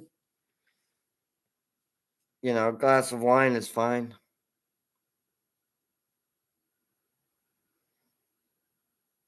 I've drinking enough to get drunk off of, obviously, but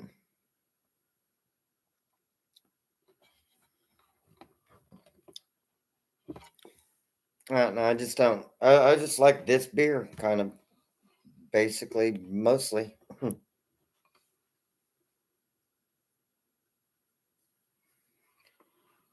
I like vodka, but I get addicted to vodka, and I can just stay drunk for too long and end up having real bad problems with detox. And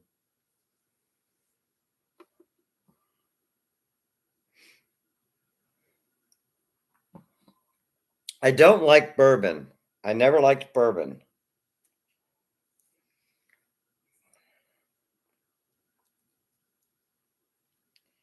It's kind of odd because my grandpa loved bourbon, and I tried it once. I was like, "That's awful.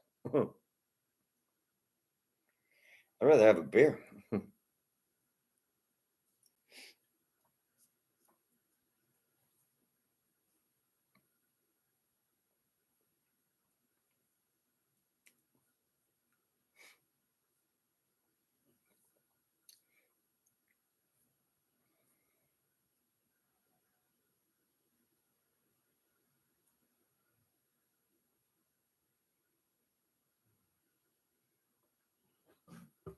Canadian Lord Calvert. You ever had Canadian Lord Calvert?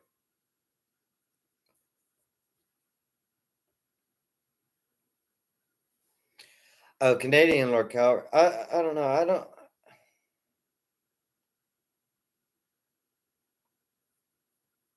I have anger issues anyway sometimes, so just depends on how frustrated I get, how pissed I get.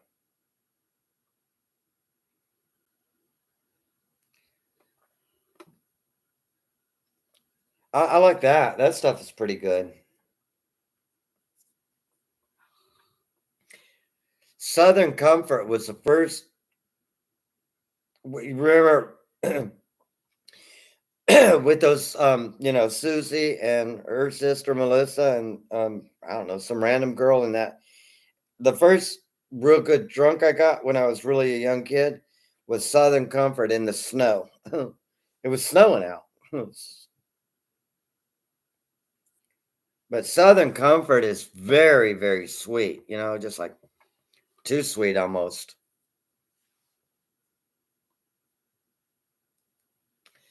Drambuie get you drunk off your ass like one glass, you're fucking done. Drambuie, you ever had that? It's a real expensive drink. It don't take a lot. It is strong, but it doesn't burn, like that whiskey shit. I mean, a little bit, but you get drunk so fast it stops burning.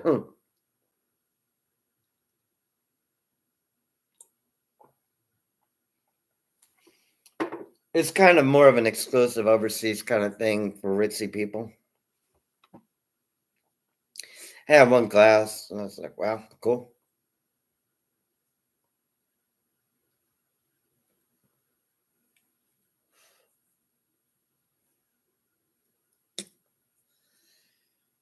Moonshine will do that too. You drink a little bit of moonshine.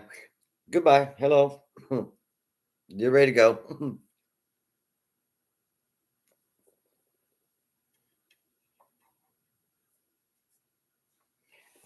Bacardi? Yeah, that'll get you there. Okay, so yeah, Bacardi. I've had Bacardi rum before. Yeah, you can get pretty toasted off of that stuff.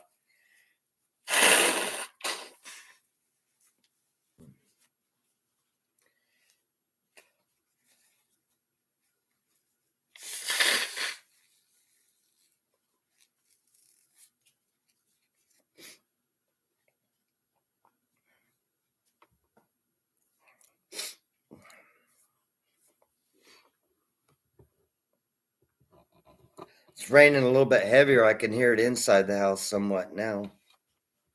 Must be storming pretty good outside.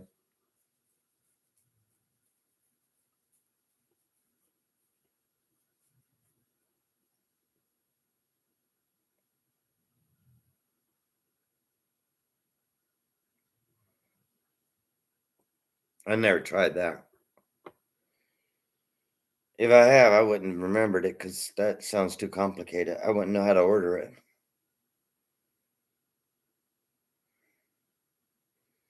Predominantly like rum, is what I'm guessing. But lately, you drink only a little bit of wine. Like most people, you don't need to drink as much nowadays.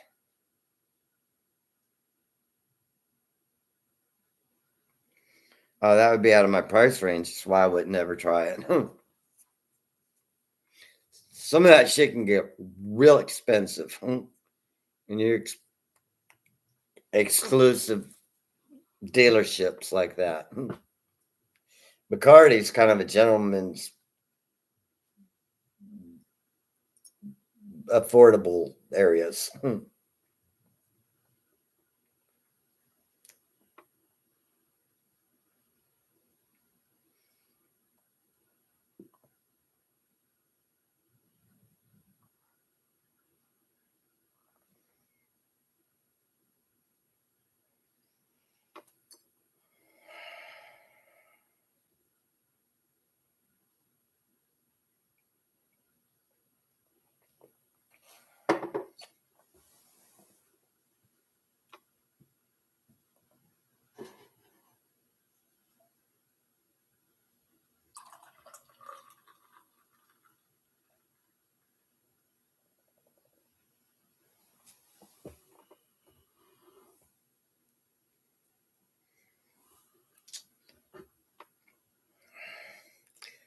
That's not terribly expensive. I mean, if you drink it like probably normal people would, just have a glass or two occasionally. But if you're slapping down a bottle every 2 days, it's going to get kind of witsy.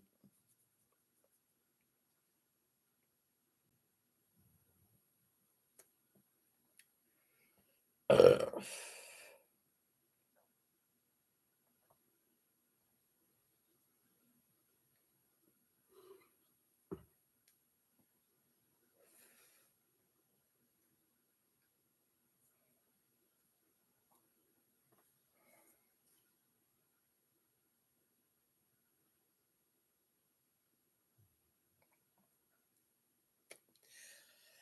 when me and my wife were, kind of a little bit younger, I would say, um, we were making a hell of a lot of money.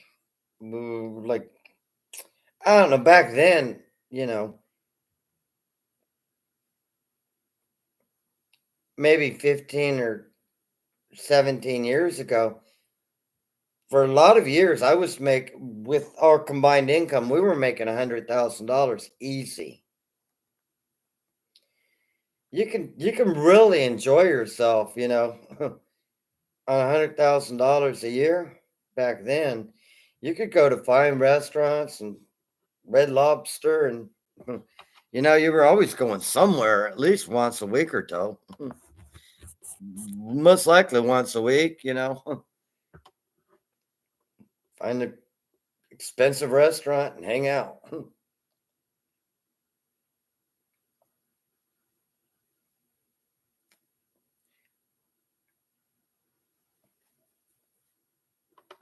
Go to the beach and find the most kind of weirdest looking seafood restaurant that has the most people in the parking lot and walk in and it's a fine dining facility.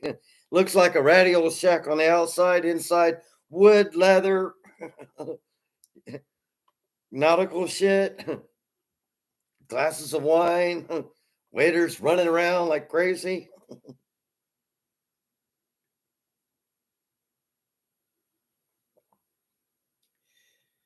Yeah, that shit's fun, man.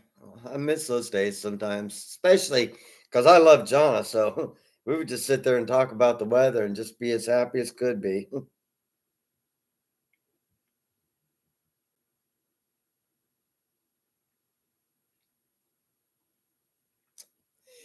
Yeah, but with retirement, you don't make a lot off of retirement. I mean, if you're a captain or an admiral when you retire, you're pretty good and set.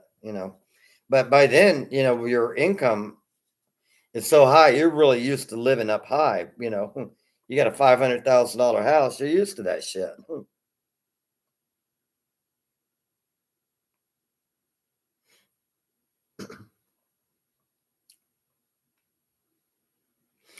My first job in carpentry, I was making 5.25 an hour.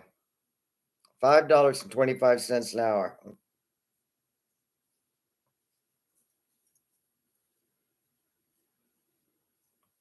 We still made it though.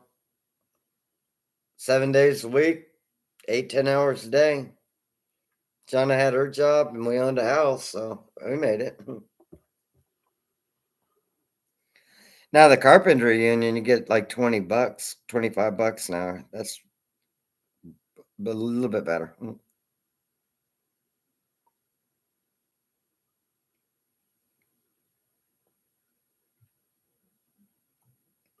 Well, I mean, my starting wages, but by the time I decided he wasn't keeping us busy enough to keep up with the bills very well, I was making more like about 8 bucks an hour.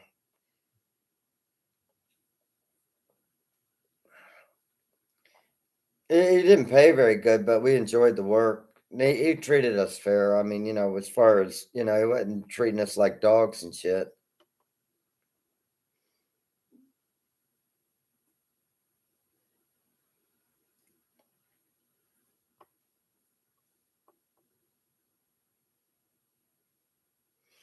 All I knew was making more money than it did at flipping burgers and a hell of a lot more fun.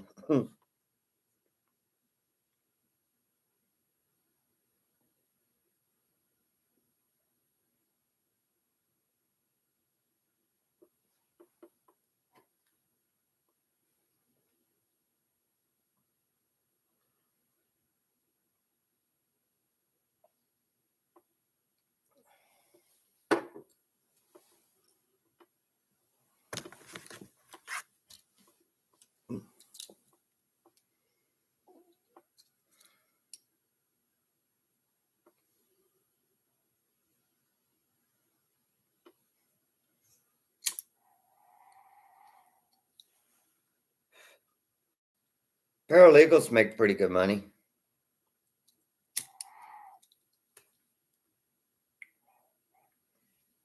They also know how to put it in layman's terms so you understand what the hell the lawyer's telling you. Like, look at the paralegal. What the fuck did he just say? Okay, we're gonna win the case. That's all I want to know. I don't need all that lingo bullshit. Sign here, got it.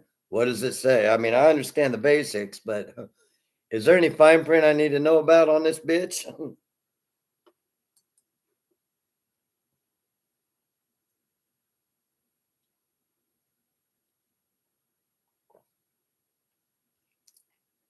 Yeah, you were mentioning doing file searches. When I was Navy recruiter for a little while, because they made me shore duty, right? So you figure you're gonna have some cush job, go in, pretend like you work for a while, fix a couple pieces of equipment, get the hell out, go party your ass off, and go home to, you know, be with your wife and enjoy your life because you're on shore duty. You're supposed to be relaxing, downtime. They made me go recruit people. I'm talking to people in high school. I'm almost 30 years old. I'm like, yeah, the Navy's fun. Woo! You really want to join? Fuck that, man. I'm like, hey, the Navy sucks, but you get a good education. You can only you can join for 4 years, and if you get stupid, you can stay for 20. It pays pretty good, and you can learn some shit. I was too real. They're like, hell no. Is that your best sales pitch? I'm like, I ain't a selling people. I'm gonna tell you real. You can go to war. If you don't dig that, you ain't gonna probably enjoy the Navy.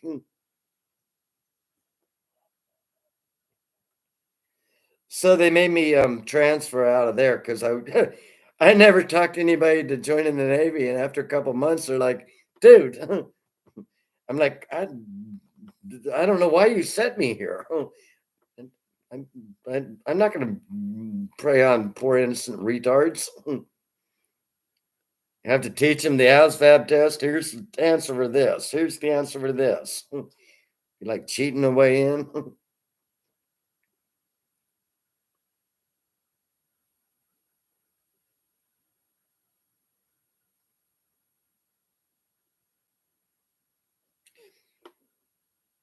Pulling permits, just pulling a building permit can damn near take a paralegal nowadays. Survey team and all kinds of shit. Psycho, man. My land. I want to build a shed here. It's damn well my shed.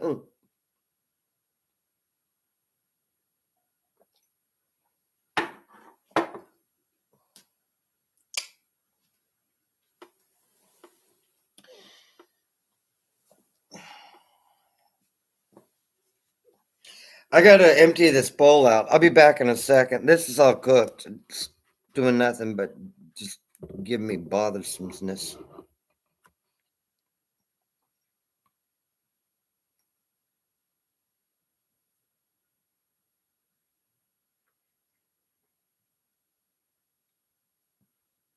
But in the recruit office, you'd have to go into the police station. If you had a guy that says, "Well, I've been arrested once," you'd have to go look up his files and talk to the police people and search through the records of that dumbass. Make sure he ain't lying to you before you put him in the Navy.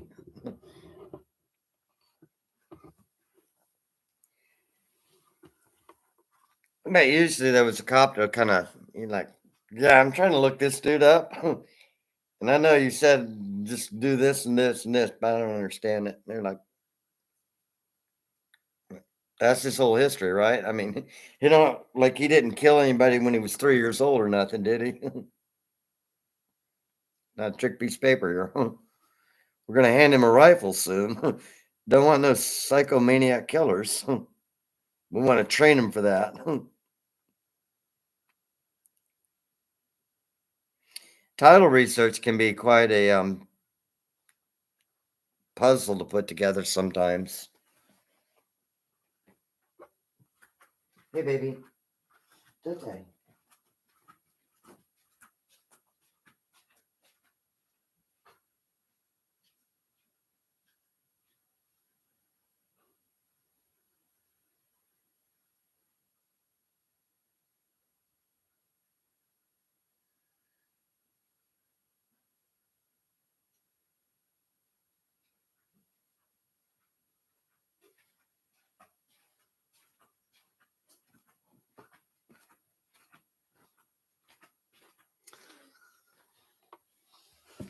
My wife worked for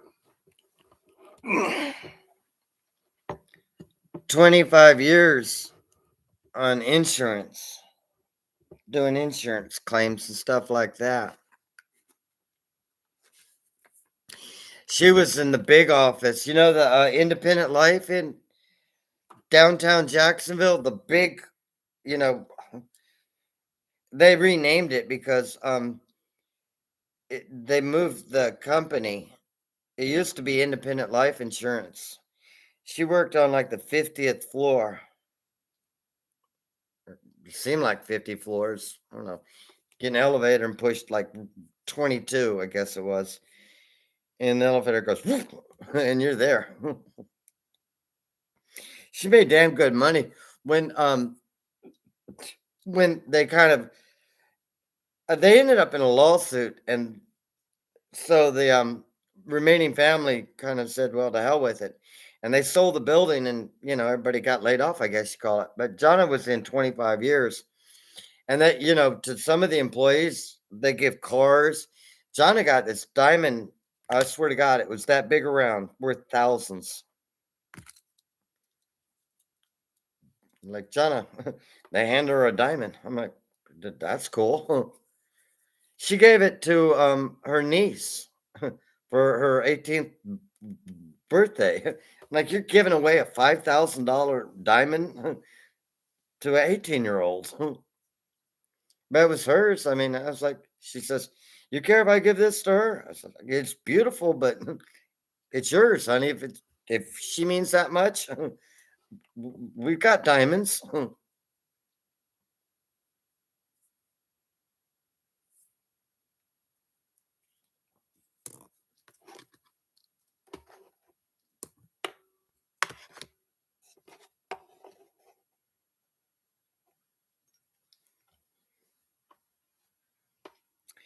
I mean, it's I would think at first it would be monotonous, but if you think about it, each case is a different puzzle to solve. So it's not really, it's not, just a routine, I guess we'll call it. You have to use your noggin.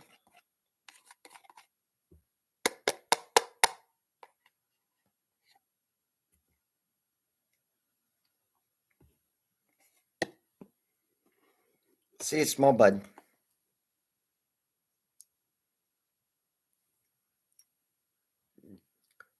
I never starved to death, that's for damn sure. We had good food and, decent education, always clean clothes. So most of the time, at least pretty new stuff.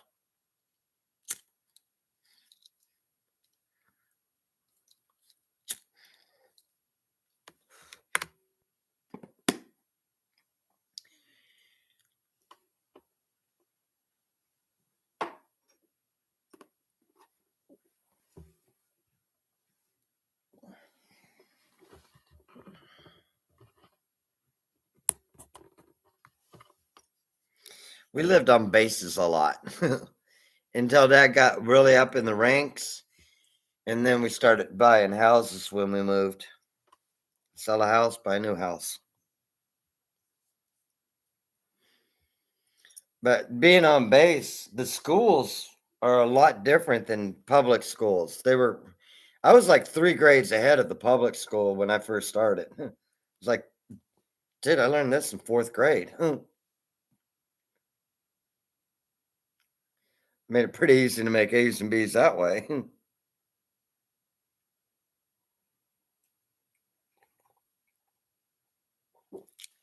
Used to rent um, beach house on the beach for vacation and spend 2 weeks out there off of St. Augustine. That's fun.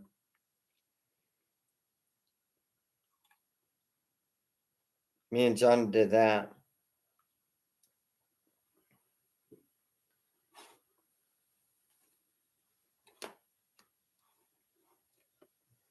It's a different type of lifestyle listening to the ocean every time you wake up and hearing the ocean crash every day.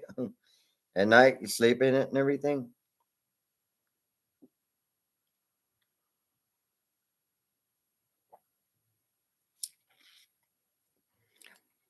It can be if you don't become better. Some people just hate their boss. I figure, hell, I've hated all my bosses ever since I started working.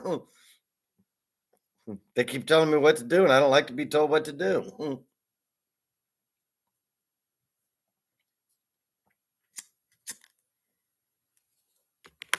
You just don't tell them to fuck off.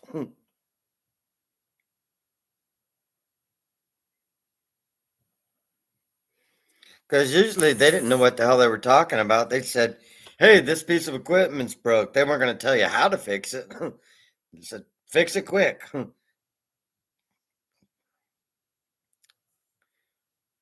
What is it supposed to do and what is it not doing? Let's give me a clue here. I'll make it do whatever the fuck you want it to. Just I need some direction on this.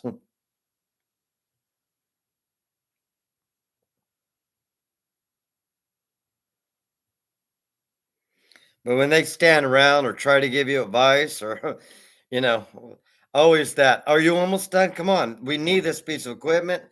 That shit gets you slowed down because now I'm not concentrating on the damn project.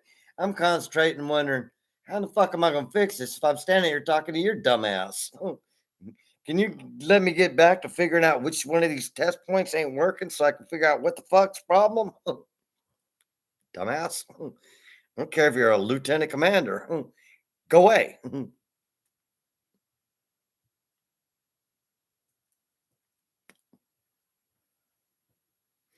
But most of the time, military people are cordial to each other. You know they want it fixed. You know you want it fixed. No harassment really needed.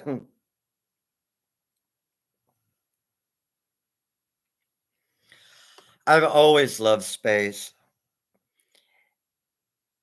If they would have had Space Force going when I got out of the Navy, I would have seen if I could have went to Space Force, if I could have transferred into the Air Force, even in reserves or something. If I could have got into space, into some field in it, give me the smallest, littlest, least expensive computer that needs to be fixed and let me work here because I will learn the rest of this shit by listening to people.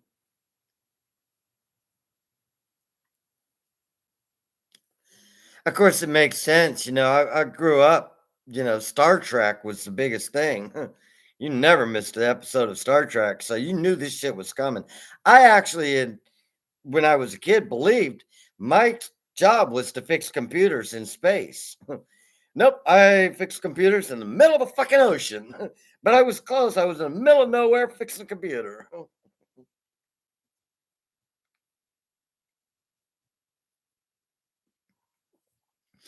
I bet that's cool.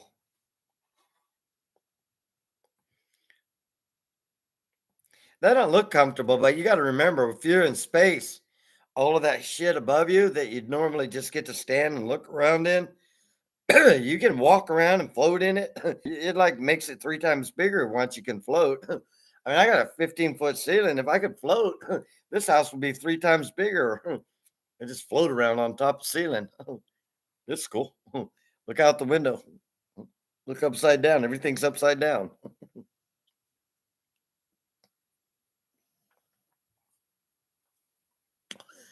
I've also researched their uniforms.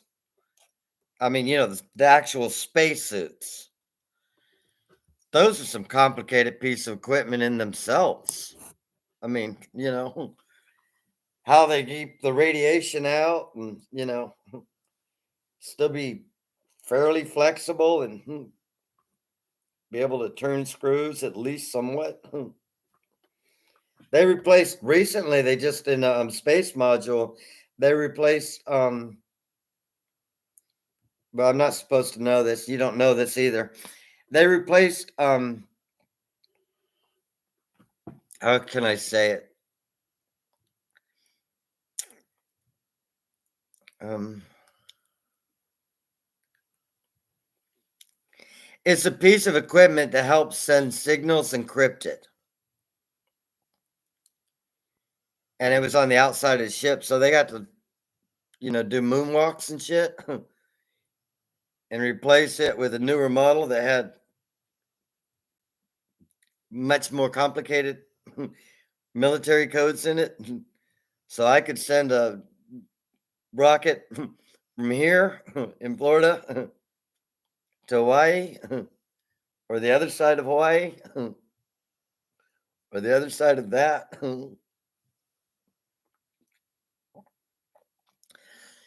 But you have to bounce it across satellites. So you have to go from satellite to satellite, downlink to uplink, kind of military. Like I had to get I loaded the KGs and you have to know how to have a top secret clearance. That's all there is to it, really, basically. Like nothing works until I get this loaded. During when that Chinese took one of our planes down, I was working at what's called Fast Facts NAS at the computer room area where you have to change the codes on all of these units. and we had to change every single code to emergency codes, which meant we had to go into all kinds of new.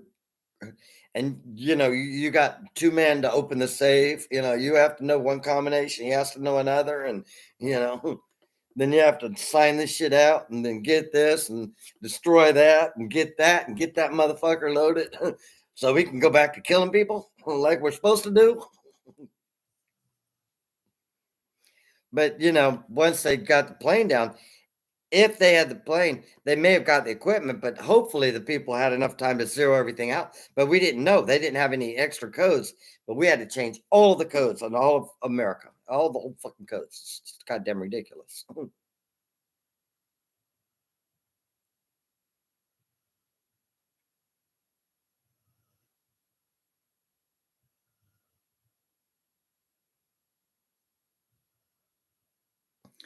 Yeah, that's what I always thought. I couldn't tell if you sat in the seat, was it real comfy, cushy, but still stiff enough to hold you up, like a good strong leather recliner.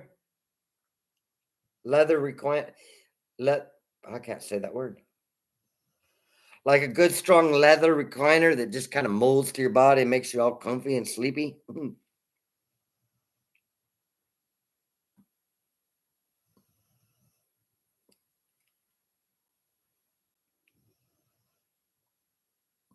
Yeah, they do look like that.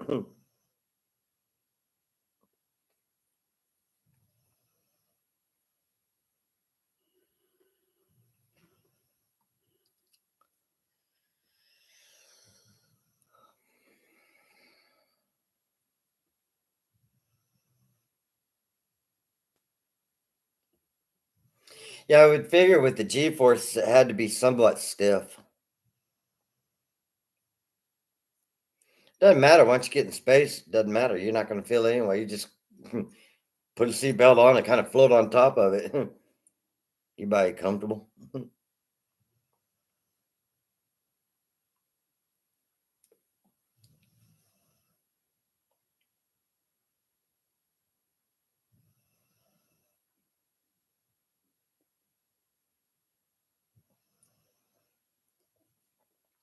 Yeah, that's like when I sat in the F-18s.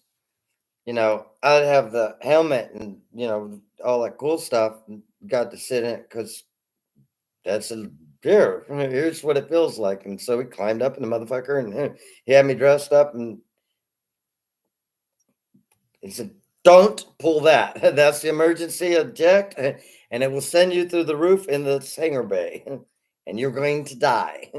Don't touch this or that. Actually, don't touch anything. You can put your hands on the steering wheel. Just don't move it." And then he explained what all the instruments did. It was fun. You know what kind of bullets they shoot out of the front of the guns? Out of a jet? Do you know what kind of bullets they shoot out of a jet?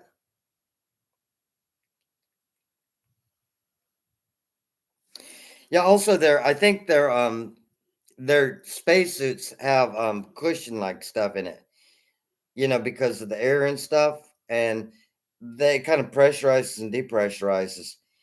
So it takes some of the not like I can't breathe, it just you ain't getting anywhere. Mm.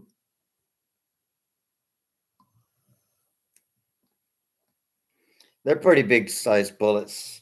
They got uranium tips on them.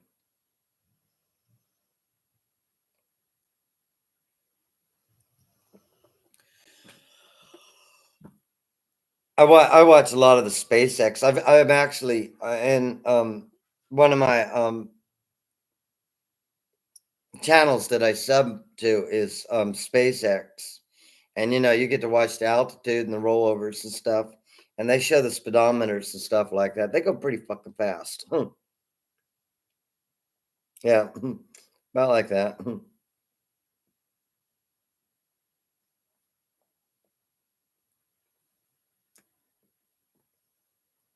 But inside, all you feel is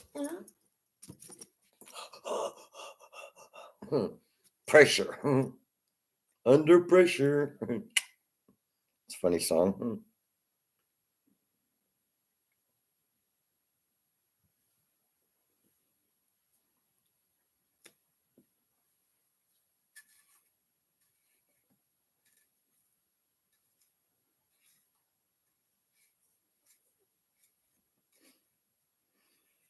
I just think the stars and stuff are beautiful. I got like telescopes and stuff when I was a kid, also. I mean, pretty good ones. We used to go to observatories, where you go out and they let you look through the observatories and like, holy crap, that's a lot of shit out there. Start getting a concept of how many stars there are.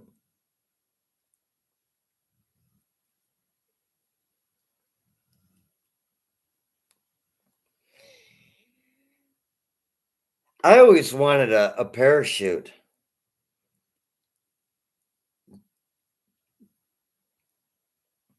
Dad said he couldn't steal one from the Navy. I was like, they must throw away a parachute that's been used occasionally. He said, I can't bring one up. Because I was in my bedroom when I was a kid, when I lived at home. I wanted a parachute so I could hang it from the ceiling. So my bed would be under a parachute. And I could daydream that I was always, floating in space when I went to sleep. He never bought me a parachute, though. Quite disappointing. Oh, well.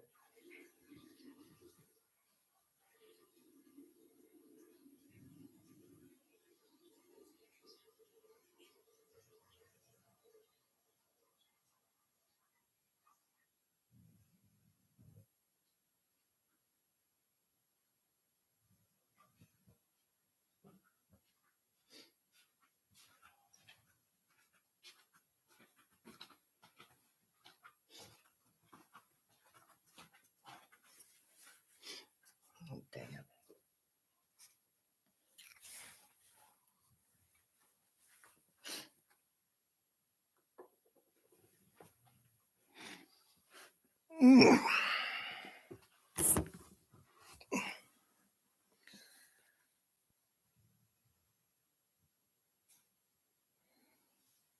I took aerodynamics and stuff when I was in school. We were in military schools, man. You could take aerodynamics and build. Our project was to build a freaking balloon, hot air balloon.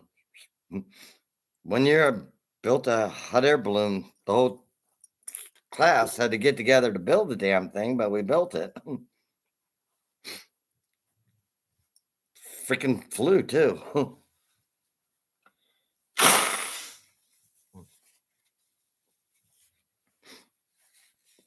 I also like art. I like art. So I try to take like art classes. I mean, it started like basic, like when I was really, really small, like learning the color wheel and how to mix colors and stuff. But it's all yeah.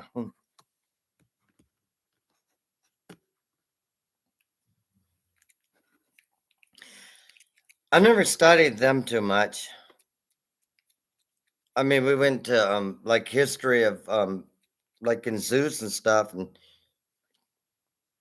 things like that. But I know T Rex and stuff. Some of it like that are the more common ones. But I didn't know the names of them. Names like big tall one. I'm sure I probably learned a little bit of it, enough to get by. But I wouldn't have, you know. It just wasn't a class that we took a lot because it wasn't really offered that much. Nowadays, you probably couldn't even go to a class that actually taught that until you get to college if you were specializing in that field. I don't think they teach shit like that. I don't think they teach. I don't know what they teach nowadays, to be honest with you. I know the little girl down the street. I go to their house a lot because like they give me dinner and I help her in the yard and you know sometimes she helps me. Like I borrowed $20 so I could get some beer from her and stuff like that. I'm going over there for Thanksgiving, and she's 15, but she's I don't know. I went to their school on Veterans Day. They had a Veterans Day parent, and so their family let me go because I'm more military than probably a lot of people there. I mean, he was he was in the United States Marine Corps. I said Army before, but I meant Marine Corps. He was in the Marine Corps. He's 100% disabled from the Marine Corps also. Now science, yeah. Oh God, anything to do with science. That's why I liked space. That's science, dude. Electronics, that's science. Magnetism, that's science.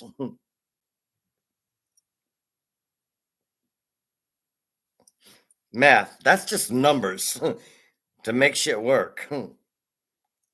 I can do math pretty good, but I ain't doing no calculus, trigonometry, quantum physics math.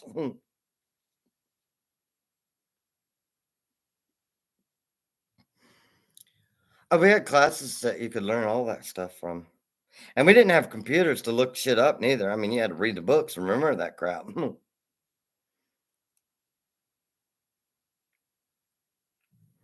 But like Natalie's probably pretty good, but she does nothing but gaming. She just plays games on the computer. You have no real interest? But then she joined the ROTC, and she's also on the, softball team, and she just recently picked up in the band because I think she got bored with softball, so now she's in ROTC and, in the band. She's a drummer in a band. I mean, the school band, not like Aerosmith or nothing. She's 15, dude, or 14. I don't know. She looks about 12 to me. I can do math. I didn't really enjoy it. Spelling. Oh my God. I hate spelling. They make up rules. I before E except after C. Okay. And then you have to memorize a whole big list of words that don't follow that rule. I'm like, what the fuck did you make the rule if you're not even going to follow it for? Pisses me off just to begin with. I like creative writing. As long as they didn't judge my spelling, I can do creative writing. I took journalism and stuff like that, but I'd have to look upwards, so it would take me a lot longer to write a essay than it probably did most of the other kids, because I knew what I was talking about. Because fuck, I read encyclopedias when I was a kid.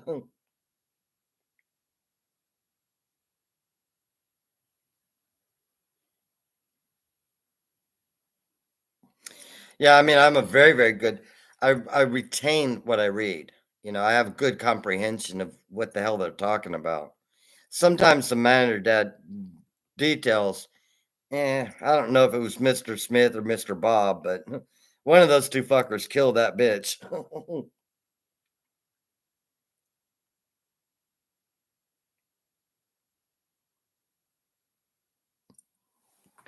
Like I said, I was mostly a nerd. This isolated nerd that was very shy until I became a hippie at like 11th grade. And then I was a beach bum until I had to go to school at least enough to pass. It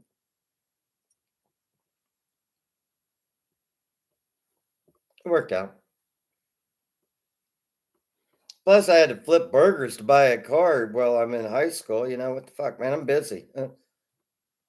Got a beach schedule, a smoking pot schedule, a school schedule, and a school's after work program. It's like prison, man. Just to get a damn car. A used car at that. But then I got to go to the beach more and drove to school. All right, I'm going to school. I'm going straight to the beach. Fuck that school. That ain't happening.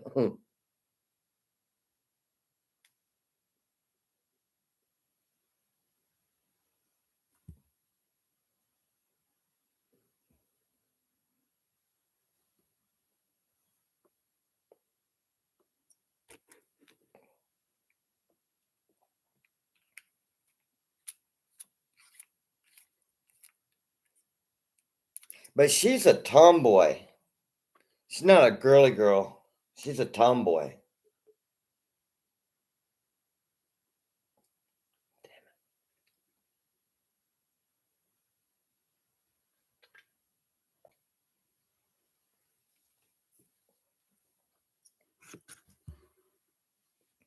She seems intelligent, just she doesn't talk to adults.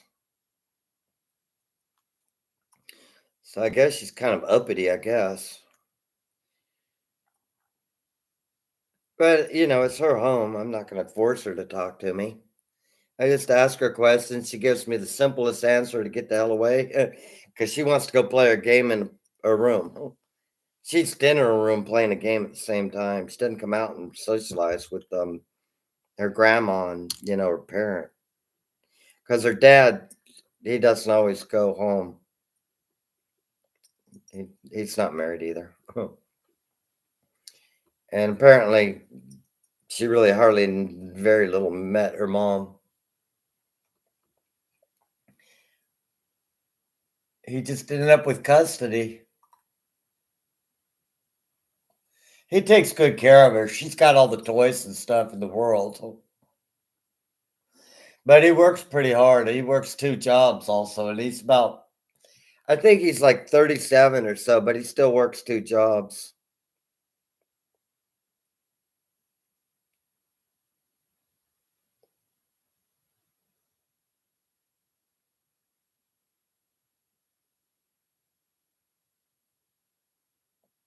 Well,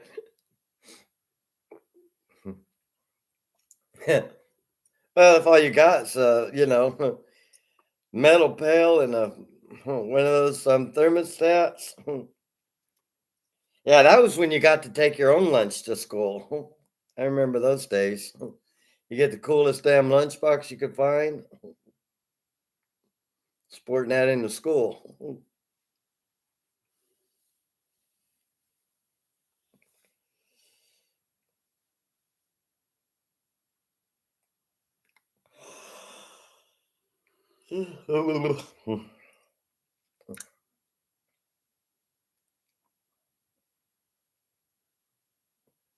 Oh, come on.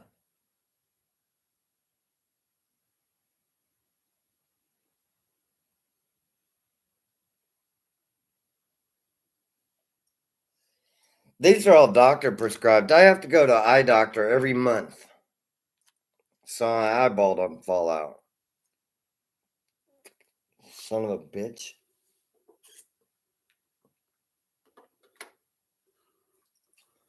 Oh well.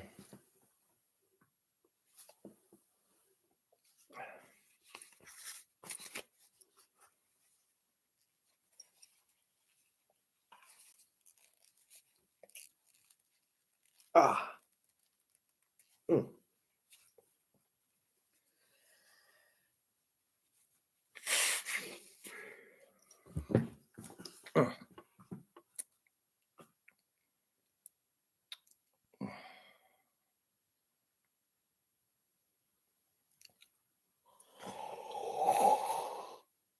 Ooh. I'm gonna have to close this out. I'm gonna have to close this out. My eyes are killing me, and it hurts. It hurts to read. That's why I keep having to look forward.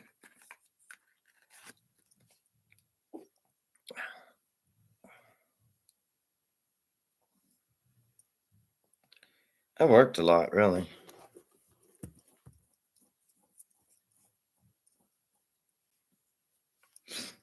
I used to play tetherball. That's fun. I skip rope with the girls. I can skip rope pretty damn good for a guy. But you got to hang out with the girls in the playground. And on the swing set, you always try to pick the one with the cute girl beside you and try to sync up with her so you could both be swinging at the same time talking.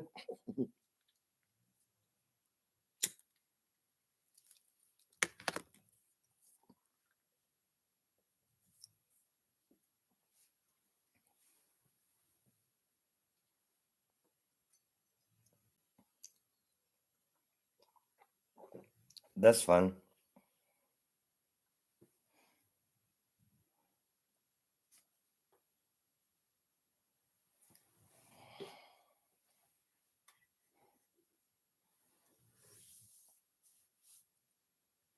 Oh, yeah. But you're talking about a different type of gymnastics than I am. Physical education. Yeah, I have a trampoline and stuff like that. That was fun.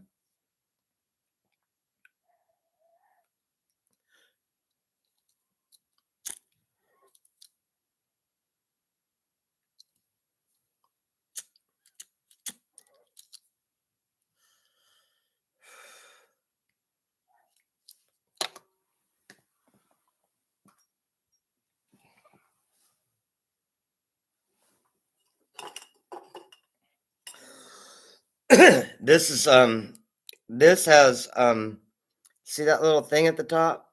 That oil in there? That's running about 80% THC. This is 80% THC. That's 25% THC. This is 80% THC. They make it a little bit higher, but not a lot. But I like the taste of this one.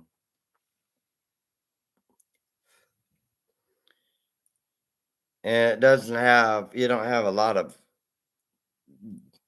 you can take this and smoke it while if you're in a store. I've taken a puff off it in a bank. I'll be like waiting in line. I'm like bored. I'm like, bullshit. Because it gives off very little smoke and it doesn't smell like, when you burn one in a bowl or a joint or something, it has a very distinct smell. Whereas this one doesn't smell the same. It doesn't smell like marijuana.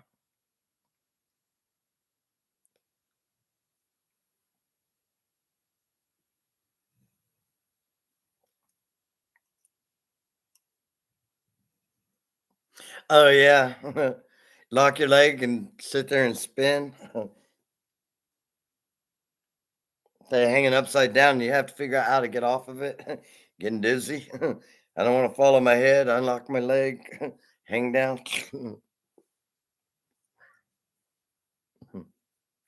That's the best dismount I can get off of.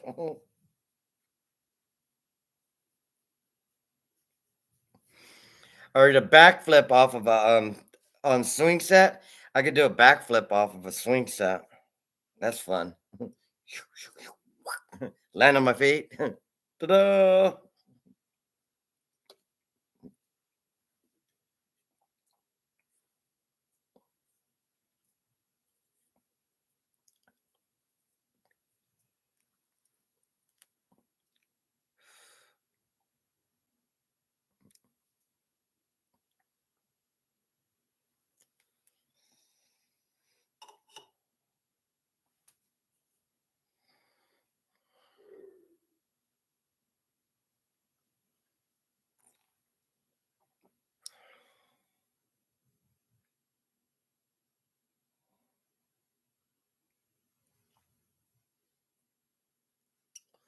Or the rings on ropes. Those are fun.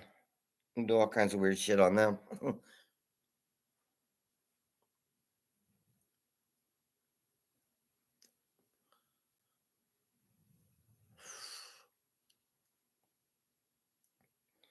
I wasn't great or anything, but I enjoyed it when I was in school. You know. Then after a while, we play. You know, when we after we got older, then you get to play football and stuff like that. That was fun too. Randomly tackle somebody and pretend like you thought they had the ball.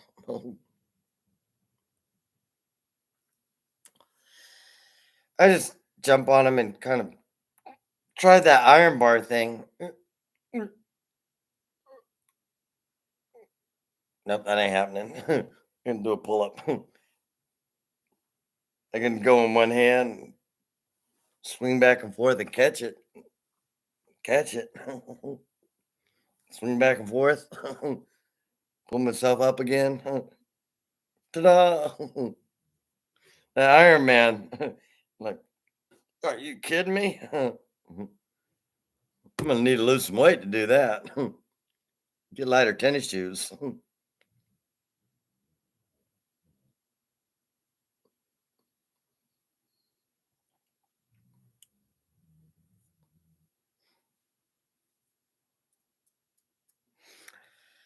I tried out for the wrestling team, but there was one guy that was like really good and he beat me up.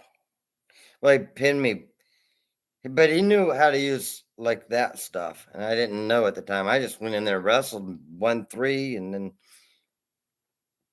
I guess they thought I was winning too much. So they put like somebody who knew what the fuck they were doing and said, nope, you can't join the team. I'm like, well,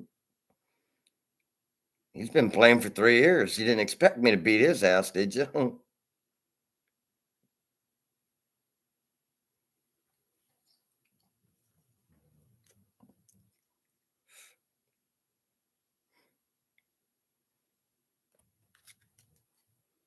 If I have to wrestle with a girl, she's playing too hard to get. Probably not for me.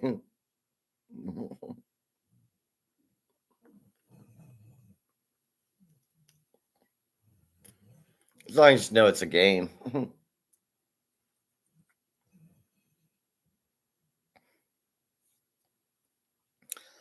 Some people marry angry people. Like some people actually seek hostile women to marry. I'm like, dude, I don't think you thought this through. It's like, I like her when she gets pissed. Like,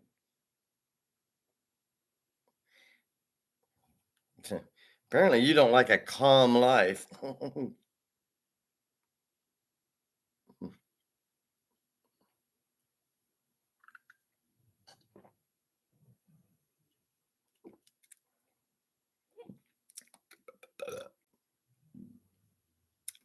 That would be the natural follow up.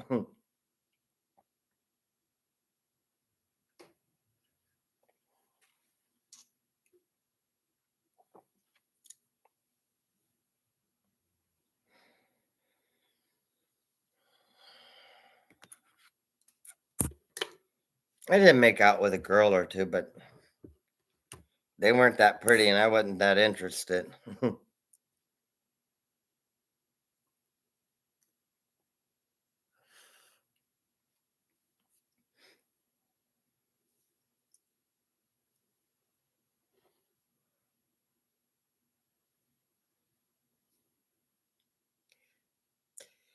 My sister, she was about 3 years older than me, set me up on a blind date with this girl. I was still pretty young and naive about it.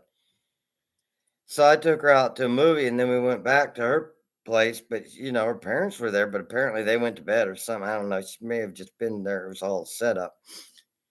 But she's first time she I'm just kind of kissing on her, just trying to, yeah, kiss, kiss, whatever. Ugh. Excuse me. And she stuck her tongue in my mouth. I was like, okay, I gotta go. A couple weeks later, my sister comes and talks to me. She goes, "Hey, remember that girl I set you up with?" And then whatever her name was. I said, "Yeah." She goes, "Did you know she's pregnant now?" I was like, "Well, I know it isn't mine." So I think my sister was trying to trap me into getting a girl pregnant. I'm like, fuck that, man. No, thank you. This girl is way too aggressive.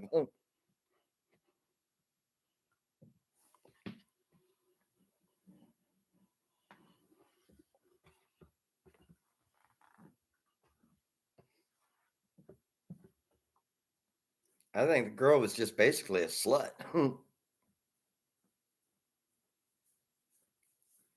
And into that.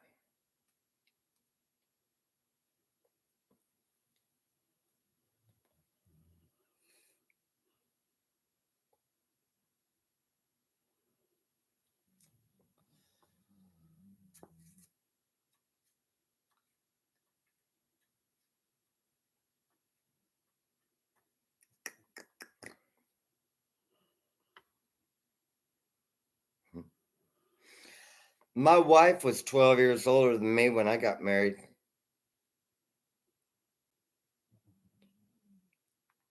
but she was 12 years older than me her whole life, obviously. But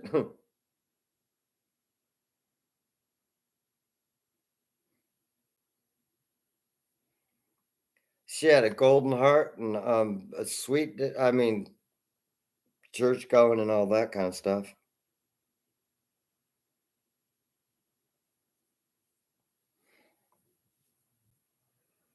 My parents just let me do whatever I wanted.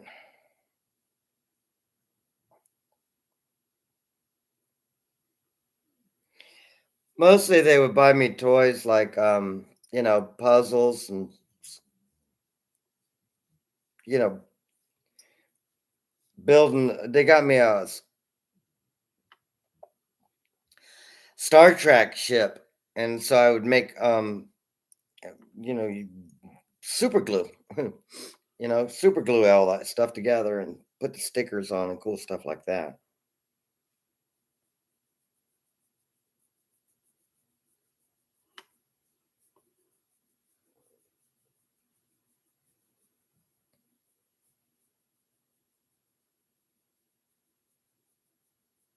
I would say in most of the schools, from what I noticed, there was a ratio of more boys than girls anyway.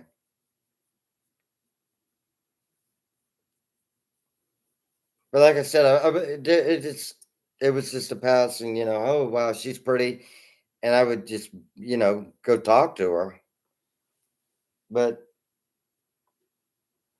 I just I didn't think of things the same way as other people, I guess. Uh, I don't know. Like I said, it's not my strongest subject.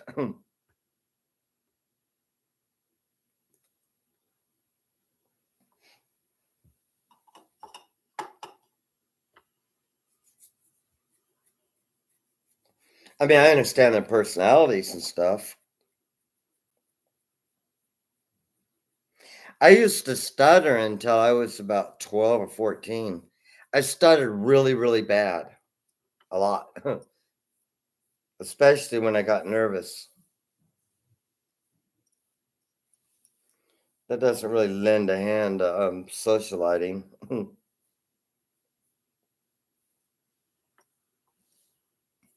That's why I know all these stupid big words. I can't spell any of them. I know I could.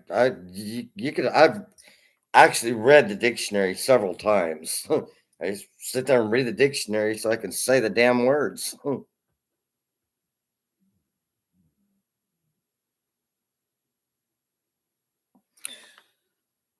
No, my parents made sure I wasn't, if I would have brought boyfriends home, there would have been a hell of a discussion in my house about shit. But as long as I was normal, they didn't care. They always knew I was shy, so that wasn't, they didn't shove me into something that was uncomfortable, like, oh, we set you up going to a birthday party and it's all girl birthdays party. I'm like, oh, this is gonna be awkward.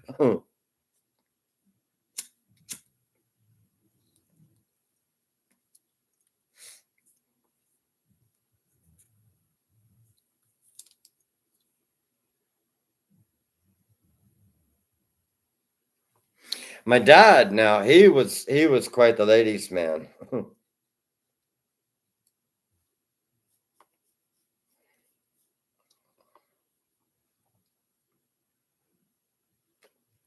When me and dad would go play pool or go to the bar and stuff, he would look at her and he would talk. Then go over and buy her a drink. But while I went out with him, he never took her to a hotel room and left me standing there. I ain't saying he didn't do it when he went out on bars by himself, but I'm saying he didn't do that in front of me.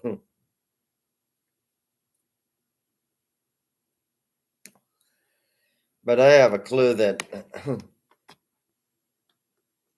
he probably was a little bit more of a ladies' man than a faithful husband sometimes. But it never bled over into the house life area.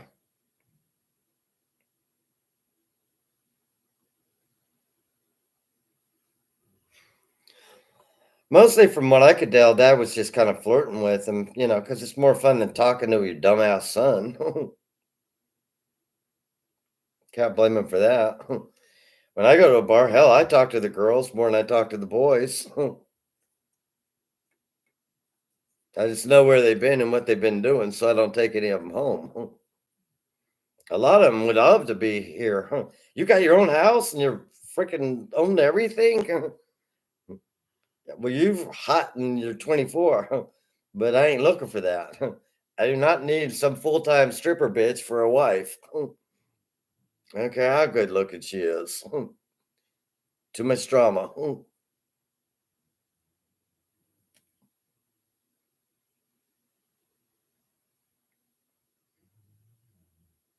I don't handle stress well.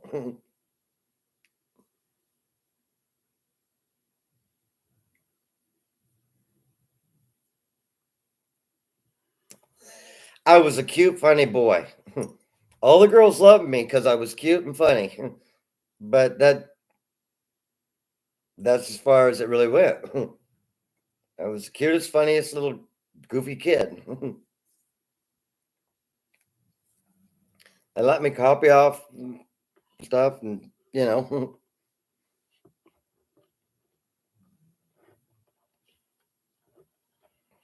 but as far as a romantic relationship, I was too much of a dreamer. Silly little dreamer. Supertramp. They got good songs.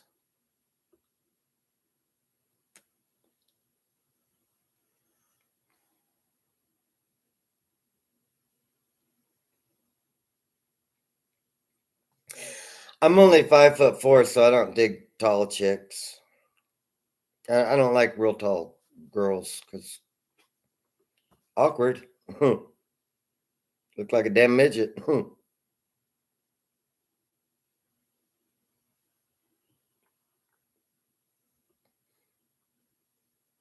I like to dance.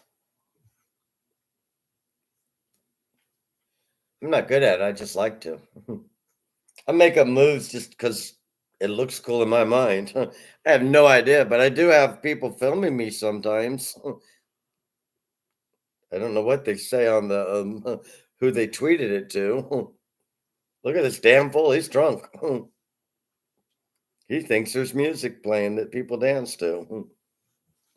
You're supposed to sing to this song and dance to the next one.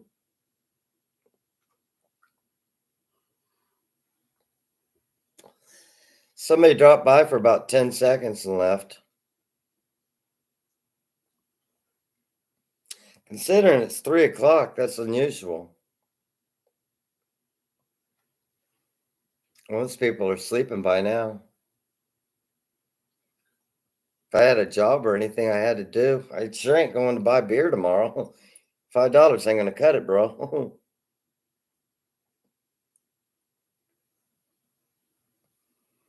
Get the chainsaw and start clearing this land and getting some firewood done. That's probably what I'm gonna do tomorrow. If it ain't fucking raining. Actually, I wait until it dries out. I'll get the chainsaw out. I don't know. Monday, I'm going to the VA hospital, so that's not in. I'll figure it out. One day at a time.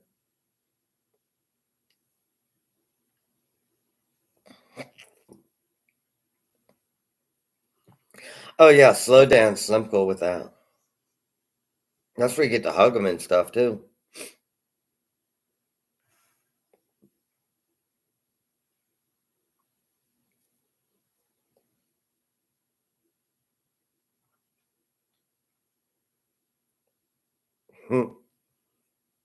Man whore. That's what they call it.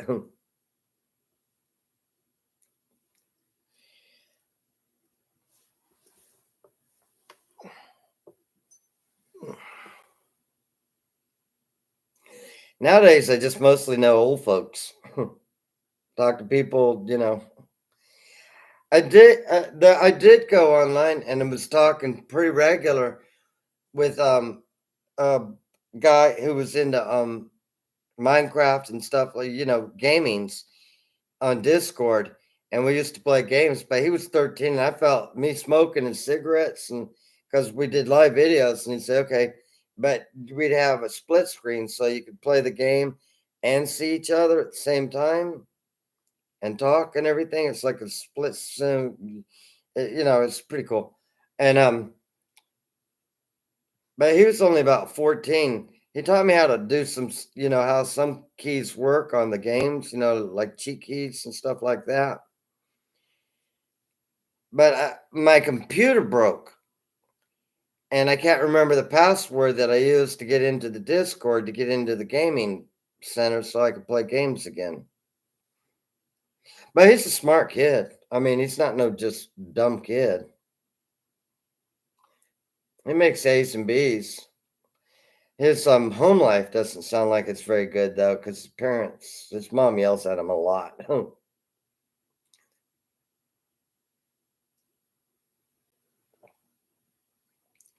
But she doesn't come in the room. She just yells through the door. It's not a lot, but it's just probably what my parents used to do to me. Just don't remember it much.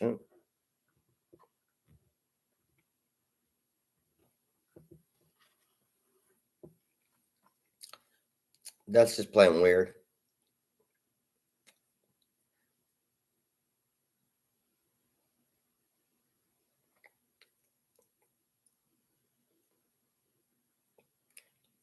I've never had a tattoo, and tattoo on some girls look okay, but when they get all biker looking and Hell's Angels across the neck, I'm like, yeah, it's a cool, pretty picture, but it doesn't make you look feminine, a little bit more soft type. Don't have to wear a dress every day. You can be a biker chick, but you don't have to look like you just got out of jail biker chick.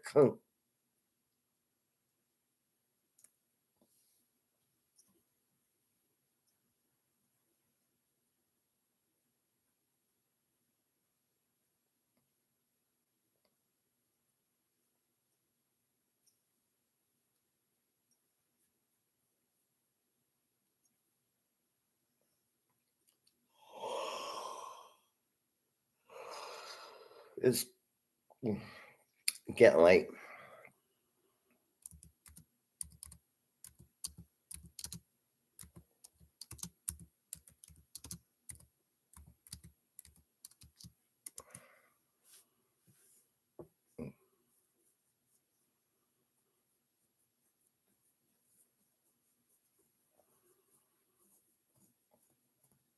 I think I got a bug bite on my chest. Man, all this rain, we got mosquitoes, and I took Molly out for a walk. They can sting through a t-shirt, man. Freaking needles that big to suck your blood and make you itch.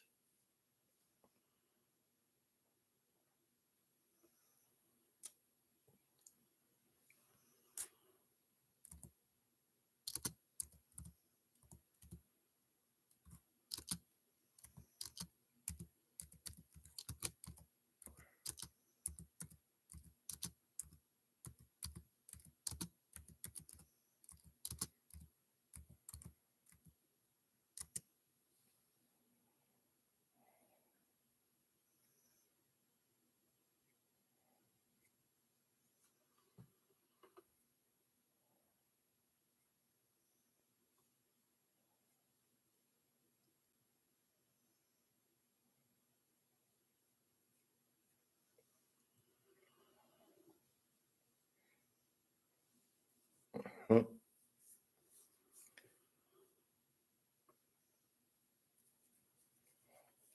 I'm gonna close. I'm gonna close this. I'm gonna go to bed. I'll talk to you later.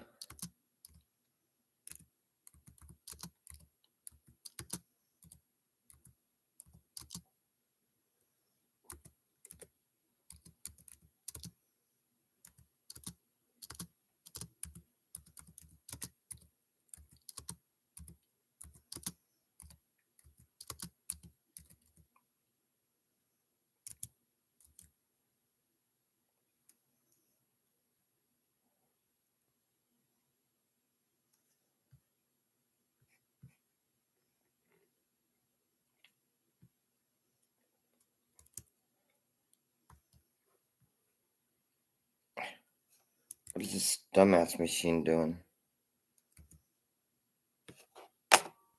Dang it. God dang it.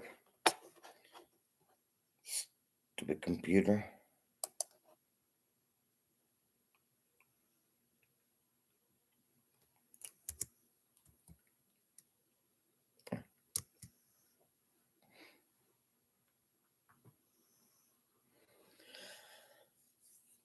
I kept misspelling things and I keep forgetting I gotta use this thing.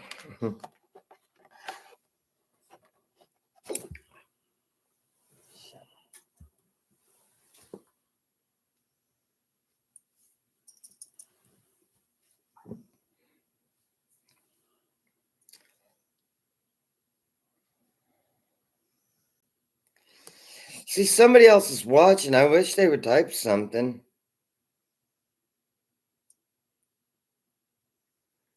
At least so I'd know who actually stops by. All right, well, all right, good night.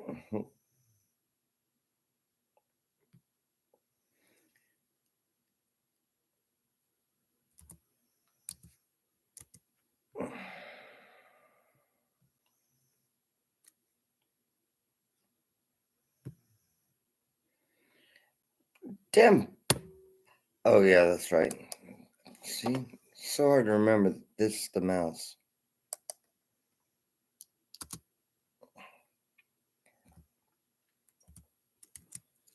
See, you can not say goodnight, but I have to hit the ends button.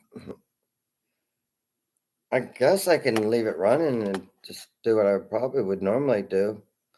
I'm not going to be able to read your stuff, though. It's the whole thing. And I'm tired of talking. I'm going to do something else.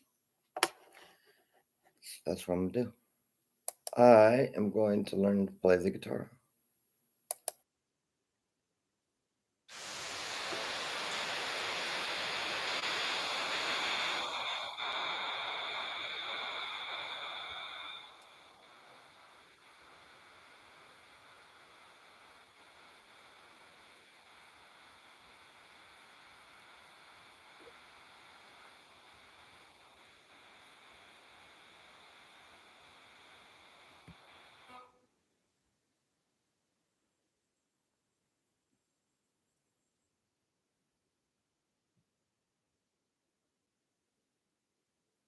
Oh, motherfucker.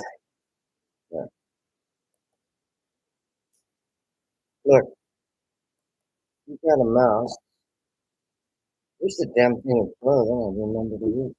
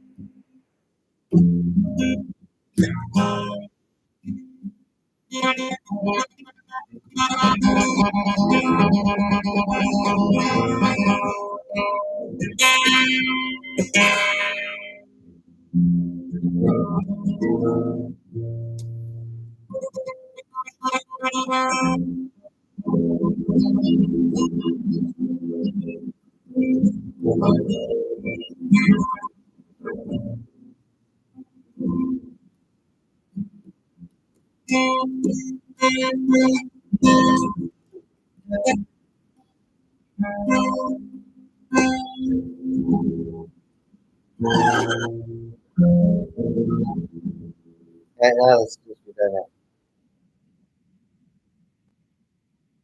Yeah, that's a good time to end this one, man. I shouldn't have changed the goddamn words.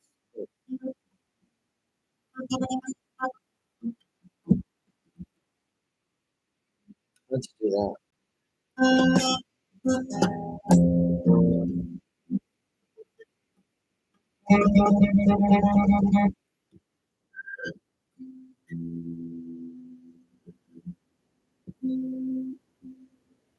Holy crap, there's some good looking girls in this damn audience.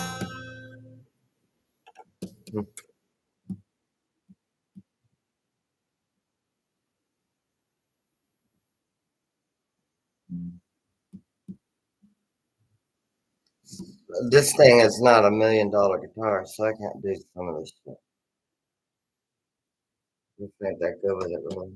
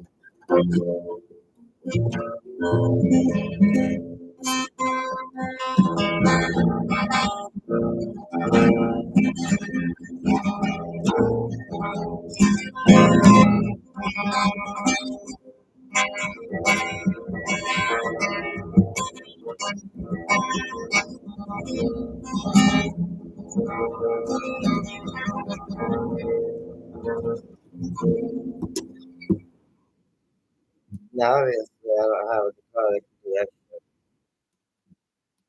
Also, I'm missing a key.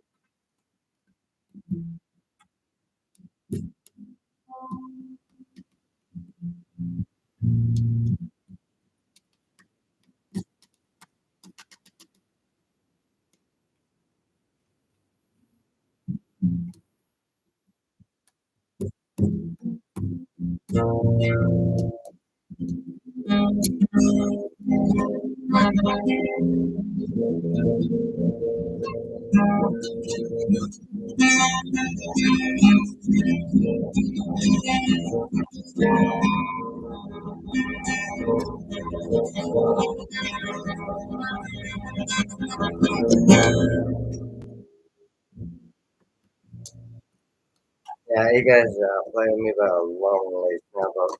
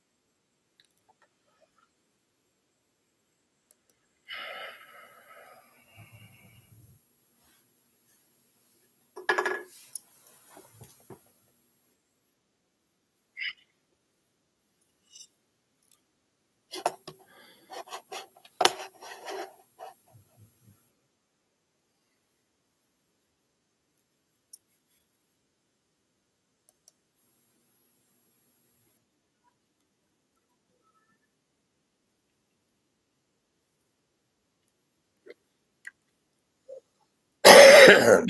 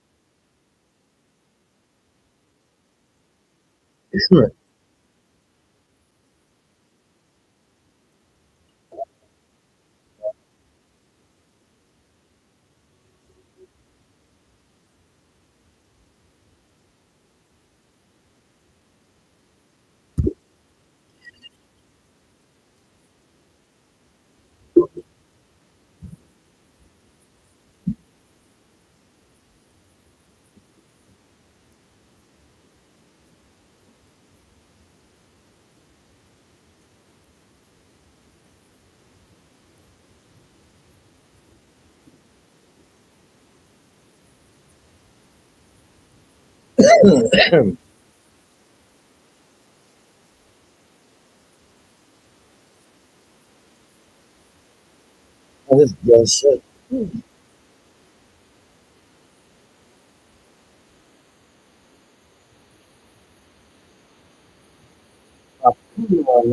impossible.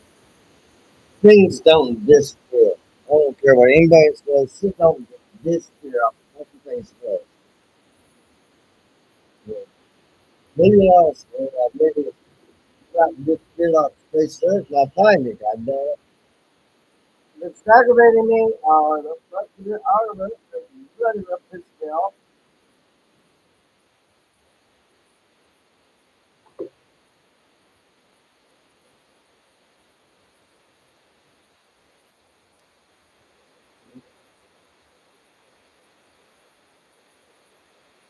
Really, really, fuck.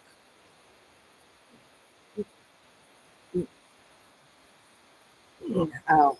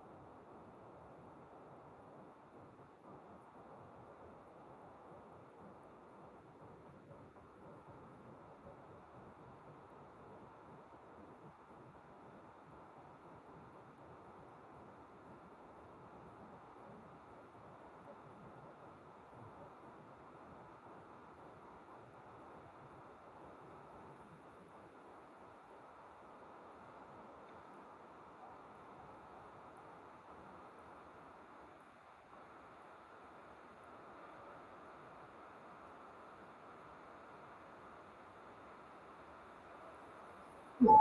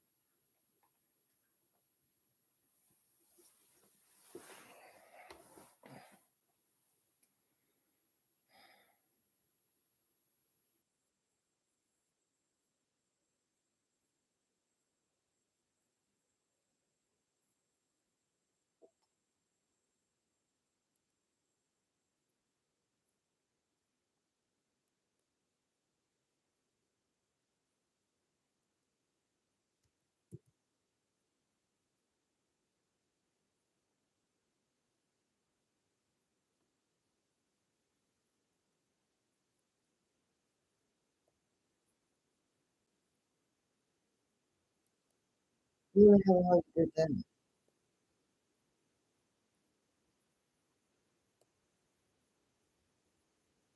Oh, I'm- Shut up, dude. Fucking retard.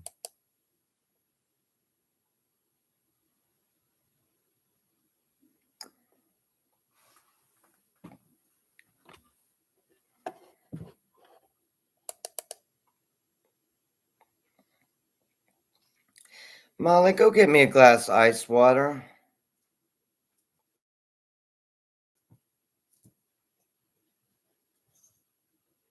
I was just kidding. I'll get it, honey. I know you would do it if you could. Did I tell you I love you?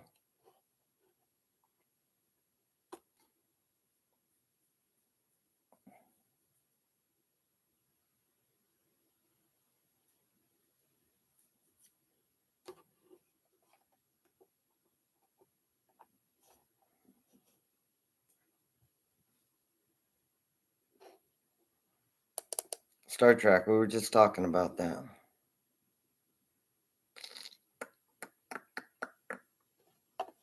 All right. Video player, are you going to cooperate with me?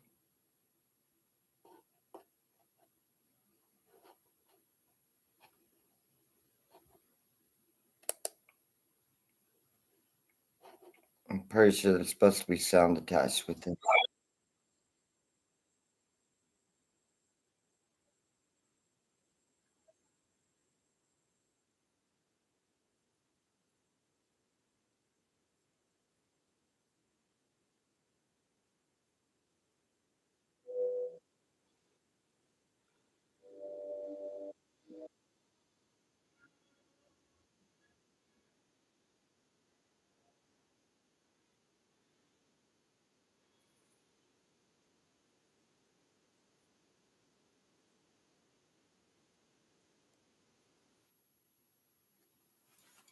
Bummer. And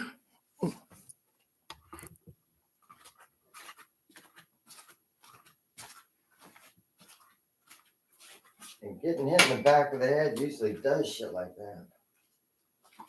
Found that out the hard way, didn't we, Molly? Daddy, I've seen them. They done tried to run you over and kill you. Oh, mean. Driving SUVs on top of my daddy. Some bullshit, man.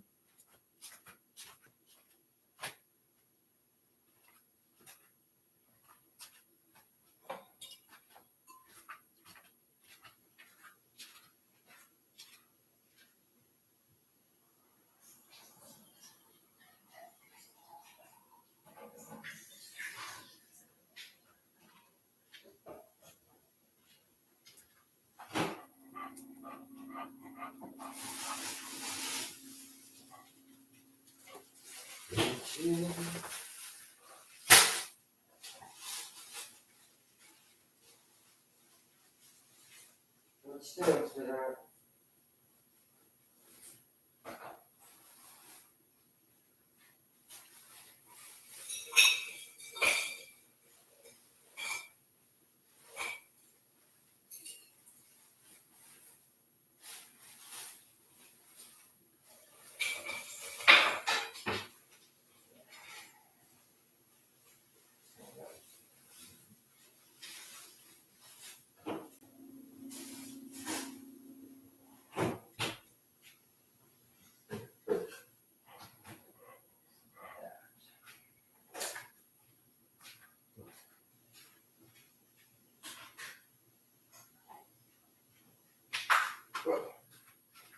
Look out, sweetheart. You don't have any water. Hang on. Wait! Good girl.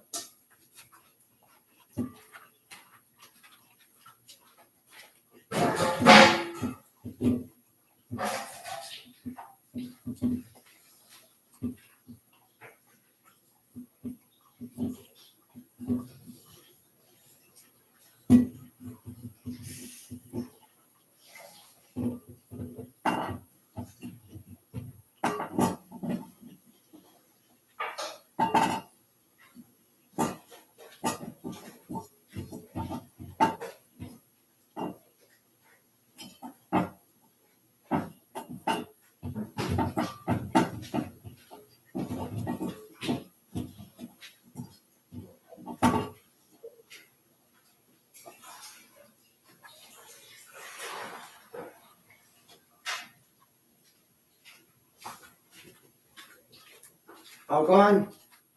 Good girl. Water.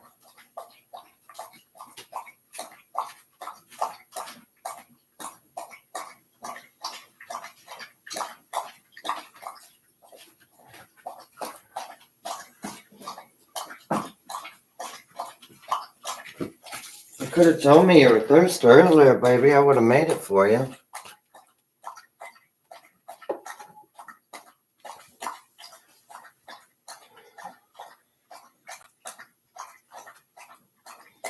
What the fuck is going on with this?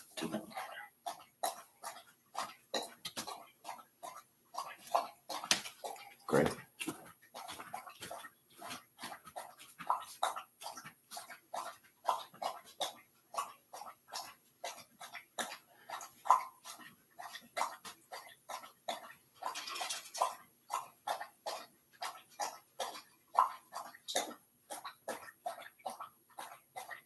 That was bullshit.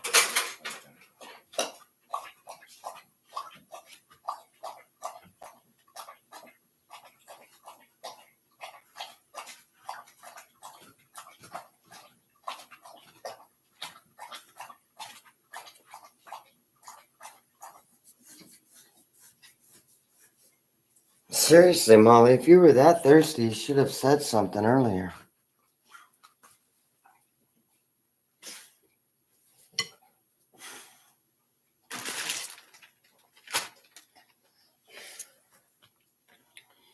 Would you like to come over here and help explain how this damn lighter can disappear off fucking the face of Earth?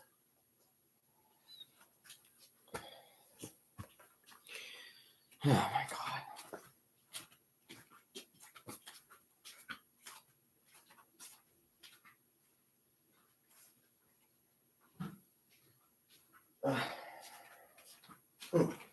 You need to go outside, sweetheart? Molly? We'll go outside? Can I go bathroom?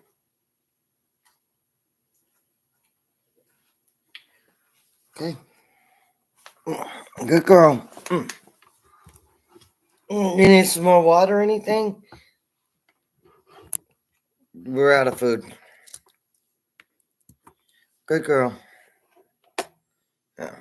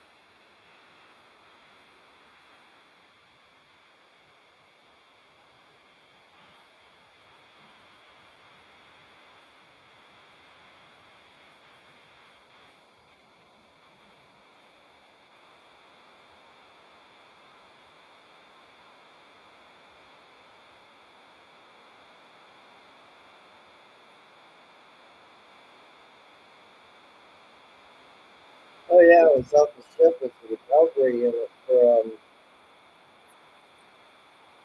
one of the missions. Should go up about that. But, cool.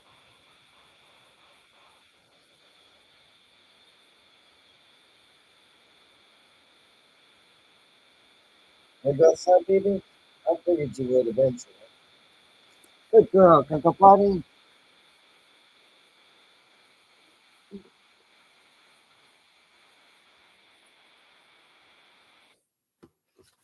Hang on a second.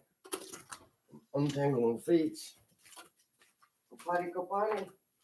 Stop raining. Good girl.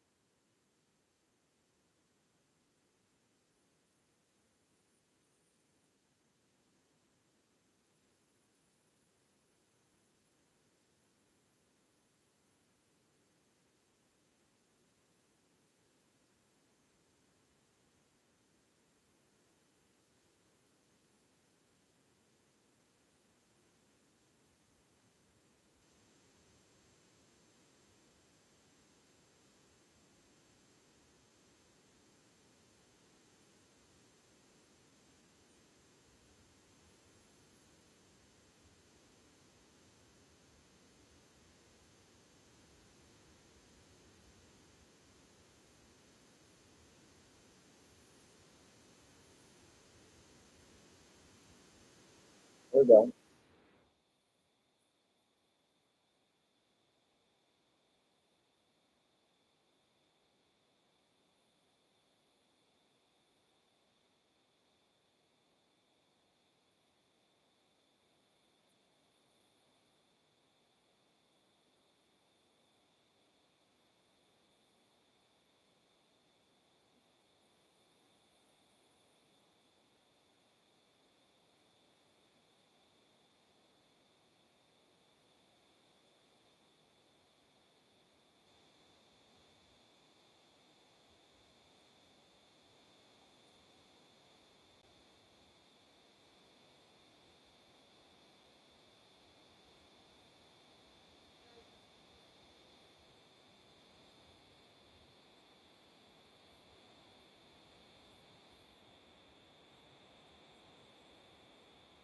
Earth. Good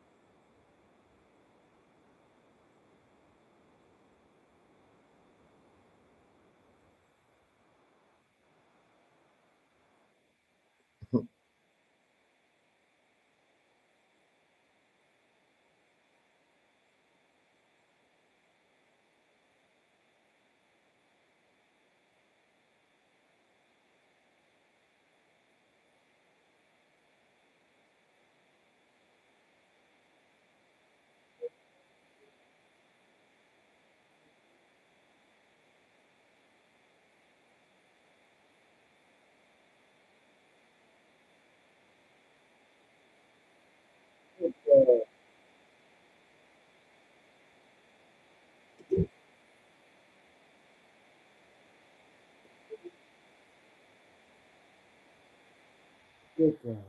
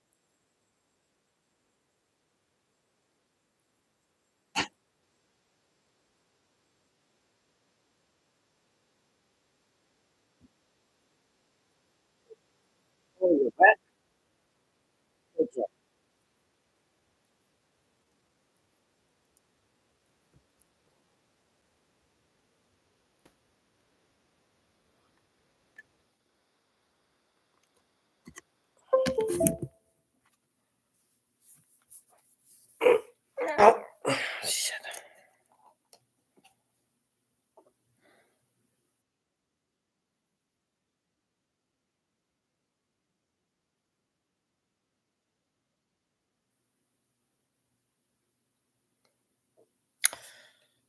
Dude, fucking unfair, man.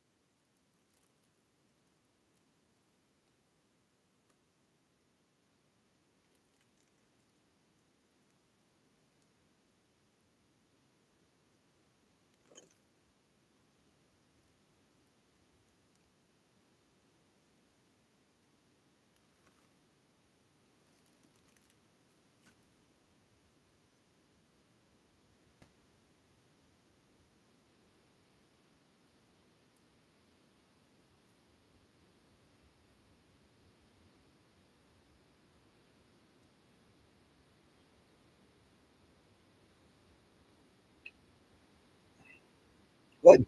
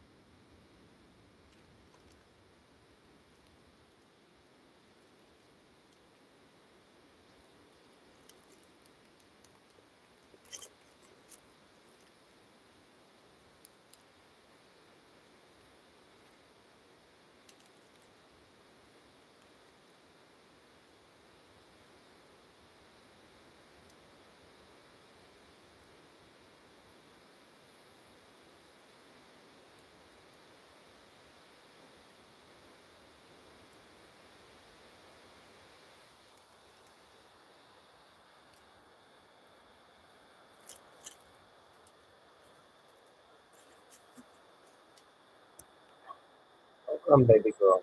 Hold on.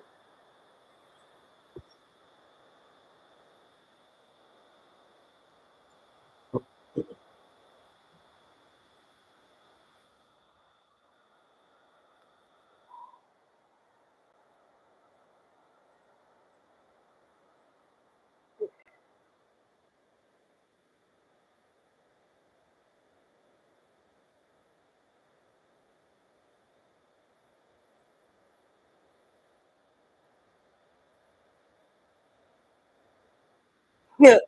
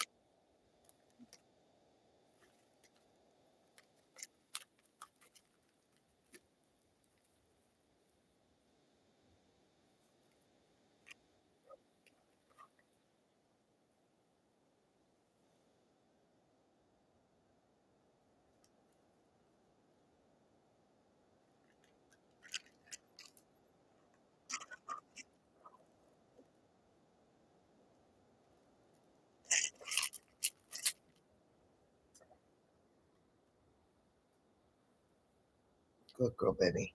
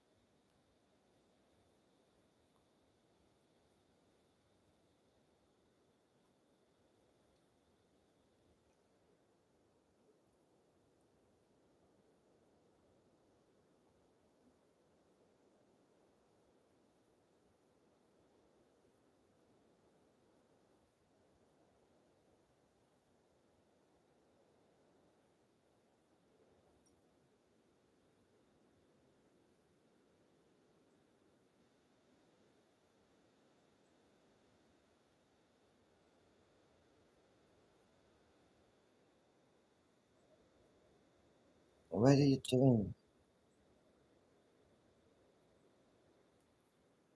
Your hands are clean. Chill out, man.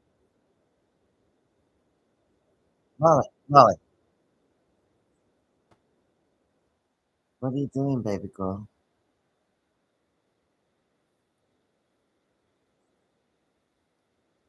Yeah, slow down. You're a little baby now. You're a little baby. Good, good. It's okay. Daddy's right here.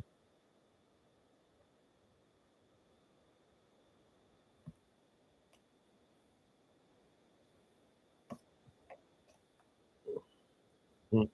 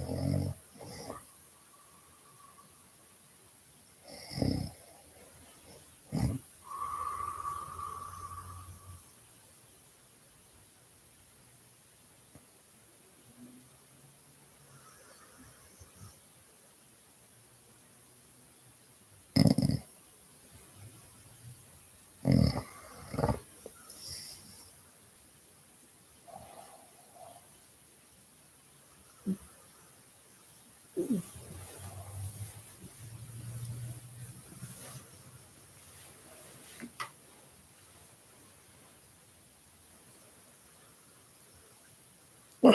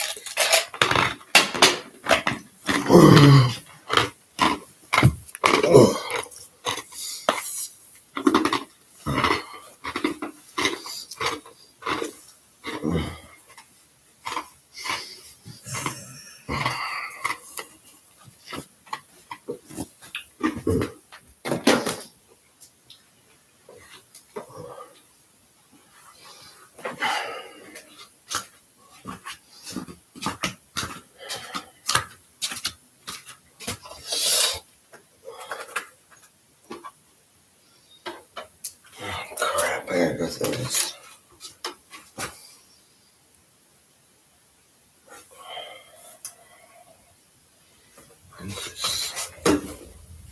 Oh, fuck.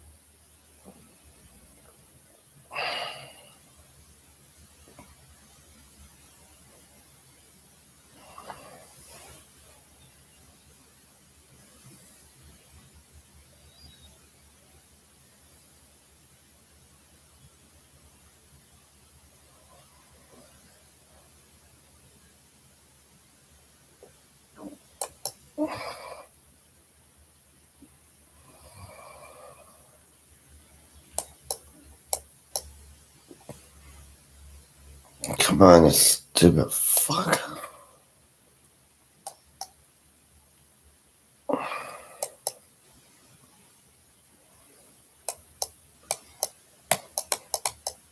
Open up, you dumbass.